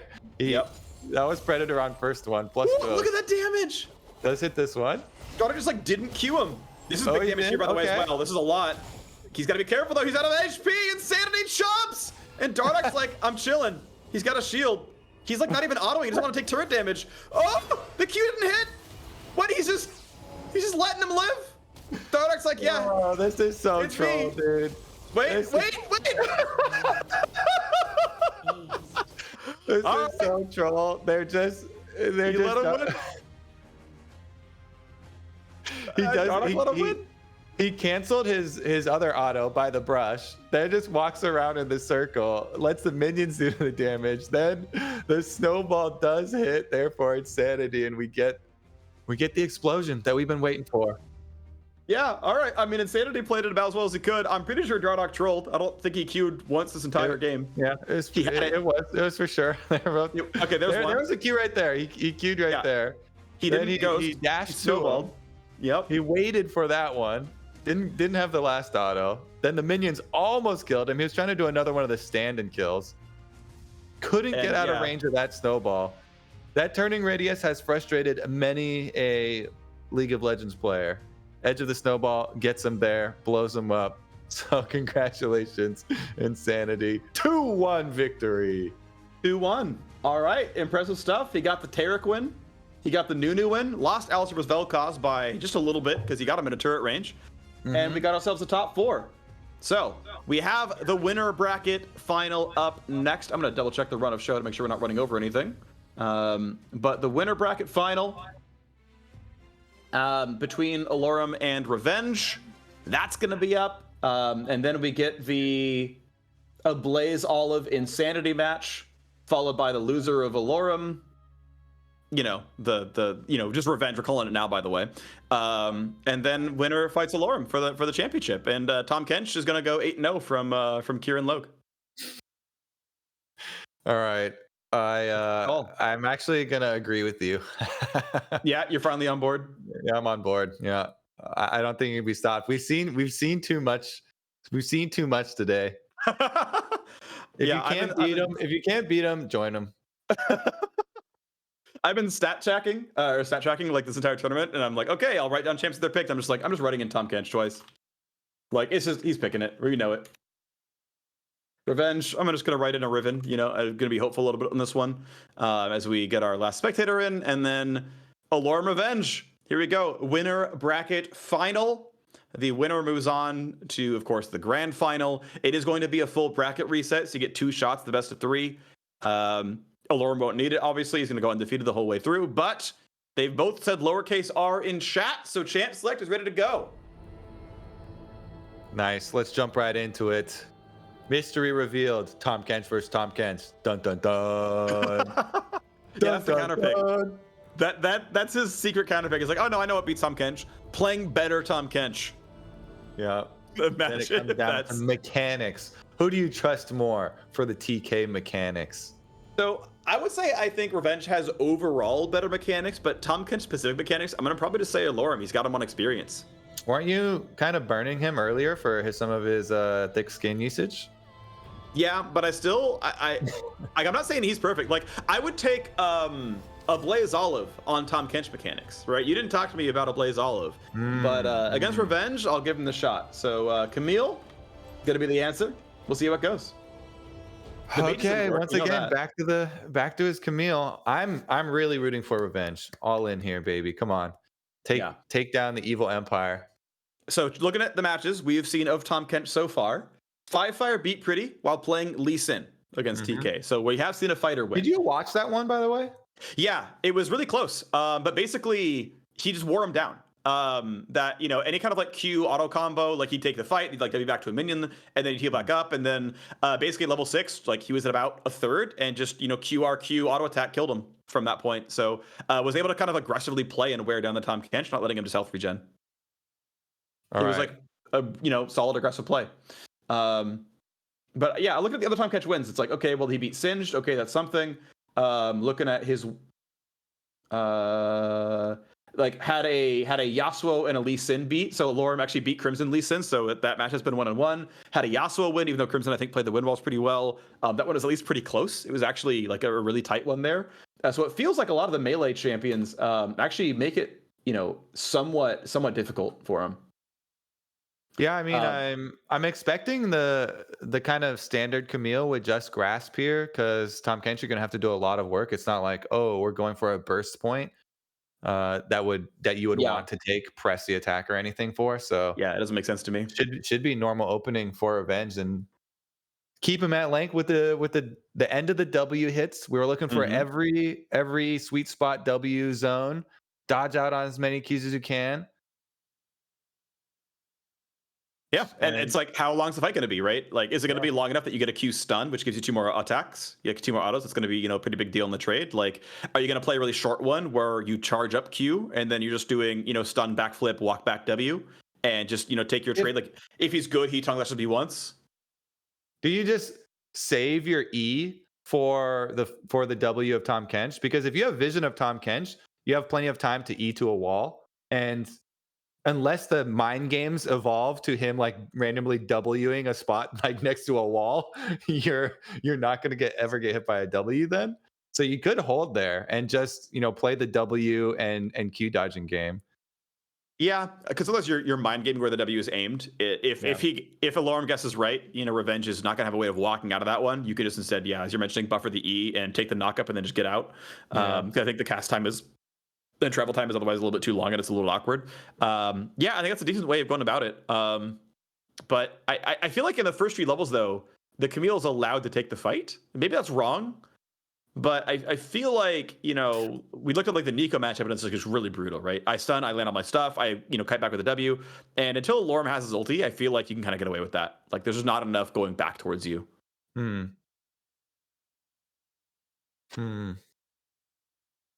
All right, well, I'm just going to assume that it does work. And hope for the best. I think you can E out. Like, I think you definitely can. I think you're taking the damage from the knockup, but you can still get out. Like, that's definitely happening. That's my read. Snowball, Ignite, by the way. Snowball, I guess, okay, if you want another way of dodging, you can snowball to a minion and just, you know, run to it and be untargetable. Like, that'll also be a way of getting rid of that one. So, you know, wouldn't hate that one either. We are seeing Guardian's Blade, by the way, come through for the Camille. So this is going to be ability haste focus, less lifesteal. Interesting to see that he's not reading that sustain is going to be the thing that matters. Allorim knows he is the villain of this tournament. He says, you have the entire stream backing you up. Don't let him down. He's embracing being the villain. I love that. I'm a fan of anyone who embraces being the villain.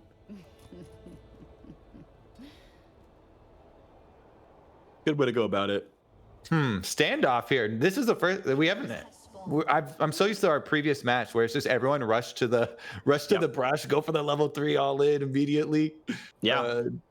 Quite a different pace here in the winners bracket where we're try-harding. Yeah, and I think Allorim has identified that he doesn't actually really like the really early game fights, that the level 3 scrap wouldn't be good, and Revenge wants to fight with a minion wave because he wants something that can block a tongue lash. So he really wants these here so that it can look good. Yeah, they trade grasps. Oh, no, actually, Allorim got his and Revenge didn't get the auto attack off. Yeah. All right, mechanics secured on Allorum's side. Okay, so some of the nerfs to Camille were directly to the cooldown on the passive for the trading, so it's a little bit longer now. Yeah. He uses it there for the early trade. He has so much sustain though, still hitting plenty of these W sweet spots. Yeah, mana pool not going to be in too big of a problem. Obviously, you can run yourself out if you play it too aggressively. He's going for Qs to knock down minions. 11 to 12 CS in the first 2 waves. Allorim, again, doesn't need to last hit. Like, he doesn't need to threaten himself and take minion damage here. If he's threatening turret health, okay, but CSing truly is not relevant. You don't have any life on hit here, so, we're seeing, I think, small mistakes in this game mode because the specific rules around it. I like the revenge trades, though. Tapping with the end of the W, gets his grasp auto plus the Q auto, backs off, doesn't take the return damage. Nice by Allorim so far. Played his Q around the turret shot there so he could actually land the one. I don't think Revenge saw that option coming. Thought he was safe against Tongue Lash and took a decent trade. But yeah, Allorim down health. If it goes to 10 minutes, he is down CS, and that could be relevant. But you're mentioning these sweet spot Ws. They are all landing. Revenge ult, not useful right now. It is going to give you % max health damage on auto attack, but doesn't want to be under the turret for that. Nice side step away from the Tongue Lash. Yeah, you see the one melee minion alive, and they're dodging to both sides of it. Alrighty. Revenge hits a grasp auto. Going to feel okay with that one. He has nice so many Tongue Lash. potions. Ooh, chomps him up. That's going to be turret range. Ult can dodge a turret shot. Doesn't ult, and that means turret shot's going to land. Allorim, I believe, has his W, and Revenge has been first blooded. Level 6 all-in comes in. Allorim continues the undefeated run on Tahm Kench. I will say, of the Tahm Kench wins, that one was really well executed.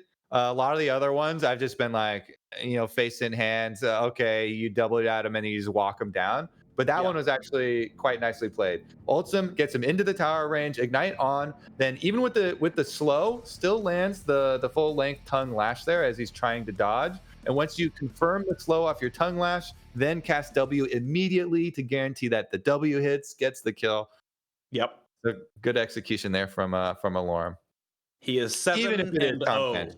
Even if it is Tahm Kench, he is 7-0. He is undefeated. He's looking at one more to make it 8, and then a look at the grand final. See if he can make that one happen. Clearly, Camille couldn't quite make it happen. Obviously, you play the match a bit more. You're like, okay, I have a bit more of a look at what this looks like. Okay, maybe, he could play it differently. Clearly, the early trading was quite good. Obviously, a lot of it was, well played by Revenge, but it's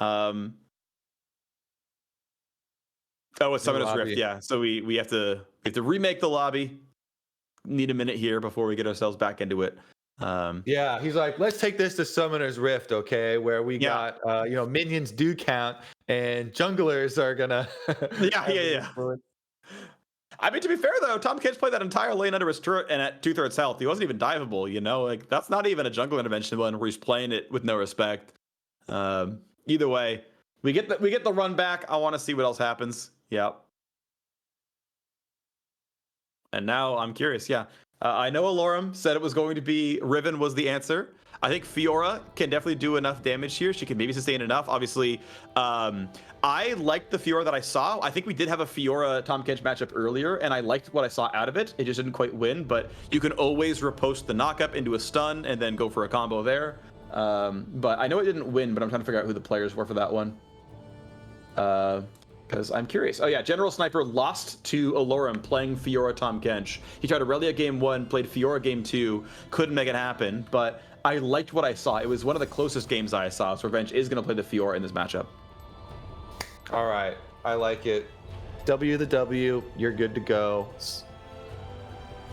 Man, is there anything different he can do? No, I still think you need grasp. Still think you need normal lifesteal opener. I forget what it's called. What's the lifesteal level 1 item or opening item? The hammer. Guardian's hammer is going to give you. Yeah, the hammer. I don't think the ability haste is that important for going for Guardian's Blade. Like that's really meant for like, oh, I'm playing Caster Jace or Poke Varus. Like, I think you are going to get value out of the lifesteal because you're going to hit so many minions that I think it's just easily the correct choice for any of these matchups here. Maybe I'm wrong and they really value the haste and they think they have healing otherwise, but I think being at full health constantly is really valuable. I do know from my little bit of time playing Fiora, you can run out of mana if you're really spamming Qs to get sweet spots and grasps all the time. I think it can be a little punishing. Sometimes Presence of Mind can cover that one. I've seen Mana Flow Band as an option as well. Like those are both actually pretty high win rate choices for Fiora to kind of keep that going. You can't get you can't quite get a Corrupting Potion and a Guardian item. You're like 50 gold short of that. If I recall or correctly. I feel like we would see that every time. Yeah, that feels like such an obvious choice in a lot of cases. So, because you see Boots 3 pots and that's 450, so you're 50 shy, and there's no way to get around that as far as I can recall. So, I'm not going to see that look for anyone because it's not possible. But yeah, the level 6 all in can look decent. I think if you ever see yourself get Fiora ulted, you just W out. You just walk to the wall maybe and just W backwards and trade ult for a 25-second cooldown, and that feels she okay. Can't stop you. Yeah, she can't. She can get 2 or 3 of the vitals if she's quick, but you just kind of chill. But yeah, the damage is there, right? You have lifesteal, you have some damage. Tahm Kench is never getting a Bramble Vest, so he's not cutting your healing down except for Ignite. I feel like there are tools. And again, you just save your riposte. Should be able to get W every single time, no problem. Yeah. I think the cooldowns are slightly desynced, but only by a few seconds. I think rank 1 riposte is 24 seconds, which is actually pretty close to Tahm Kench's. Okay. If Tahm Kench lands on someone, it gets refunded, so it's shorter than 24 if it hits. Yeah, Tahm Kench's level 1 is only 21 seconds. W2. So that is going to require, and obviously, like if it hits, I believe even if it's reposted, I think it still counts as hitting. He still gives you the refund. I like how you know that for sure because I definitely don't, having never played this matchup before in my life. But yeah, that's going to be really valuable because the okay, yeah, I guess you can just spam 40%. Yeah, I guess it's Tahm Kench's favorite. Then you can just because you can't lunge to dodge one of them, which feels doable. Yeah. But then he still shows up there and tongue lashes you, and you have no, like, if your Q did not hit a minion, then you're still gonna get tongue lashed and chased down. Yeah, it's like, okay, if you're really good, you riposte the ult. That's like huge W if you're able to do that. That's a huge mind game, but that is such a win if it happens. And then, I actually like this. I actually like these going Conqueror, by the way. I think the only way you win is actually just taking the hard all in and hoping your numbers are high enough. Like, he's betting that a Fiora all in is just enough damage that it actually goes all the way through. I don't know if it is, right? I really couldn't tell you. I think if you're trying to win a Summoner's Rift game, you can just go grasp and split the lane and then try to outscale. I think that's, like, probably an option. But in this one, where you have to actually kill the man, he's saying, okay, Conqueror is maybe enough damage that I can kill the man. Yep. Okay. So Guardian Hammer plus Sword plus 2 pots versus the Armor 3. There's a hidden technology you guys are missing. Yeah. So Allorim's like, it's not Fiora. I can't wait. Like, I honestly believe, like, if he can bring it out, like if he's against, I'm trying to make sure it's Ablazeolive is still alive, because if he is, he's gonna play it in game 1. Yeah, all is still alive. So like. Do you give up the strat in game 1? Yes. You do? I mean, you just want to see something different, but like. Do it. Yes. For sure. But then he can't use the Tahm Kench or the anti-Tahm Kench strat, right? Now it's all hidden from him. But it becomes a mind game because it's blind pick. So it's like, oh, did he pick or is he counter picking? That's true. Okay, I like this. This is goodbye Allorim, right? This is the early gray health pop because. Okay, nice one right there. That's some good damage. Because like he's gonna go for the Q on my sweet spot, so let's go ahead and block that one. So that's good shield usage. So far, pretty close one. And yeah, Revenge, right? Guardian's Hammer so far has enough mana. Is running Presence of Mind, but is running Nullifying Orb Celerity. In terms of like, just wants to block more of the all-in damage. Right now, obviously the mana pool is not bad. Yeah, it looks like not a problem at all. Kind of a non-factor here as he's pushing the wave with a lot of autos too. Qs every time for the lunges. getting his healing and his true damage in there, slowly trying to chip away. Tahm Kench just heals it all back up though. Yep. And that means he's not really getting a lot of headway here, but he gets time to walk I back. really thought he was making some headway. I really thought like he was he had about a 200 health lead, and no problem there for the horn plus plus regeneration there from Tahm Kench. Level 6 now approaches. So it looks like there is a built-in mana regen bonus to this map because Revenge doesn't have outside of Presence of Mind, even when that's down, he's got 11 plus 4 mana regen per 5. So something's giving him extra regen out of its map wide on just all of Howling Abyss always gives you that, which changes it a lot because now you aren't mana constrained on a Fiora and you really do get to spam. Yeah, there's a lot of little tweaks. Here we go though. Level 6 moving up past minions, doesn't want to go all in for it. Okay, W still being held. But yeah, there's so many adjustments on this map that I don't know the numbers for. Like they randomly just adjust your damage output and damage that you take for a lot of them based on win rates to try and get the win rates for ARAM closer. I just started looking. So Fiora has a small buff. She takes 95% of normal damage. She's slightly tankier than normal. Tahm Kench takes 90% of normal damage and deals 105%.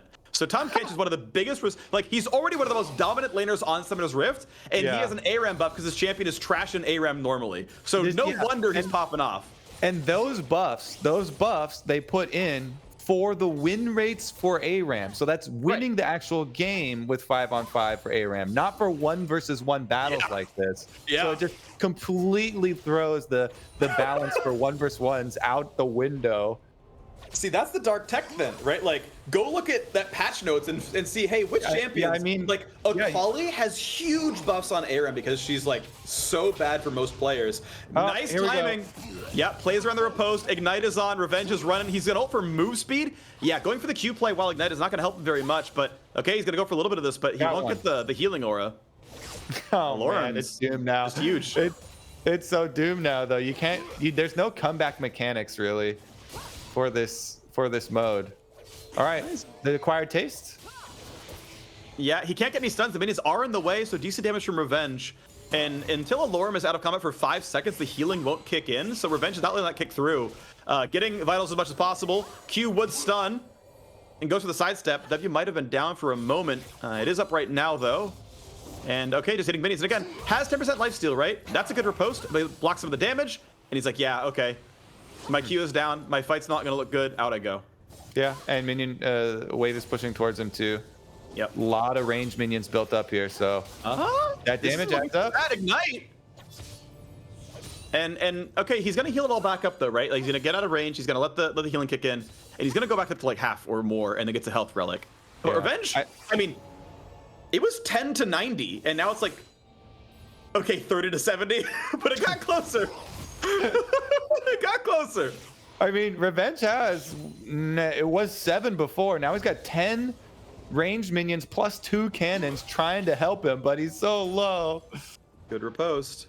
Needed a riposte, but this next Q's gonna land. Almost. Okay, lunges. It's like, yeah, that's enough for me though. He'll get the healing here. Okay. Lunges down. Now it's back up. Gets another vital, and Revenge is reasonably healthy. Dodges the Q. Okay. I'm curious if Revenge missed any XP though, because his wave was slow pushing the whole time, and now that Allorim is back, I'm curious. Revenge is going to be 10.5. Allorim, I think, is going to be 11 off this wave. Yeah, he has to have missed some. It was such a big wave pushing there away from him, but he's got no options. You don't have the health bar to stay up there, so has to go back for another health pack. That's going to mean maybe one melee minion lost here for XP. As Allorim kind of catches up now. Yeah, he's 10.7. He's going to be 11 at the end of this wave. Should get it before Revenge here. Riposte is a slow. I have to flash. Oh, the slow is going to land. And nearly gets more. Q for a stun. Sidestepping. Sidesteps it well. Revenge is going to be okay. Both ultis are ready too. And he's got Ignite. Allorim really wants that he's got Ignite. If he can get... Nice. One more. For move speed, chop, and the first blood. Allorim is 8-0. Long live the king. Tahm Kench will rule forever. GG. Yeah. It has to be something else. Like you have to go through the patch notes of ARAM changes and find something else to abuse that has those tweaks like that. the damage buff and damage taken tweaks, maybe then you can find a secret sauce counter for this map. All right, we got those fights again. Again, they were played quite well. I mean, Allorim clearly, knows his limits on these champions. I think Revenge did a good job trying to fight back, and but yeah, being able to walk away after that ignite. Not having any more ways of kind of finalizing the kill. Yeah, Revenge, I believe Riposte does half damage up the turret shot, so took 1.5 turret shots there. And then, some good sidestepping, jukes down that way for 1. But then round 2, makes the hard read, right? Makes the hard read, it's a top way. And look at that, gets the tongue lash even against the lunge and says, auto ult is enough. Riposte may have been down. But we saw, the first time we had the chomp, he baited the early Riposte. And then once Riposte was done, chomped them, this time around, instant chomp. Riposte wasn't ready. Yep. Another 2-0 for Allorim. All the way to the top, baby.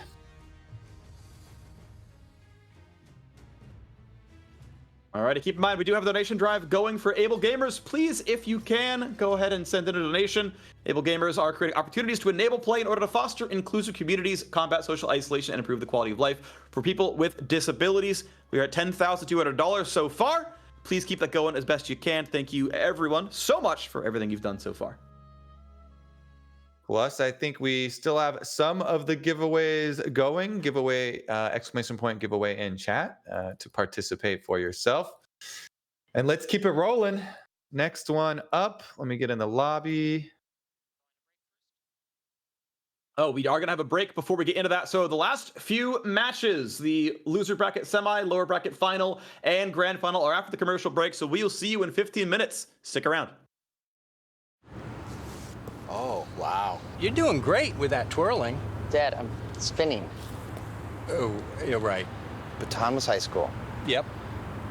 I remember. Switch to progressive and you can save hundreds. Like the sign says. Son, we're grabbing burgers for dinner if you're interested. I'm vegan, Walter. You had bacon for breakfast. Okay, Mr. Perfect.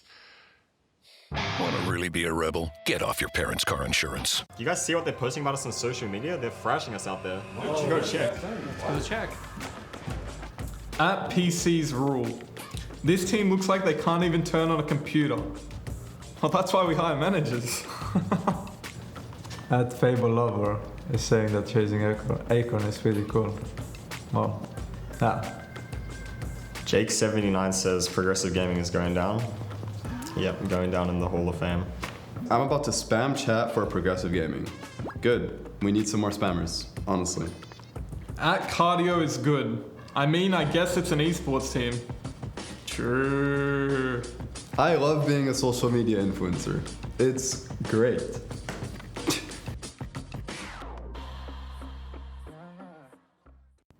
Ryan is a gamer with disabilities living with multiple sclerosis and fibromyalgia.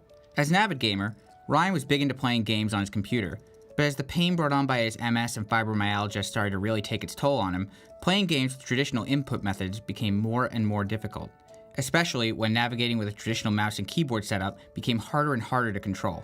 That's why creating the perfect controller was so important to him. Able Gamers stepped in to help Ryan in obtaining the perfect controller that would suit his specific needs. And so a special controller with extended thumbsticks, modified trigger sensitivity, and a rearranged button layout was created for him. Now, Ryan is back in the game, destroying his competition. We believe gaming is about bringing people together, so everyone can game. Pro gamers have to train. We don't just get here working easy and just chilling. We have to get that stereotype out. We have to work hard. We are not going to win without training, with everything that we have, okay? Do you guys want to open chat and see Kek W, LOL, LOL? We have to work hard. We have to train hard. We are Progressive Gaming. We are Progressive Gaming. Let's go.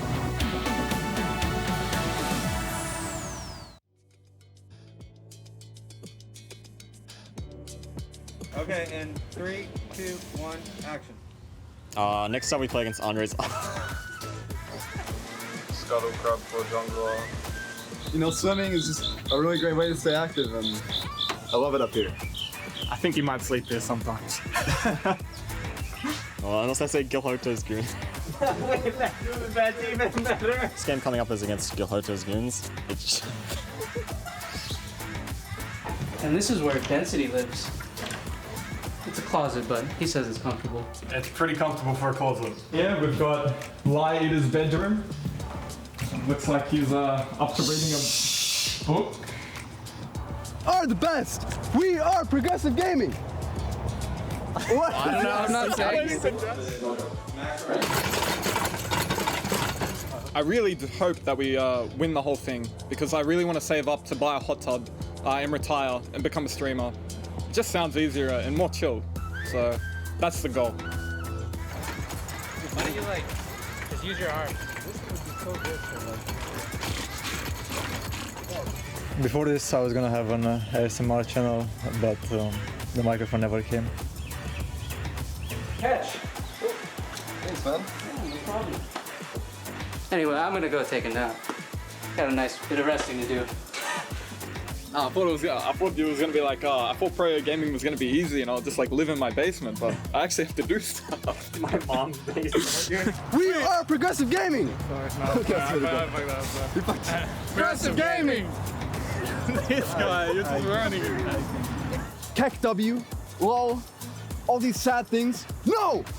I say no! We have to be poggers, okay? Poggers only.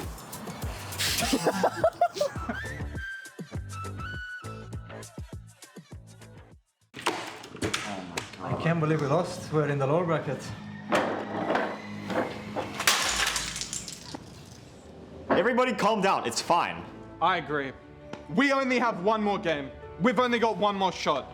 Are we just gonna give up? No! We're here to win! And I want to be around winners because we're winners! Yes. Let's go! Let's go! Yeah! Let's go!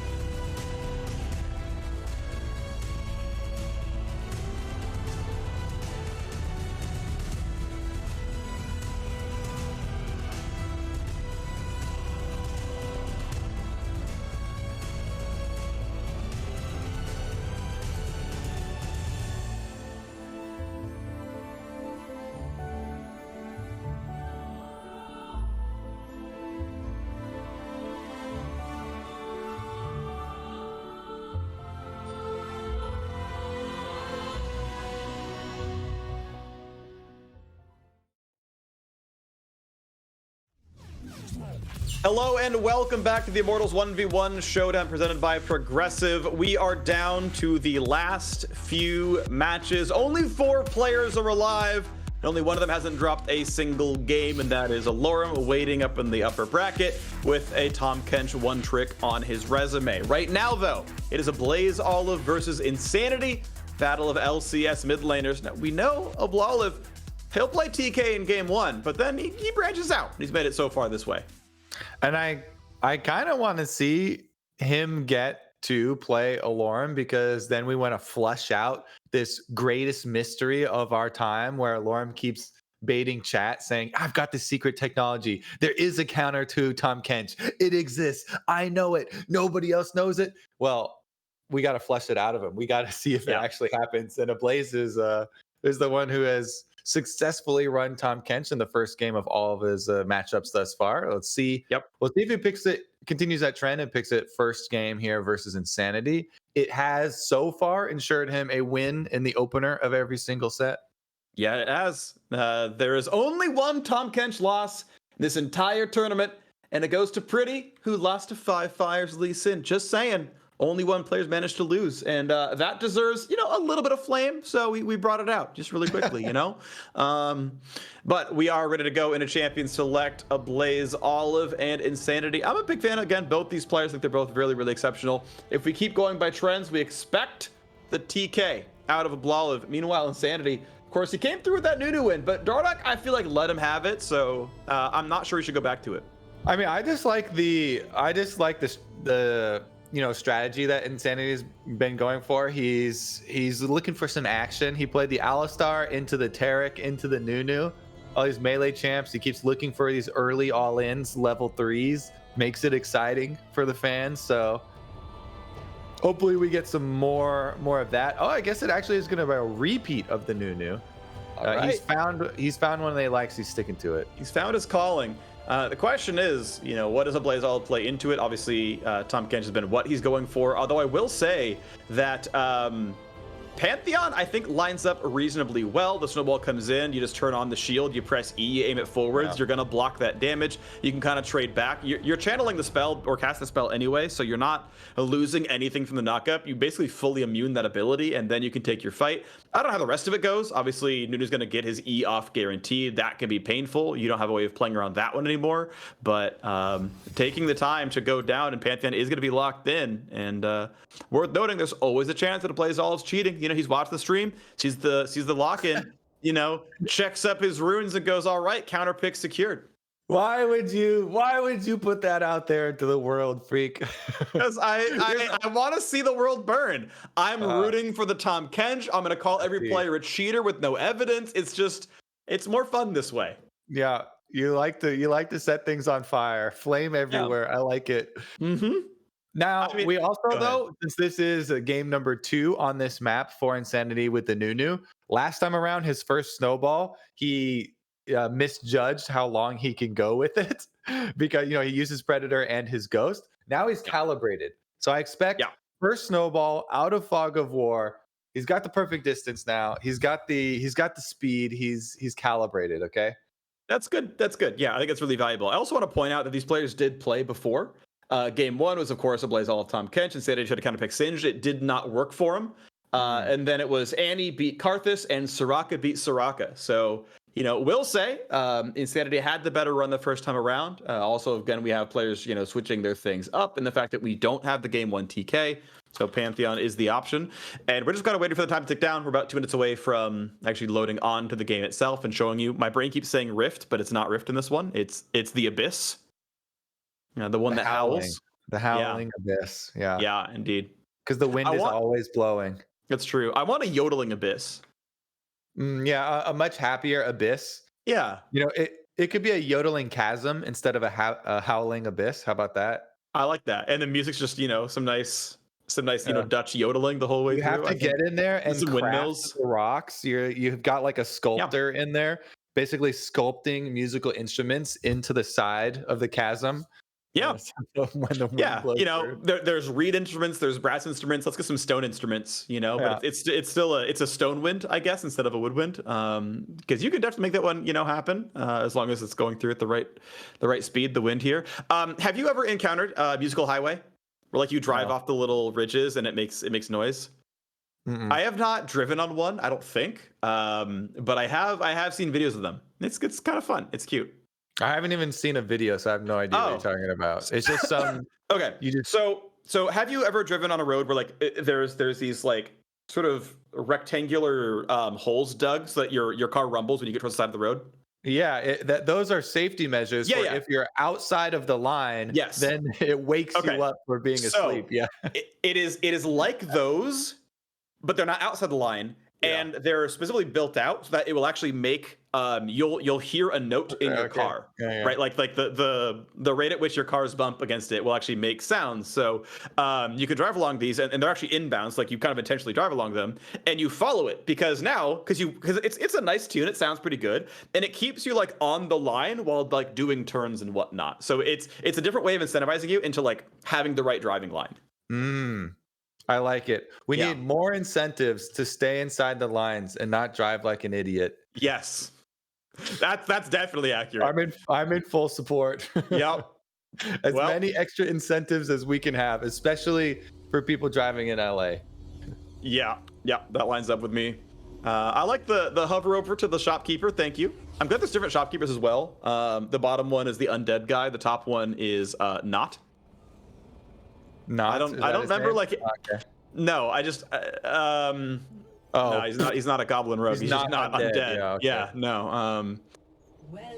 Yeah, Sam Riegel not a part of this one, unfortunately, but that's a D&D reference. Okay, so Ablazeolive, good job. You feed for the Poros. Yay! You get some hard eyes. Okay, so Insanity's going to go through all this trouble to get a snowball from Fog of War, and then Ablazeolive is just going to put up the shield and take no damage from the fully charged Predator snowball. He's not going Ghost this time, though. Exhaust Ignite for the all-in. I like that better. Way better than the Ghost, actually, versus Pantheon, for sure. I think it's definitely an improvement, but we'll see how much damage he can get done. Yeah, I think Predator is just enough overall. Plus fake home guard. AFKing. He's fake AFKing. Yeah, he's taking a really long time on this one. It's Disco Nunu, fake AFK. All right. He's decided it's time. Now, Ablazeolive is already level 4, though. But maybe he thinks he's going to like hit some minions with it or something. I don't know. All part of the plan. We're ready to go. Here we go. Crosses the brush. He's ready to dive in. Goes up, and it's going to be shielded. Woo! Insanity! Huge plays, but baits him out. Gets some decent damage. Gets a big chomp. And the summoners are already out. Exhaust, Ignite, burn by the Pantheon. Just the exhaust for Insanity. Will survive. But now the question is, my health relic obviously quite valuable. Takes the snowball knock against the chomp in. Stunned, but not out of the way just yet. Oh, jeez. Ablazeolive just crushes the poor soul. All right, well, that was a quick one-way trip. Well done there by Ablaze. Underestimated the execution from Pantheon there for Insanity. So he goes back in. You know, Nunu, you just do your snowball real quick during the knockup. You get your chomp off on them and then run away. But Ablazeolive Ignite and went for the execution. Nice stab with the spear. Yep. I stuck around a little bit to watch the post-fight chat. He's saying, I can't believe I random Nunu again. Blah was like, yeah, I got Rel. I went past that one. Like, we're going on a real champion, and yeah, Pantheon gonna look pretty good. Okay, so he's still doing the five randoms, and then I feel like he's looking at more than 5 times, but okay. So it's just until he gets one that he likes. It seems like it, but I mean, thing is though, I feel like if you random in and you get Nunu, you just roll again. You're like, no, I refuse to play the same champ twice in a row. You know, that feels more reasonable to me. Just saying, you know, that feels like the thing you should be doing. I want to shout out that I have bullied him. Yeah, his strat was 5 random clicks in a row and then lock. Yeah, but just, you know, just random a 6th time when it's the same champion. It's pretty easy Insanity. I feel like, you know, there's something even you could understand. But I bullied him into playing Heimerdinger. He's at least hovering it. We'll see how it goes. Ablazeolive going to go back to the Tahm Kench maybe. Nice little hat. We'll see what actually gets picked up, though. Oh, the Heimer Ding Dong finally making an appearance here. He's sitting on it for a while. Hasn't re-rolled again. Lock in the dinger. Tahm Kench, I feel like still wins though. This would be weird though. Ablazeolive has only done game opener Tahm Kench's previously. Yep. He's got to outplay you. You know, you build the habit. You make people believe you're going to work it a certain way, and then bam, you betray their expectations. Because that's how you push people into thinking you can counterpick. You know, it's like, oh yeah, 3 games in a row, he's first picked Tahm Kench. Okay, he's for sure doing it again this time. Bam, we ran in Pantheon, get wrecked, idiot. And it's like, wow, I didn't see that one coming. All right, well, we can see it coming. Yeah. Great job here.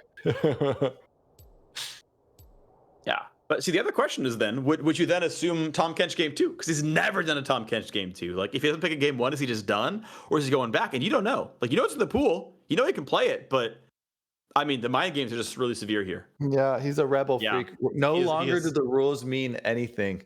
Disregard all previous patterns. Yeah, and that's fun, right? That's. I mean, it's something that I know that about it because it's something I studied in school and I really enjoyed it. The idea of like making decisions when you don't know which those decisions are, and then figuring out how to solve that problem is compelling. And what it boils down to is you actually have to build a random model for yourself. And like if both of you are hyper intelligent, it actually comes down to making a random model and being like, yeah, I'm 60-40 gonna pick this champion. It's funny because I was just watching, there's a tennis documentary on Netflix, and it's focused on Marty Fish and Andy Roddick, 2 of the big US players, and they go into, you know, how intense I know this is the correct pattern to play out, but he knows that I know that about his game. So then you know how many levels of that step do you take is always super intense, and especially with tennis where it's also isolated 1v1 and you have no other people to, you know, help you or talk to or anything like that is super cool. Just as intense as this 1v1 right now about to showdown here between Ablazeolive and Insanity. True, incredibly intense. I mean, we're playing for several marbles here, possibly all of them. Not quite yet. You got to go the rest of the way through to get the rest of the marbles, but you know, the Allorim Tahm Kench is waiting. Revenge is waiting for the winner of this series. We are 1-0 so far for Ablazeolive, winning Pantheon over Nunu. If he wins second one, he's going to battle Revenge, and we'll see how that one can play out. Keep in mind, Insanity won this series last time, but he's down 0-1. This time, though, he's got the Heimerdinger, and I feel like it's such an upgrade. I do think Heimerdinger. So here's the problem, though. I think Heimer's probably one of the champions who has ARAM nerfs.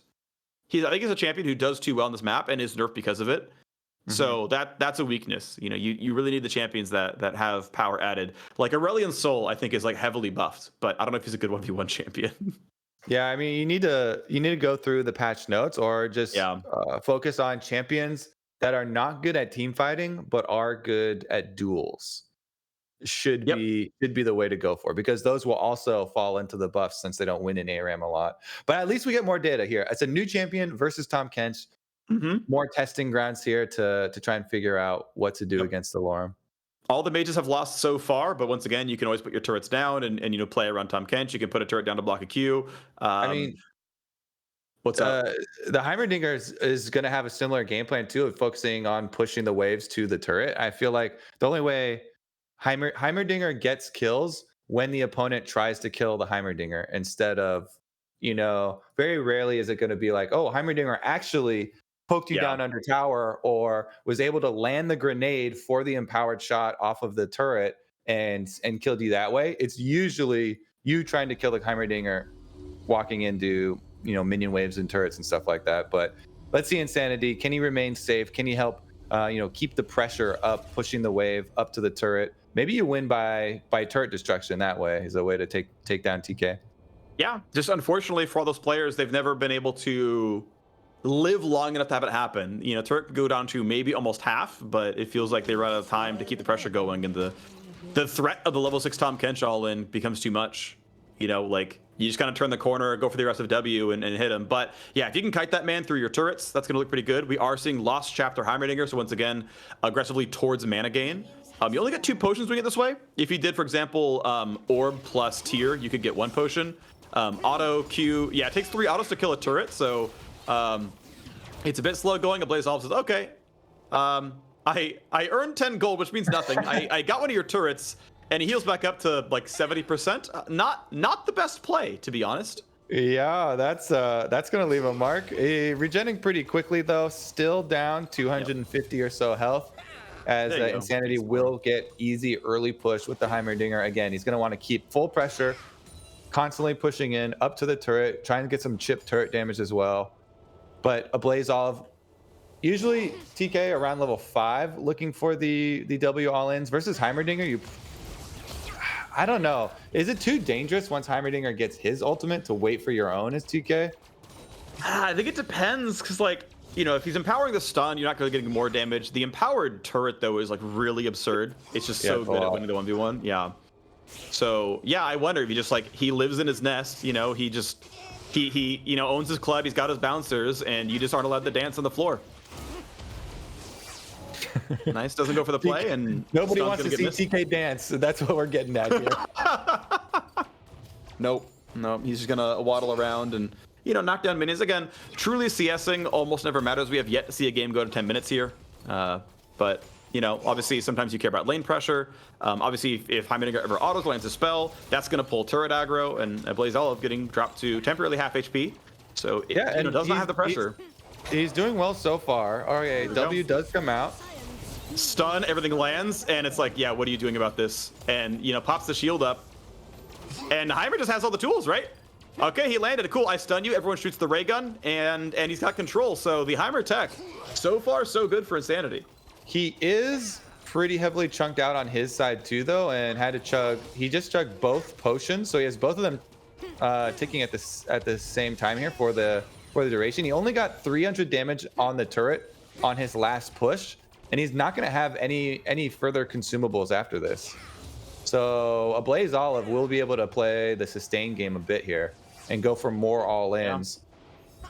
There are 2 health relics waiting for Insanity, so I feel like he can finish this wave and then, you know, go grab 2 relics and get out. But that Tongue Lash landing, is that enough for Ablazeolive to want the fight? Keep in mind, the sun was down for about a second as that went through. I'm just going to kind of stay on Insanity and check. Like, I think this is right now where you turn around and you go for the relics. Like, I feel like you are getting value out of hitting these, obviously. Oh, he's playing for this one. That's actually very smart. Plays for the front relic, gets that one away. If he needs to play for the next wave, he can. But Tongue Lash landing, like, I'm always curious if it's like, is that enough to go for the play, right? That Tongue Lash landed. He can flash, and maybe that's enough that, you know, Insanity being able to always flash the knockup is enough to make that fight work. But you see Olive kind of playing up. Tries to wait as soon as he goes for the health pack number 1, and at least attacks a little bit of the territory of the turrets. I think Insanity had a pretty good placement here, though, where he can remain close enough yet still get the sustain off the you know, health pack there. Again, there is ignite for Ablazeolive too, so I feel like one more Tongue Lash lands and you can actually go for it. With second point into the turrets, by the way, the rank up on the turrets usually pretty weak. It's 3 damage per auto, but keep in mind the autos are doing 29, so it's a pretty low upgrade. And 20 on the beam, which is actually quite reasonable. By comparison, the rank up for the grenade is 40 flat damage. So if you're getting 2 beams per grenade, it's equal. Ooh. If you're getting more than 2 beams, it's the correct choice. As they fight back and forth still. But yeah, health bars are close. CS, you know, maybe it will matter if you can't find the kill. And turret's at about, you know, 70-65%. Yeah, he hasn't gotten a lot more turret damage since the initial push. Because his health has been so low, he's been a little bit wary of the W all-ins from Ablaze. But now he's getting another chance at a pretty decent size minion wave pushed up here. And he's got his turrets to rely on for defense. Just move 1 up towards the turret. It's already about to be below 1,000 health. Yeah, he's done almost 50% of the damage to this turret. So he's halfway to a turret victory. That's looking pretty good, and Insanity holding up pretty well. He's running Absolute Focus, so he has, you know, bonus AP when high on health. He's running Cut Down, which is why he went for Last Chapter instead of the Orb. All his mana stuff is stacked up. His Presence of Mind, his Mana Flow band is obviously full up there, so he is really optimizing around this one, going for a lot of poke, right, using Scorch and whatnot. The Comet poke is doing pretty well. He's landed 94%, so they are hitting pretty much every single time. W, this is the one. Big knockup. Auto Q's gonna land. He's chompable, and is he just dead? Is he just dead? He's just dead. Ablazeolive from practically full health just crushes Heimerdinger. Yeah. Eventually the all-in comes. You can run from it, Phreak. You can be afraid, but there's nothing you can do. It's inevitable. Tahm Kench W, all-in comes through. Yep. No flash used there, I believe. Yeah, that was the one thing I was going to bring up. There is one thing you can do, which is actually burning your flash because you brought the summoner for a reason. Obviously, all did a really good job playing the all-in, but not playing your escapes. The snowball didn't. I don't know what the value for the snowball for Heimerdinger is going to be either, but no flash means you're dead here for sure. Because after you get devoured, there's nowhere you can flash to be safe on the map. So you have to flash the W if you can't walk out of it. Yeah, I think the tech for snowball really is, hey, if I'm able, to a minion like if I see him cast W, I snowball a minion and then I follow the snowball and I'm untargetable. Like that's the only reason I can think to do it. I'm not saying it's correct. Yeah, but then it's the only way I can wrong see way it. in the lane though. Yeah, you're in the middle of the lane, but like, okay, if Tahm Kench misses W and I have snowballed away and I put down a Heimer turret, where does Tahm Kench go? Towards my turret? Like towards absolute unsafety? Like theoretically? I think he walks through them. I think he shrugs off your turret damage and kills you. Yeah. Maybe. Either way, Revenge versus Ablazeolive is our next match. We have a quick BRB bathroom, so we need a couple moments here from Revenge. But this is the lower bracket final. Whoever's going to win this one is going to... we are going to, by the way, interview our final two players. So Allorim and either Olive or Revenge. We're going to have a pre-grand final interview. We'll bring them in and chat about the the good parts of the game, just how powerful Tahm Kench is and how bad every other player is for not being able to beat it, and then go from there. It'll be fun. Yeah, maybe we can get some leaks ahead of time. That would make it more fun. Try and leak something right before the finals. Make it more spicy. Or a gentleman's agreement. I don't know if Allorim is down for that, though. So Insanity messaged me after the game.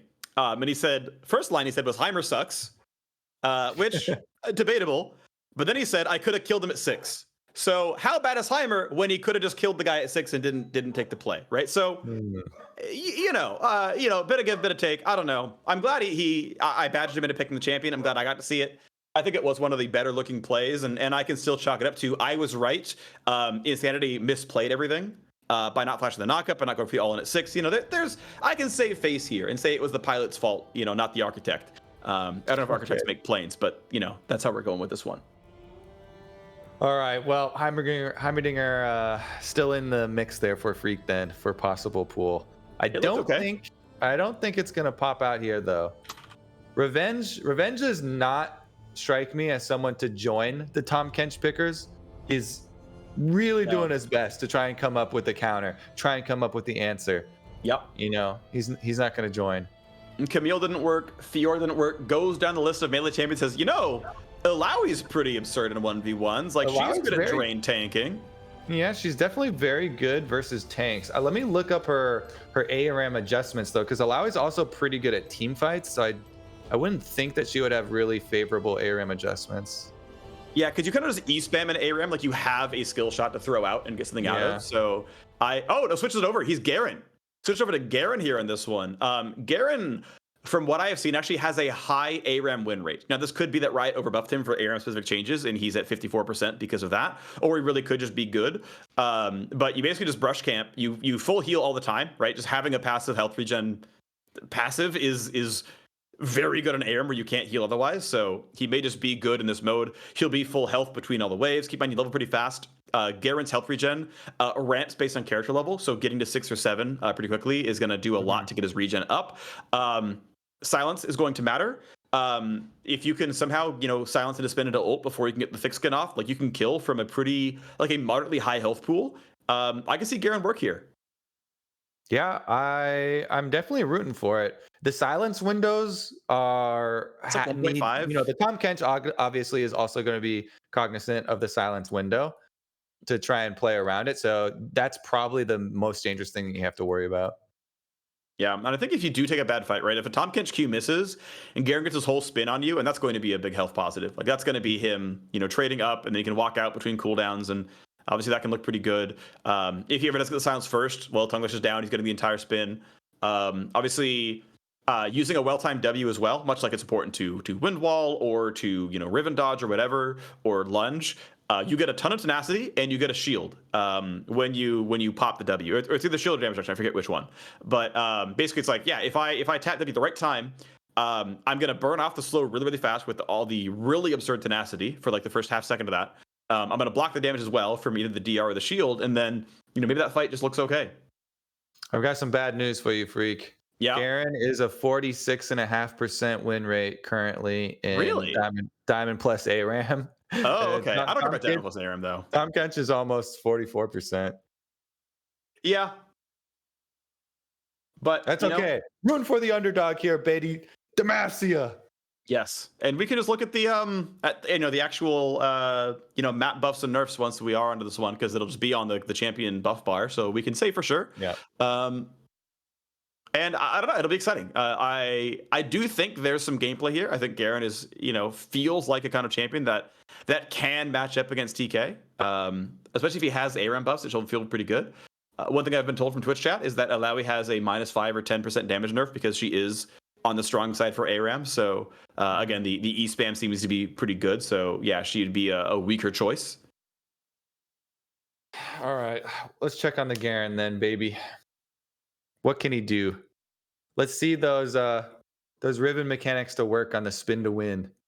Yeah, I mean, how similar is it really? You still do like kind of a front flip with your Q, and it lands crowd control. You've got an on-command shield. And your ult does more damage the lower they are. It's basically the same champion. You also have a big sword in both cases. I see. How different really are Garen and Riven, really? I mean, it's basically just a different skin, same champion. Yeah, right? I mean, yeah, they're both unplayable and competitive LOR. Like, it's just, where are the differences? Where do they start?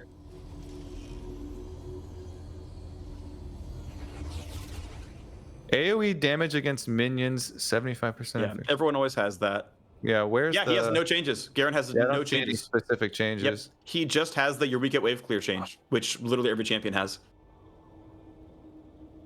Okay, well, good luck with that one then. Let's see. Opener, both exact same inventory opener. Everybody going health. It's interesting because Garen has pretty good health ratios, or sorry, AD ratios, I should say. But if he really values the regen, which I also find kind of strange because again, he has his passive for good regen. I feel like he shouldn't need it, but trust when you need to trust. Yeah, I mean, I guess his passive does a little bit off of it takes in consideration. Yeah, his passive is max health, but yeah, his spin is like 7 spins for 30% AD each tick. So you're doing like 1.5 AD. Which is pretty good. W in already. Yep, take the early trade. There's the silent spin, and you can see Ablazeolive kind of just tanks it. Like, man, even with full Conqueror, even with full Conqueror, Garen's spin is just scratching Tahm Kench. Yeah. And Tahm Kench has 62 armor. He has 50 armor at level 4. He's got 12 from his runes. Doesn't even have to run cloth armor, right? Just takes the ruby crystal because it turns out you have enough anyway. It actually might be mathematically correct. Less potions for it, but if he's okay either way, then hey, whatever. And yeah, I see your point, right? Like, Garen is trying to rely on Conqueror, but it isn't quite doing it. He's making a smart choice in running Legend Alacrity, so that is one of the reasons to actually take last hits, because that will level your attack speed, is going to increase your spin damage. So anyone who's running a Legend Rune uniquely actually cares about CS. Garen also does because of his W. Yeah. Gets armor and MR. You can just push, go back, get the relics, use your passive for healing. Try and keep up with the insane TK regeneration. Yeah, CS gonna be pretty close between the two of them. I mean, ultimately gonna go for the play now that E and Q are both down. Ult available, lands the W at a decent time, but Ablazeolive obviously has this as well, and Revenge knows he doesn't have lethal threat here, so backs off, and Olive, hey, he wants the gold income. Whatever, sure, why not? Ablazeolive also has the biscuits as well this time, so is going to be able to have the extra extra consumables healing as well. Early use of that was pretty big in the last round that we saw. And Revenge is splitting points right now between Q and E. 2 in each right now. Ablazeolive doing the very obvious of maxing the tongue lash, maxing the Q. That's the expectation here. Revenge again going to go for a little bit of a fight. Obviously trying to tick up as fast as he can. You do not get a Conqueror stack per tick of the E. You don't instantly stack all the way to 12. You do have to land the autos, land the Q, reset, and E'll stack it up kind of slowly. Yeah. That's my understanding of the ability. Garen level 1 W cooldown too is pretty long. It's 23 seconds. Into the big wave, gets devoured though. Ignited as well, gonna have to flash, get out of that range. Obviously a much shorter cooldown for Ablazeolive, and still get some damage out of it. So Micah for the fight as well. Q auto, is it gonna be enough though? No, has to drop the turret aggro, and not gonna have to shield to get the rest of it. Revenge has a health relic to go back to. It's gonna be okay. Wait, he didn't finish him under the tower. Pretty big regeneration now for Revenge. Gets his health pack. W attempt under tower again. Okay, does he have the auto Q? Gets the shield on the ult, and Ablazeolive once again going to be fine. One more health is not low enough. Revenge is dead to a tongue lash, and Ablazeolive adds another one to the list of Tahm Kench W's. Garrett is not the tech, says Revenge. Okay, cross another one off the list. He's trying. More testing, more testing. Is there a list? Let me see. Let me see all. I think Lilia is the tech. I think from Summoner's Rift data, she is one of the Tahm Kench counters. That's for win rate. Yeah, for game win rate. But she is a really frustrating top laner to fight against. She does have a good laning phase. She is going to drain tank and kite you, and with the move speed, she can dodge Qs. She can stay out of range of stuff. So I really do feel like Lilia, she has gameplay in that matchup, I think. Okay, I'm going to list off for you the highest damage buff champions. Okay, great. For ARAM. Bard, LeBlanc, and Kiana are all 15%. Bard also has the highest damage reduction, minus 20% damage taken. We've seen a couple Bards, like in Insanity, I think. Yeah, well, so Bard has very, very favorable ARAM buffs. Plus 15%, minus 20%. LeBlanc is right up there too. So the AD to LeBlanc was also a really good pick. Olive played it. Olive lost to Sniper's Tryndamere, and he beat 5 Fires Renekton today on that champion. So yeah, Bard is one. And you just build them AD, right? Because their base attack speeds are okay. You mentioned LeBlanc is another one that I saw do well. LeBlanc took a couple of wins so far this tournament. Yeah. Looking at who played it, we had Ablazeolive actually ran it against Pretty's Lilia. And then Ablazeolive ran it against Sniper's Sett. So Olive has some of the tech, right? He's actually one of the ones who's playing the ARAM buff champions. He's done the research, and I gotta give respect where it's due. And he's like, you know what? We're making the finals. We're making it happen. I'm installing Tahm Kench. We're going for round 2. Looks like Lilia has no changes, so it'll just be base Lilia. Yeah. If they decide to go that route. Yeah. I mean, at least Tahm Kench is what, 5%? 5 less taken and 5 more dealt. That's not horrible.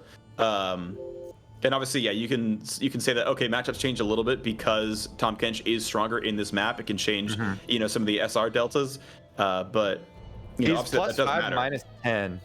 Yeah. Yeah. Okay. Plus 5 minus 10. So yeah. I mean, that clearly does matter, right? It clearly is meaningful and effective here. But we haven't really seen.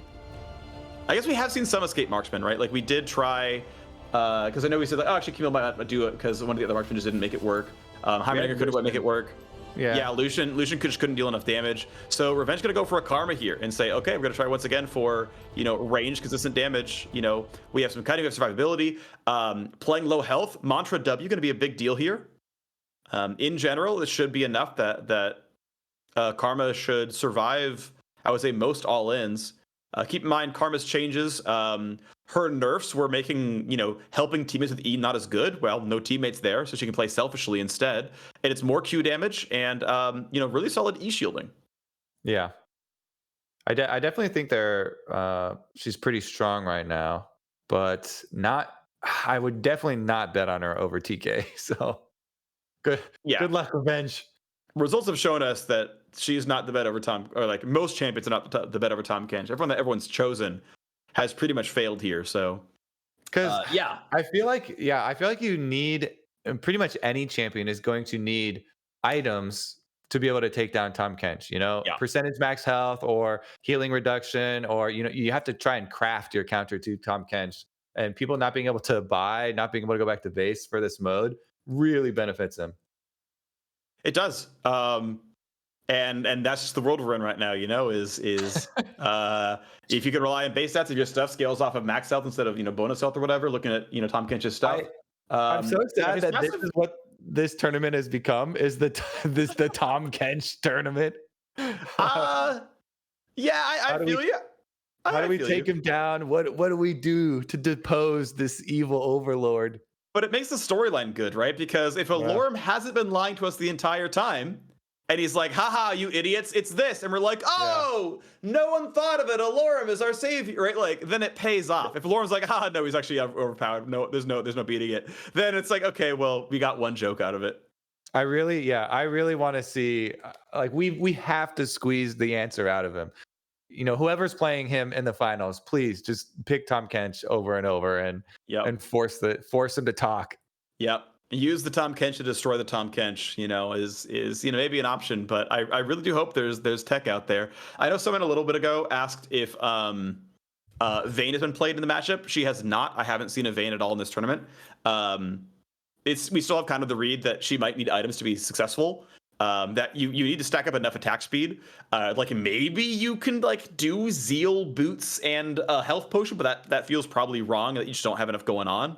But you can reliably get to, you know, 6 or 7, and I mean maybe with the ult you can do enough, but that can be tough. Again, she kind of needs items. Talk about some of the Tahm Kench stuff. His passive scales really aggressively on pure character level, actually.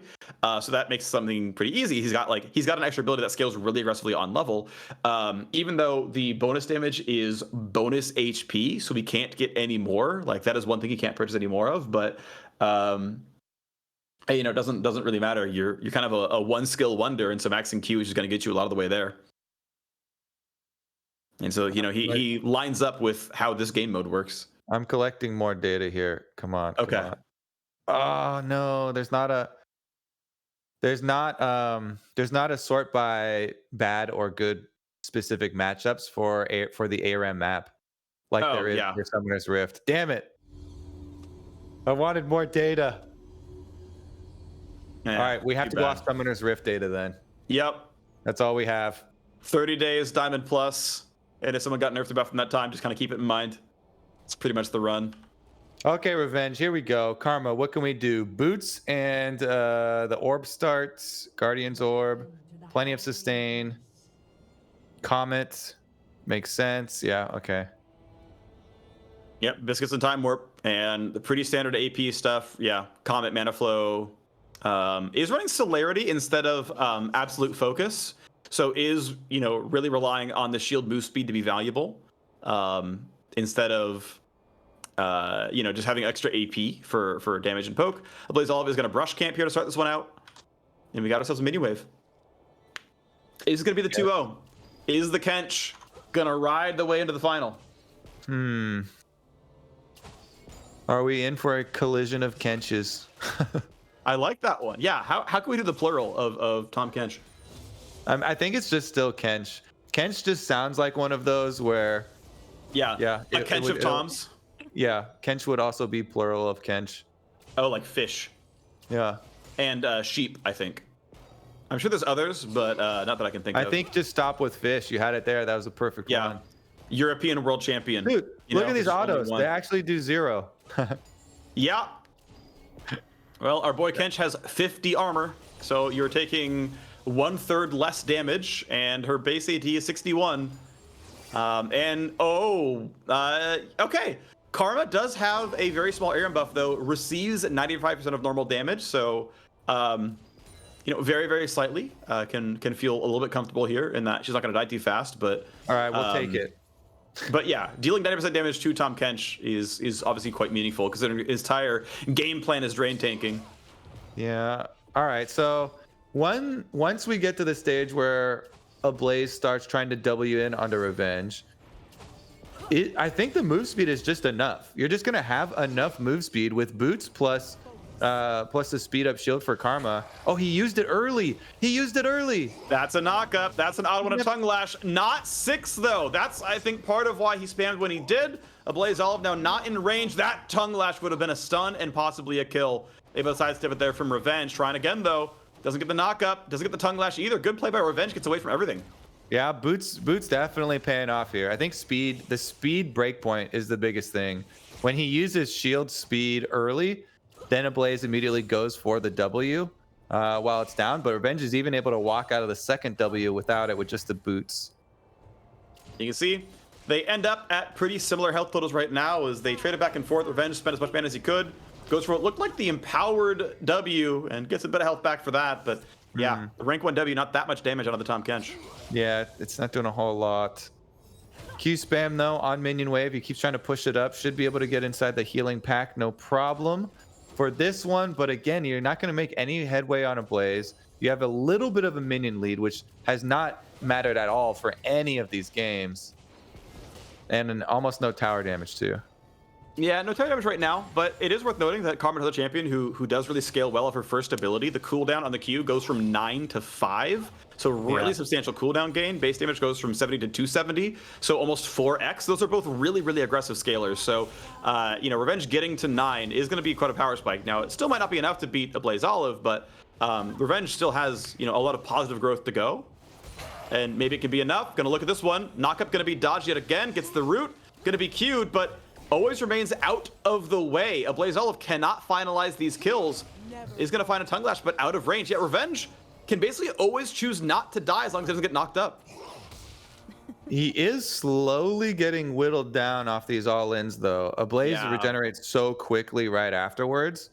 With the big damage reduction, 10% less taken from Ablaze, he just, against these small marginal victories, with so much running for Revenge. Look how much cutting he has to do. Okay, speed, you have to dodge the W. Then you have to get your tether down during the slow of the tongue lash, so TK can't get in range of you during the tongue lash slow. And even so, after all of that, he still comes out ahead in health.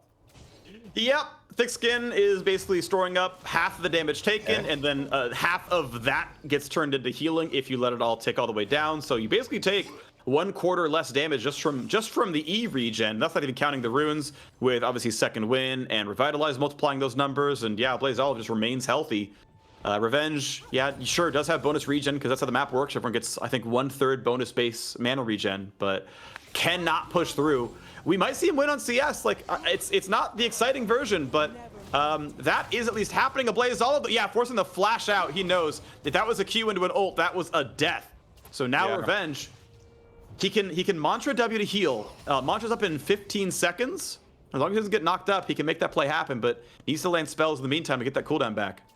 It's just the health, the margins of the health leads for TK are so big as he goes for another W here to get the health pack. The margins of health leads in these trades are so big that you can afford to take 3 tower shots going for dives and burn summoner spells off people. And so with flash down now, Revenge, you know, minion wave pushing away from him, Ablaze is going to just keep on threatening all ends. And Ablazeolive, of course, has his ulti. He hadn't had to burn it and has summoner heal for the move speed. Here we go. Shield comes on in time, and he's able to sidestep it. So Revenge seems to be saving his E every single time. Yep, there's the empowered W as well. Can he sidestep the tongue lash? He's got minions in the way, so not even going to have to do that. And then gets his health back to his spot. We are 3.5 minutes away from just winning on CS. Revenge is almost unkillable. He's down to the knockups, and I'm not saying players want to play for 100 CS or, you know, playing for 10 minutes because it's high CS at 10 minutes is the actual rule here. But if you're going to one-trick Tahm Kench and Karma reliably wins at 10 minutes, you can't play Tahm Kench anymore. If this works, if it works. Yeah, I mean, he should never get caught, right? With the extra speed, with the tether, cooldown is so low. And he's done a good job keeping range. Yeah, he went boots, celerity. He's got the 1 point in E. Keep in mind the move speed does not go up by rank, so the shield itself isn't that big, but wants cooldown, or just wants root duration really on the W. And okay, Tahm Kench is behind, and he knows, right? He knows time is numbered here. Ablazeolive gonna put the ignite down, gonna chop, gonna spit him out, and first blood has been gained. Once Karma pushed, it was all over, and Ablazeolive in a 2-0 Tahm Kench run has learned the ways. Yeah, like the W range is too long that you have to. I guess he literally has to just go stand all the way back at this side of the map at his health back there. Yep, got behind him. And obviously Karma doesn't have the damage threat. There's just not enough there, and the Chomp just does enough damage, especially rank 2 of the ultimate. You knock him down. At that point, you don't even try and hit your W on him. you're literally just trying to get behind him. GG. Yep. So it's the first all-in of the turret. I mean, yeah, of course he's a very tanky man, plenty of armor there, and then says, okay, nowhere to go. And Revenge, yeah. He said, okay, I'm going to juke the knockup. Oh, wait, I burned the shield to go. Oh, crud, I'm on the wrong spot. And it's like, yep, I know it's doomed. Auto, instant chomp, no way out. Yeah, you have to run past him. I think I'm not saying it's going to work, but from what I have seen, if we're to run Karma back and try again, the play is, okay, get back to your turret, play for CS. And I think you can play for CS. Like, I think that wave bounces, but it's dicey. Oh, it's dicey, all right. All right, let's see. What's going to be the next iteration? Oh, he typed in chat. He's going to try Vayne at least. Yeah. And well, am I trolling? Yeah, so Olive 2-0'd, if I'm correct. So we are going, my understanding is it's just the Allorim Ablazeolive final, unless it became a best of 5 in the lower bracket. No, unless he beat Ablaze was the one typing that he's gonna try the Vayne against him, so. as the Tahm Kench tech. Okay, I got it. That makes sense to me. Yeah, hey, if it works, it works. I know we are intending to do a grand finals interview. I can see Allorim is already connected in, and then once we have Ablazeolive as well, we're gonna chat, and maybe we get the tech dragged out. Maybe we don't. We'll see what happens. He will after the tournament's over. Yeah. One thing I actually want to bring up as one thing I haven't seen play, but I think should be not trash, is Ornn. So I know there's a really long cooldown, but Ornn can forge items. Right? He has a long cooldown item forge via his passive. And he's a decent laner, right? Like, people lane Ornn and he does pretty well for himself. It's like, do you not just get to abuse the fact that you can, I don't know, finish an Iceborne Gauntlet and then take fights at level 9? Like, is that playable? I don't know if you can survive a lane long enough, but, before we, really dove into Tahm Kench meta, I'm surprised we didn't see someone try to do, the rule breaking. I like it. And also, that is a champion that Allorim plays a bunch of. So that would be like, oh, if he's got something, you would imagine it to be something like that. So I like the idea behind it, at least trying to think of other ways to combat this problem, being able to buy items. I saw one in chat and I like it. What about Mundo? Because Mundo's passive only falls off of hard CC. So if you fail to dodge the knockup, or if he's going to go for the ult, you just, toss a syringe onto the ground. He's got regen. He's got decent damage. You can kind of drain tank by using W and then kind of turning it back around. Like, he may fight okay. I don't know. Mundo is maybe an option. Mundo also has a +5 damage amp. Oh wait. Oh no, that's the wrong column. That's a +5 damage taken. So Mundo's nerfed on ARAM. Okay. He takes 5% more damage. That's not the end of the world, Sure. But, meaningful. All right. Well, we've been informed the interview is ready. I'm not sure what my mechanics are on it, but Allorim versus Ablazeolive is our grand final. And we're going to chat to some folks. What's up? Yo. Have you guys been enjoying my dominance of this tournament? Okay. I mean, we've seen Ablazeolive is on the hype train as well. I want to firstly, Ablazeolive, have you realized now that you are a disciple of the Church of Allorim's Tahm Kench? I feel like I initiated it because I played it in LCS. So I feel like he's a disciple of me.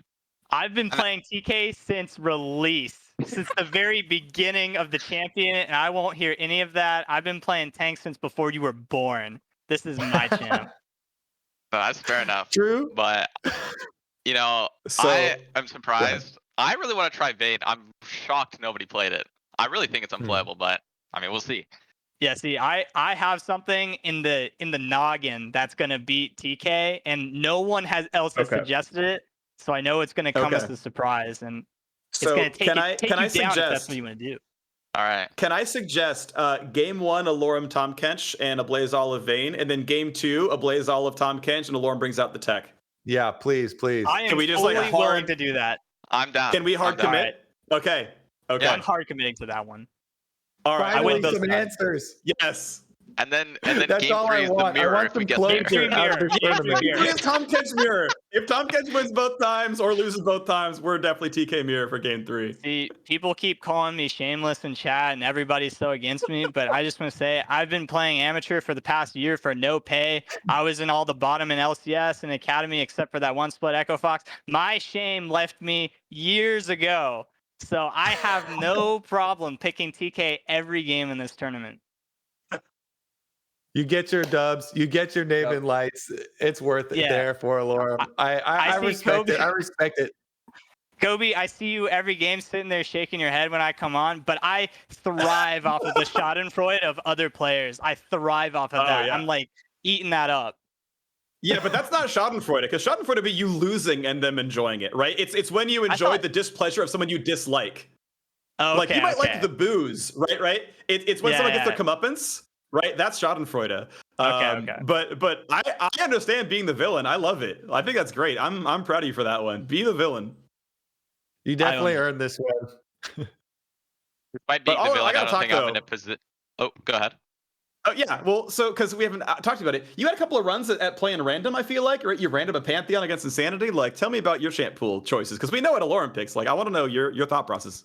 Yeah, so honestly, I wasn't sure like how seriously and sweaty I wanted to do this tournament. So, like I played Tahm Kench the first game in a bunch of the matches because I was like, yeah, I know I'm gonna win on this. It's kind of broken. And then the rest of them, I was just kind of trying stuff out. It was kind of surprising that nobody was playing the champs that have like crazy buffs on ARAM, like LeBlanc and Bard. I mean, I don't think Bard was actually that good, but LeBlanc seemed pretty broken when I played it. I'm surprised nobody did that, because I thought that would be like what everyone was doing, but I know. That's mainly was my strategy, and then whenever I played against Insanity, we would like random. It's fun. Nah, you guys gotta remember, I play TK for fun. I even play TK in solo queue. I'm having a great time this tournament. I get to play a champion I enjoy, and he happens to be really good. It's just a win-win for me.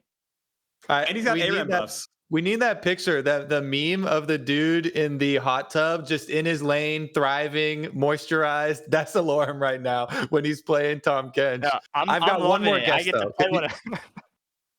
I've got one more guess for your Tahm Kench counter, because you said nobody had guessed it yet. And I was looking at the ARAM buffs nerfs. Sejuani also has some decent, favorable, like plus damage, minus damage taken. And I know you spammed a bunch of Sejuani top. Not Sejuani. Is it Mundo? It's not Mundo either. Okay. I mean, I guess I can give it away right now if we're doing the gentleman's agreement on what we pick. Yeah. Yeah. Is Ablazeolive gonna cheat? Are you gonna cheat, bro? I actually was thinking about Udyr. Okay. It's Udyr, guys. I was talking to Insanity about Udyr, but yeah. No, I'm not a try. Insanity messaged me too, because he messaged me after he lost. He's like, "What's the tech?" I'm saying you bring Udyr and you just match someone who can just all in melee, and I don't think TK can beat him. Dude, all right. I'm just saying, in the DMs, me and Insanity, I mentioned Udyr as a counter, so I'm aware. I need the screenshot. I need the screenshot with timestamp as proof. This needs to go on Twitter as soon as you get a chance. Yeah. Okay. Good. All right. But I knew.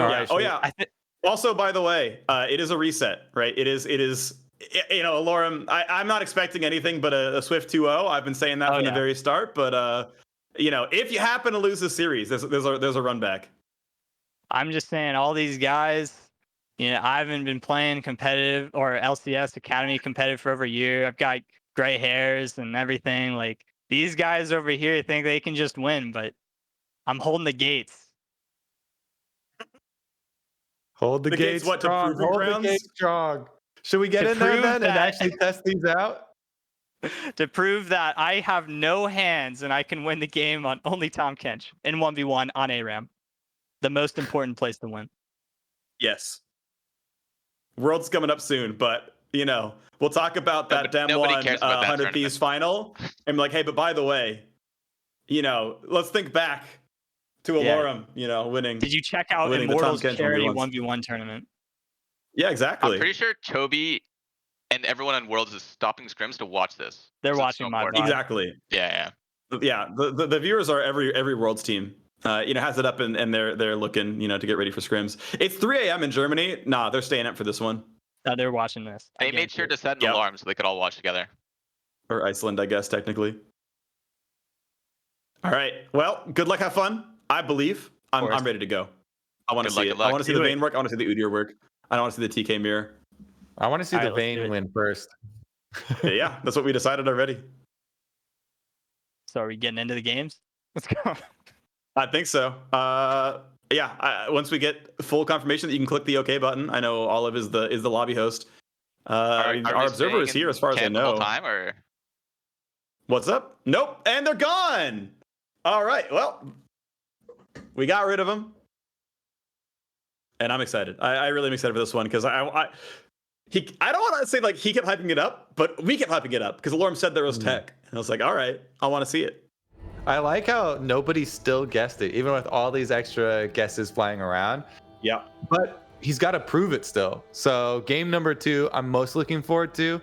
Good luck Ablaze in this one, but it does feel like it's going to be pretty difficult for Vayne early on. Yeah, but if it works, and I really do have questions about what the build's going to be, because I think Berserker's Greaves are a really good rush, but then you have very, very little lifesteal. Keep in mind the Legend Bloodline rune has nearly 0 or exactly 0 lifesteal before stacked. That's kind of rough. You kind of want Guardian's Hammer, but lifesteal, though it works on items on hit, does not work on abilities that are on hit. So you do not lifesteal Silver Bolts, but you would lifesteal a Ruin King or a Wit's End or a Kraken Slayer. So, I don't know if you need the life on hit. Like, Fleet Footwork is maybe the play, but that, because, you are going to get poked some, right? And as soon as you're stuck at half health, you're never winning the game anymore. So, you do need a way to top off.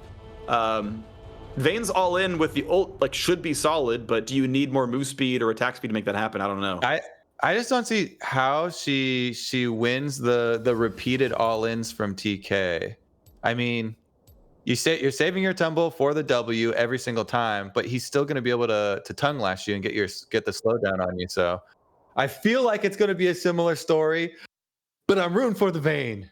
Yeah, it's way less sustained than the Karma, similarly mobile, and way more damage than the Karma. So I'm thinking back to the last matchup we just saw, right? Mm-hmm. Where it's okay, clearly Karma could keep it at arm's length, but just could never finish the kill, and it just didn't matter. And eventually he shows up behind you, and you're like, this fight's over. Yeah. Vayne doesn't have that problem, but yeah, that's why I kept thinking about how do you get your health up?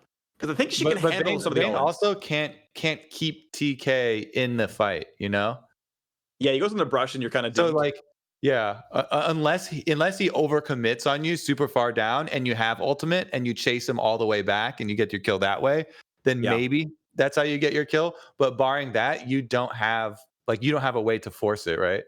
Yeah, because you're right. He always gets to go for the brush play and say, if you want to face check me, I'm definitely getting my ult off, and then my Q is back, so we're ready to go. And she can't really easily outplay the Grey Health Shield.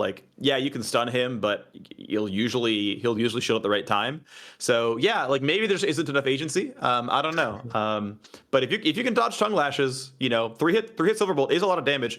Vayne may have ARAM buffs. I'm not sure. Because it feels like a champion who wouldn't be that outstanding at ARAM. No wave clear, really weak early game. At least in the 5-on-5 situation. So I don't know, maybe. But she, as far as Summoner's Rift balance, she wants items. She scales quite well off of both levels and just getting more attack speed. Looks like she does not have ARAM buff. Okay. So base Vayne. Base Vayne versus Juice TK. Yeah. Depending on how it's coded, because I actually know the different blocks in the designer tool and how they're used. The ARAM damage reduction may or may not affect true damage. It's entirely based on how they decided to implement that. Ooh. I know right now some of the items in the game do and don't amp true damage. Because you can say amp all physical, amp all magic, or amp all damage. It's well, which should they choose to put in, right? Which should they click? It always feels bad if true damage gets changed in any way, because it feels like that should be the reliable, law of physics of League of Legends. There was exactly one exception that I was okay with, which was Swain could amp his own ignite. because that was an intended combo of like the old Swain, right? Whereas he's a point and click nuke. It's like, yeah, you know, you run ignite and you ignite someone because you're doing damage amp for yourself, and it's like, okay, it's this one champion's ability for his thing, and it's the only other way he can do true damage, and it's only for him. Okay, I'll buy that as like he's allowed that synergy, but otherwise, yeah, like I'm generally agreeing with you. And there's pure damage. Huh? And then there's pure damage, which is the fountain, because it bypasses shields and revives. Yeah. That one will get you. That one will get you every time. That one will get you. Yeah, because technically pure Guardian damage Angel champions into the game. Something we haven't done. Wow. I mean, there are shield bypasses because we have that through Pike ults. But imagine barrier. Imagine how angry people would be if there's literally a champion that buying Guardian Angel against does nothing, you know? Just overwrites Zillion. Yeah, that sounds pretty tragic, I'll be honest. All right, let's see. What's he going for? Heal Ignite. Press the attack. Okay, yeah. Hammer, boots, 3 pots. Looks good. Welcome to the howling of Ignite is, I think, the reveal tech. You talked about, you know, how she can't keep him in the fight. Ignite is the one way she can play around brush camping by saying, okay, this is the kill. I'm gonna, you know, get my 5 seconds of vision so that I can finish you during this time, and not have to face check into you know, devour range. So that's actually not too bad.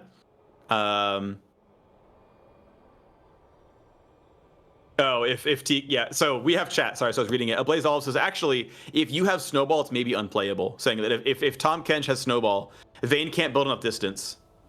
And Allorim says, I don't know if it was on purpose. He said, I forgot about that summoner. Could be a type 1 forgot, or could be a 5-head. No, he's confirming for you. Yay! Okay, you, he hits Allorim. the tongue into W. Instantly lands it. Now he can't devour, but he's gonna get us some decent damage. Silverbolt's come across, and Allorim's gonna heal back up to 75%. And that's why I was so worried. I just feel like it's gonna be the exact same play pattern that we've seen previously, without any other options for Vayne. There goes another W. This one's tumbled away from though. But then he, even on those tumble on W's, he still gets a tongue lash out of it, so still gets a positive trade. This time around though, Ablazeolive, like this is the part right you just saw. That's how that fight needs to go. You can't just go cooldown for cooldown. You need to be able to fight during the cooldown deficits, right? Tongue lash, 6-second cooldown, that's pretty short, don't get me wrong. But you need to use those 6 seconds to auto attack for 5 of them, to actually get Silverbolts off, maybe even a second time. Because as you level, you're gonna get more attack speed. We are running Legend Alacrity here, which does scale pretty aggressively. Ooh, tongue lash lands, heal for the move speed just in case. And yeah, get Silverbolts off. Now, again, I do think Allorim is winning right now, but you know, Ablazeolive is doing a pretty good job of at least getting attacks off. You know, trying to get a little bit of the damage across, but that tongue lash lands, and that's just a bad trade. Yeah, first to 6, but not gonna be able to do anything with it because again, TK right back to full. Does have biscuits at least for a Blaze, but already the sustain it's running out. You know, chug through all of the potions immediately. Yeah, tongue lash right now at rank 3 is doing 221 damage plus a heal of 20 plus 5% missing, which, you know, that's 5 for every 100, so that adds up pretty quickly. It's, you know, it is such a huge health delta this time around, and finally does sidestep it. And okay, for now we have minion control. You know, we have the ability to auto attack without a lot of punishment back. The Vayne ult, I think, could also be a big difference maker. I want to see if that does pretty well. You know, getting the 3 attack offs that you have, the you know, press the attack plus Silverbolts going through. You know, would have been worth looking at if Fleet or Halo Blades would have done better here, because it is difficult for a Blaze to actually get 3 autos off in a chain. Like, it's been pretty tough.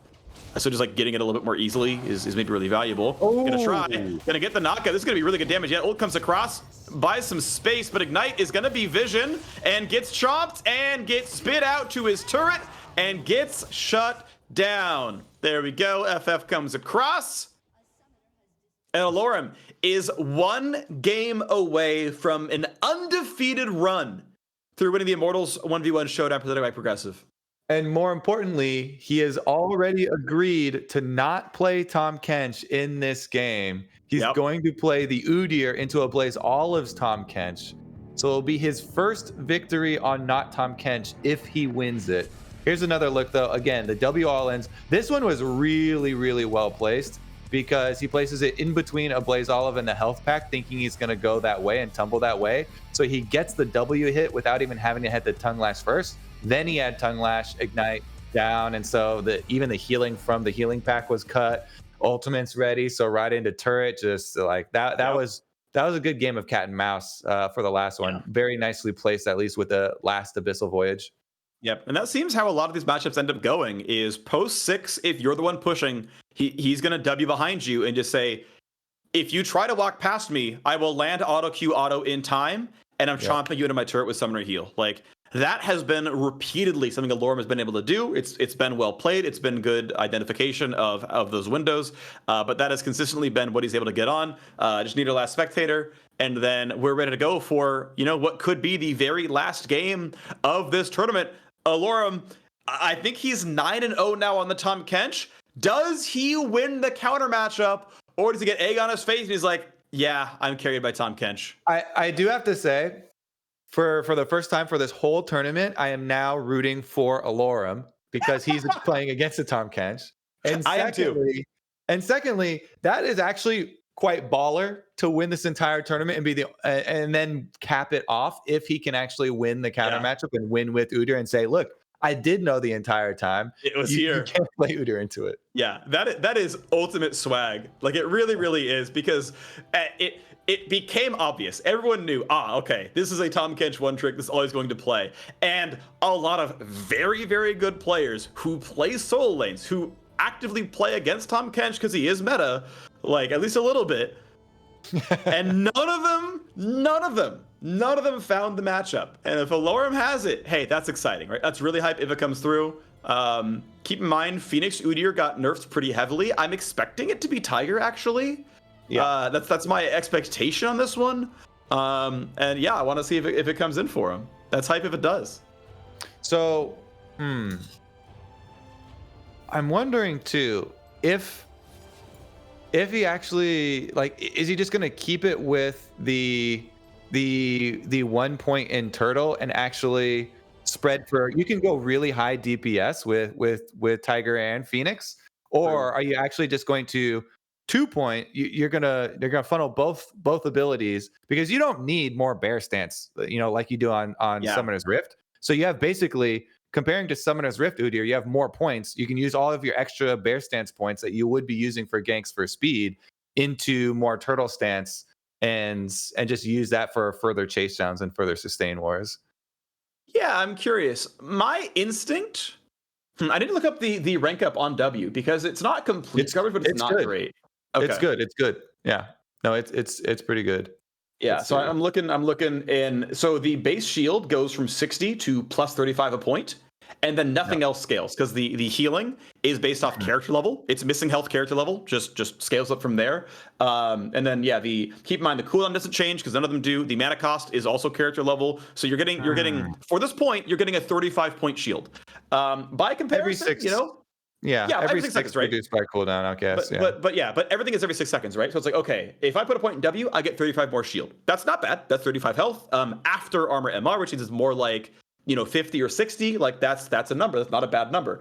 On the stance, Phoenix stance gives you 45 on the cone and another 40 on the AoE. So in terms of health delta, 85 before armor MR versus 35 after armor MR. I don't think there's a way that R rank is not better than W rank. Yeah.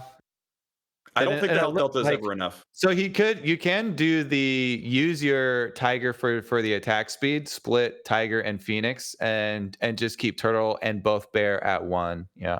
That seems more likely, because Tiger's rank up is 10% attack speed for 5 seconds, which is pretty good. That'll give you I think it'll give you 0.3 attacks. Because it's going to give you like 0.6 attacks per second times 5 seconds is 0.06 attacks per second times 5 seconds is going to be 0.3 attacks. So it's kind of just like a 30% total AD ratio per rank. That's not bad. That's like almost 30 damage. Like, that's pretty good, just the attack speed. And then the total physical damage dealt is plus 30 damage for the bleed. And on top of that is another 0.15 total AD. So so it'll be exactly like Udyr was used before, except the excess points that were put into Bear are instead put into Tiger, and you would have just 2 offensive stats that you're using both for the actives and keep your turtle level 1 in addition to Bear level 1. Yep, and you obviously do want to cycle. Keep in mind, right? You're always looking for the 3 or like. If you hit every stance once, you're getting like the thing. You're getting the Gout of Fire from Phoenix. You're getting the Tiger Bleed, whatever. Otherwise, it's lasting until 4 attacks. I think sometimes you can do that, and it can be worthwhile. I mean, getting a second turtle heal can be a lot to change things around. So I'm curious which stances he dances into and out of. Looking at a turtle heal at like let's say level 6, right? Oh, it does. Oh, sorry, it doesn't scale off level. It's just based on missing health entirely. It scales for % of max health based on missing health. So it scales for 2.5 max health to 5% max health based on how low you are. So if you're looking at half health, 4% of your max HP, he's got 800 max HP, so 32 health on the heal. That's still less than a Tiger Bleed or a Phoenix Scout. So Turtle Stance is never doing as much in PvP as his other abilities. Against minions, it's great. Welcome to the howling abyss. I think you want it in the rotation, right? I still think, because unless you have, early levels, you don't have any cooldown reduction either. Once you get cooldown reduction, though, you don't actually need. You can just rotate between 3 stances. You don't even need. You don't need the extra time for spreading out with 4. And you can just get more value out of spamming the super high rank Tiger or whatever. Worth noting, Allorim is 2 points Tiger, 1 point Turtle, and nothing yet in Bear or Phoenix. So it might just be, Bear at 4, Tiger at 5, Phoenix at 6, or is it really going to be just dual stance? Because as far as we can do with the math, I think you just keep it with dual. Okay, so there's the Bear at 4 as expected, and he's taking some tongue lashes, but obviously, there we go. It goes into the shell. 65 health on that one. He's going Conqueror, by the way. Obviously, bonus AD goes a long way with Tiger Stance. Goes in for the shots. Gets stunned, though, and you can see he doesn't really like this trade there. Bear Stance is away from the knockup, but Tongue Lash is a stun. Takes that stun. Goes for some Tiger damage, and that is the Tongue Lash landing. Allorim gonna get on the health relic, gonna get his own stun, and now can start the drain tank. Now, obviously, Ablazeolive won that first health trade, right? That looked great for Tahm Kench. But he was able to withstand the fact that, hey, the guy got behind him. And it was 1 for 1 there with Ignite from a Blaze for the heal from Allorim.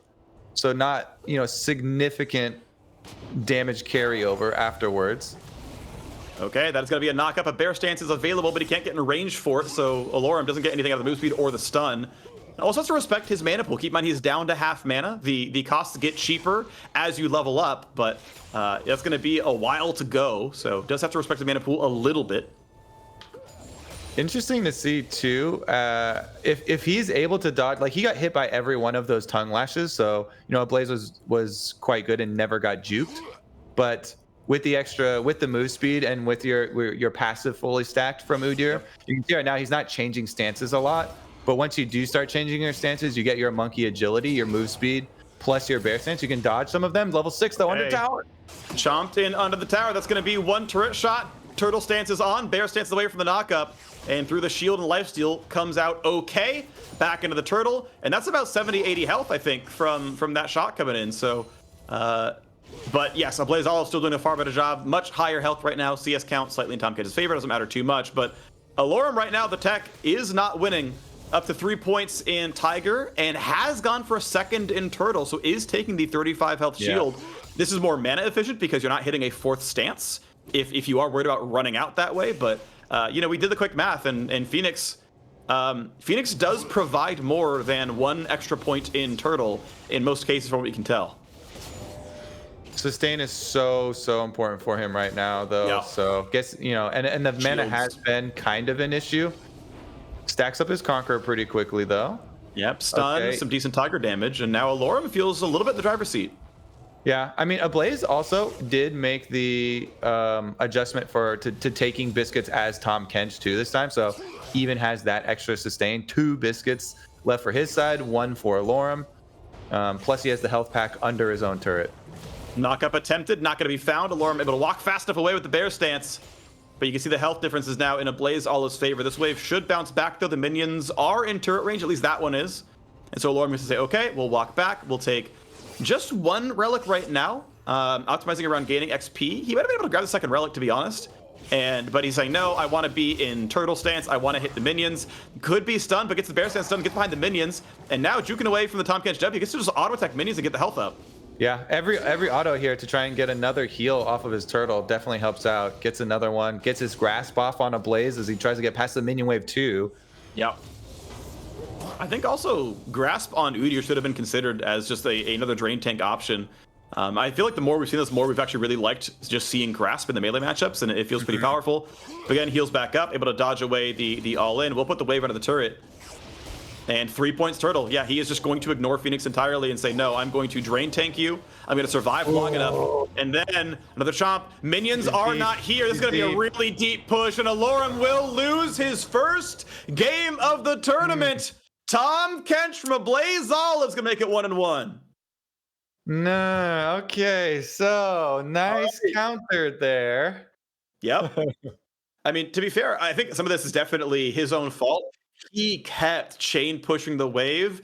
I don't know if he didn't track the cooldown, but that man was constantly in Devour turret range, and I think that's mismanaging the lane. Yeah, this last one for sure, going in for that stun on the health pack. He could have walked away. That one, yeah. So close. Really deep under the tower, so well done by Ablazeolive. But even barring that, it's still like a counter where, oh, you might be able to win one later when you grind out all the way and you fully stack Conqueror or something, and you've actually been able to sustain to full health versus full health. But it's not a, oh, this is a great answer. Where you're gonna win every time type of. Yep. And by comparison, the Tahm Kench has won virtually every time. Tahm Kench has exactly one loss and about 12 to 14, 15 wins in this matchup. So now we're gonna send it to the Tahm Kench mirror, the 1v1. Allorim is 9-0 on the pick. Ablazeolive is, I want to say, around 5 or 6-0 on the pick. They've both done a really good job to get here. And so look, at the end of the day, we are just living in Tahm Kench's metagame. Who can play it better? Yeah. I mean, I'm fully on board with just saying Tahm Kench is the literal best 1v1 champion on Howling Abyss in the game. So now we go to the next level. We're kicking it up a notch. Who's the best Tahm Kench? Is it Ablaze? Is it Allorim? If Ablazeolive wins, remember, they have to run it back. It's a reset because Ablaze is coming from the lower bracket, from the losers bracket. So he would have to win another set. 3 more games of Tahm Kench mirror, Kobe. Oh God. We're gonna cast 4 straight Tahm Kench mirrors. We're gonna get really into the tongue mechanics. Yep. I want to suggest, because maybe if we do get the run back, I want to see Lilia tried. If any of these players know Lilia well, I know she is like a strong, viable top laner, so there's a good chance that Allorim has put some games onto it. I don't know if Ablazeolive has, because she's really not a mid laner. But that's one that is good from solo queue, from Summoner's Rift, and I think she can abuse the lane. But it is good from solo queue. I feel like a large part because of like Leandries and Demonic Embrace, these items that you get to build for the champion. I don't think no items, not being able to purchase, it's going to have the same sort of weight. Yeah, I mean, again, I agree. Like, Tahm Kench has worse scaling than almost all other champions in League of Legends. Like, this is definitively a true statement. And so, yes, like any champion, almost every champion would rather be in a game mode where they can shop and then kind of catch up from there. Tahm Kench's base values are very, very high, and that's something you can't really beat in this kind of game mode. That's true. Yeah, but I'll try anything at this point, Phreak, to dethrone the king. Yeah. Okay, let's go though. Best TK, I'd say Allorim. He has a lot of practice on this champion. He was defending himself in the interview, saying he did not, take inspiration from Ablazeolive's LCS use of Tahm Kench. He's been playing this champion since it was released. Played it top before it even got super buffed up there. So, who do you have more faith in as a Tahm Kench aficionado, an expert on this champion. we- Allorim has definitely put in the hours. We talked about it, Also though. played it Yeah. in LCS scrims, played it in Yep. LCS. We talked about it back in loser bracket. I actually said that I trusted Ablazeolive as a Tahm Kench more. More. Because you said like who's got the best Tahm Kench mechanics, and I said point blank it's Ablazeolive. Like I said, I think Allorim's gonna be a better Tahm Kench than Revenge, but I said no, I actually trust Ablazeolive. I think he is a really really good Tahm Kench player. That said, I don't know. I'm maybe getting swayed more as I watch more and more games. I feel like Allorim has been looking really, really clean on the Tahm Kench, but maybe his match has been easier. But like the one I just watched, it was close, right? And then before that one was not close, but maybe Allorim picked the better matchup, so of course it looked close, right? So like I'm not sure how to grade the information I've gotten. Yeah. I mean, I think both of them are going to be very cognizant of position close to towers, especially now after the previous one. So it's good. This is going to come down to a very close all-in battle, where they're both relying on landing the quick stun to finish it off, or the last grass proc or something comes in. I feel like this is going to be one of our photo finish ones, as a low mechanic intensive mirror matchup should be. Yeah, it's gonna be great. I'm excited for one time where they both simultaneously swan dive and just end up on either side. Oh I want one of those. I want they one of both those. W the origin spot of the other person. Yeah, and they just swap places. We just Urgot ult, old Urgot ult. What if they both eat each other at the same time? Do they? I don't think go you into can. a black hole. Because I think it's instant suppression, so I think you're never allowed to have them go off. I can think of. How does the engine determine if it's literally at the exact same second? I don't know. I truly don't. Both cancel? Maybe both cancel. So Allorim has some tech, by the way. Allorim is bringing out the double rejuve bead. He says, finally, a real man's matchup in all chat. Ablazeolive says, it's time. And the health regen for the one Tahm Kench is 7 per second. The other one is just a bit over 5. And that's before, second wind and thick skin. Yeah. I think it is. I mean, especially because we're considering this, or we're thinking this is going to be a arduous battle here over time. The rejuve beads make a lot of sense. So first grasp goes through. We can start casting grasp triggers. That'll be a big one, obviously. A lot more max health on Ablazeolive because of the item choice, of course. And first stun goes through for Allorim. Ooh, and he dodges another Q. Allorim's looking good on the Q percentages so far, and yet the health bars almost mirrored. Yeah, in terms of total health, that's going to be something to look for. Keep in mind, in terms of the actual math, you're looking at, I think, 2 health per second versus 150 total max health. So that doesn't take that long, right? It takes barely over a minute to get that region going.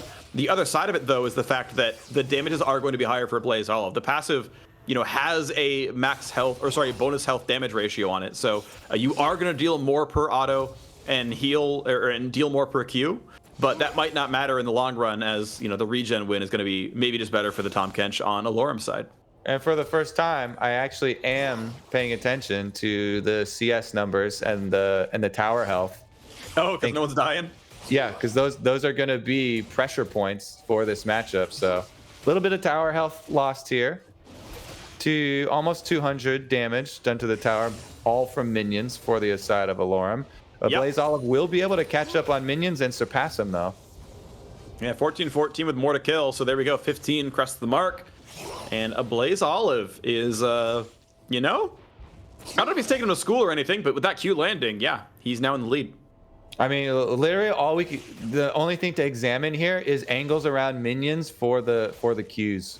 All right, and whose grasp proc is ready at the moment? Ablazeolive's is charged up, but he's in just fell off. Push position, yeah. Yep. All right, stacking up. Grasp is ready. Not arranged for the auto attack, though. That cannon minion was the only thing blocking a Q. Oh, he hits it. Nice shot, Allorim. Okay. They both get grasp in the auto, though. There. So, wait, can we click on them and count who has actually triggered more? Let's see. Oh, okay. Total times use 3. Okay, so we got 5 3 for Allorim. 5 for Allorim. He's the better grasper. There's a W4, but oh, that's a chomp into turret range. Allorim already better so far. The stun for the W knockup, so Ablazeolive's able to get away. Ignite is well timed to block the heal, and now you can kind of wait out the shield. Does Allorim have it? There's the counter chomp. Is it enough? Summoners are up for Olive. He has heal and ignite. Okay, there's heal burned, but Allorim has way more health. Ignite's on the other side. Not gonna be used just yet, though. Still held by Ablazeolive, and Allorim, with more gray health, gets to walk away and has more HP at the end. Yeah, Alarm's gonna heal all the way back up to full with all the extra rejuve beads and stuff too, and plenty of gray health regenerating. So, let's see if he can take advantage of this timing window where he's got the health advantage over Ablaze, but Ablaze just playing very defensively, gets trapped by a W, only to W himself. Enough for a Q auto. It gets grasp off, and it does go health positive. So, you know, defensive Tahm Kench has the tools to get away from a bad fight, but, you know, loses health for it. Yeehaw. Go pick up another health pack here for Ablaze. And again, he's got the higher max health. So he can sit back and just kind of bide his time till the next one pops up. But small CS lead for him, and wave pushing towards him as well should mean he can play the long game still. Yep. Ablazeolive is, in most cases, 5 minutes away from losing this game and resetting the bracket. Here we go. W goes onto the back line. This could look pretty good. The chomps not available just yet. Keep in mind, Ignite is up for all of it. He's going to find the knockup off the stun. So looks good right now. Still a decent tongue lash, and Allorim going to walk away from this one. It was 9-6 in grasp pre-fight, and now it's 11-8. Still +3 for Allorim. All right, slowly but surely working his way through. Allorim, again, Allorim has so much of a regen advantage. Just want to try and force trade after trade after trade. He's got 2 biscuits and 2 potions in addition to the extra rejuve beads. And they just trade tongue lashes here. Keep in mind, the tongue lash itself is a missing health heal, so the lower one gets the better end of these Q trades oftentimes. Allorim this time around playing behind his casters, knows his Q will be unanswered. Obviously, Q maxed out, a simple 5-second cooldown of that ability. Not really any way to get more haste, so just going to stay at the 5 seconds, but you can see poking that Ablazeolive is up CS still for now, and he's out on the turret now as well. This turret's losing decent health down to half HP. Yeah, I'm usually more worried about the turret wins than the CS wins, and since a lot of these minions are actually dying under the turret, that's the extra advantage here. W in for Ablaze. Oh, he's going to be chomped into turret range. You could instant W out, I think. And yeah, there's no way to auto 3 times before Q, so Allorim got a defensive W, and now has advantage with ult. Okay. Again, regen right back up. He still hasn't used any of these consumables. He can try and build his health all the way back up to full, then go in for some more tower autos. Keep up the pressure that way. Only 52 CS now, so just barely cresting it. But we are at 6.5 minutes, and you know, if you just have more by the 10-minute mark, then that as well can be the win con. Allorim generally still pushing the lanes. It was 13-11 in grasp procs right before that trade, and we did not get one back. So 3 grasp lead for Allorim, but a 3 CS lead for Ablazeolive. To me, see, here's the thing though, and I mean this actually seriously, more grasps at 10 minutes should be the future rule for Tahm Kench Mirror. Yeah, like, it's more interesting. It actually creates more action. This is our judge of skill right now as well, who's able to get more of them down. Because, I mean, he just gets right back to full health regardless. You know, CS is what? Off by 1 here, is almost dead even once again, slightly pushing this way, but... Yeah, I mean, we're 11-16 now. Allorim just like way better at grasping. Huge. Huge. You know how? Let's see. About the actual... chop available, but not low enough for it to matter. And that's actually resulted so 458 to 315. Very, very meaningful max health difference accumulating with this. You know, not just for healing gain, wards and stuff like that. Yep. 17-11 now, so you know, 5 health each, right? Is 30 max health, you know, doing battle with the Ruby Crystal difference. As you mentioned, the potions are still in. Allorim still with 3 biscuits and health potion. Want to point out the tech that Ablazeolive went to, took, knew it was going late, took Transcendence for the extra ability haste. He's got all that now. He's got 10 ability haste, and he went for Manifold Band for the Q spam. which, doing a little bit of something. And now the wave under the turret. Ablazeolive also running Demolish, thought he had a chance at this going for the turret kill. And because the wave is here, Allorim will not burn his ulti. But Allorim, I think, actually now gets to build a CS lead. He's going to be up 3 as the waves reset. And we're already approaching 9 minutes, 15 seconds until 9 minutes. So the 10-minute cutoff is very likely to come through here. And we see us being so close. It looks like it's going to, they got to focus on that now. Grab by Ablazeolive without answer, so going to change that difference a little bit. It's a second grasp off as well. 14 to 19, okay, that scoreline. Chomp under the turret, gonna look pretty good. Now, can he instant W? No, gets away. Yeah, I don't think there's actually ever a way to possibly spit out and get your W down in time to stop that one, but does have a health difference. Ablazeolive has everything up right now. There's the Ignite, gonna go for the damage. Is it enough? Ablazeolive again has ulti, has Ignite, has heal. Knockup's gonna land, but the shield is there. Does Allorim have the damage? Does he have it? Q's gonna land, and Allorim is the king of Tahm Kench, 10-0 on the champion, and wins the mirror. Yo, congratulations to Allorim. The original Tahm Kench solo abuser proves himself once and for all here in the Immortals 1v1 Showdown presented by Progressive. Yes, his Udyr counter, top secret tech that he had kept hidden, did not work out, but that doesn't matter, Phreak, because he's the best at the best champion in 1v1s on Howling Abyss. Allorim gets the kill, ults him under tower for the early health lead, then is able to move in, gets the full acquired taste down on him so you can get your stun, forces him out, Ignite down, full trade here, W well placed again as well, forces out the gray skin shield activation, dodges out on that Q as well to finish it off. And by all metrics, grass procs, minions, gets the kill as well. Full victory here for Allorim in the TK 1v1. Yeah, even turret damage against the man he ran Demolish, even turret damage by every single metric. And I am glad none of our games went to CS, none of our games went to turret. It always ended in someone hungry for blood. Even in the Tahm Kench mirror, Kobe, we were counting grass procs because this was gonna be a slow one. We were counting the time down.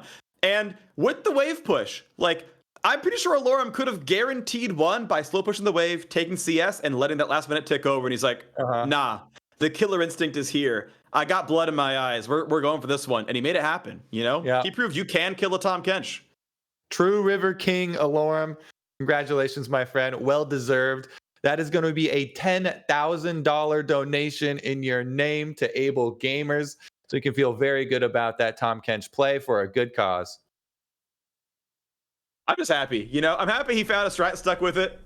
That the answer to Tahm Kench was, Tahm Kench all along. Just play it better. I will say that was my one prediction wrong. I did say I had more faith in Ablazeolive, when you asked me earlier on before they met. But at the end of the day, it is what it is. Definitely Allorim gets to get the old man energy, gets to say, no, I was a TK believer forever, and proves he is the best Tahm Kench. I will point out that, after that last kill in game, we had Ablazeolive say, GG, you are the true Tahm Kench king. Gave him the due respect. Allorim, we've had best Riven NA tournaments before. We have had those, but we have best Tahm Kench NA, and that is Allorim. We, by the way, have our gaming chair giveaway as well. The Secret Lab LCS gaming chair exclamation giveaway in chat. Only for NA residents, only 18 plus are. Those are the rules of the giveaway, but that is currently what is going on the channel. So follow the Immortals Twitch channel, exclamation giveaway. Good luck, everyone. What a run here for Allorim. Not dropping a single match, not dropping a single game, one death until forced off of the Tahm Kench by a gentlemanly agreement. Yeah. And cleaned up as well without needing the reset in finals. So we're getting the giveaway spam in chat. I am happy that he made it obvious, like to win the 1v1. Like, okay, the Udyr pick didn't work, but everyone who brought a counter pick against him, they couldn't make it happen. I'm glad we just got to goad them into it too. Like, I was a really big fan of how fun the players were. They were hanging out in chat. Insanity DM'd me in the game a couple times, asked for champ, suggestions or whatever. I'm glad we got to egg them in on our grand final interview to just like hard code like all three matchups. I think all three were the ones I wanted to see, right? You know, we got to see Allorim try his tech. It didn't work, but we got the mirror to end it all. I think it was all correct. Definitely agree. And it's been fun being here with you today. Phreak, good job. Boom, this way. Success. We did it. Wow, incredible. All right, that's going to do it. Thank you so much, everyone, for tuning in. Thank you, Progressive, for sponsoring the stream. Thank you, Able Gamers, for being helpful, by the way, just in general. And I hope you can make good use of your donation and help people out around the world. Thank you, Immortals, for inviting us out of the broadcast. Thank you to the players for coming and playing. It was a lot of entertainment. So thank you again to everybody for hanging out in the Immortals 1v1 Showdown presented by Progressive. We'll see you next time. Bye-bye.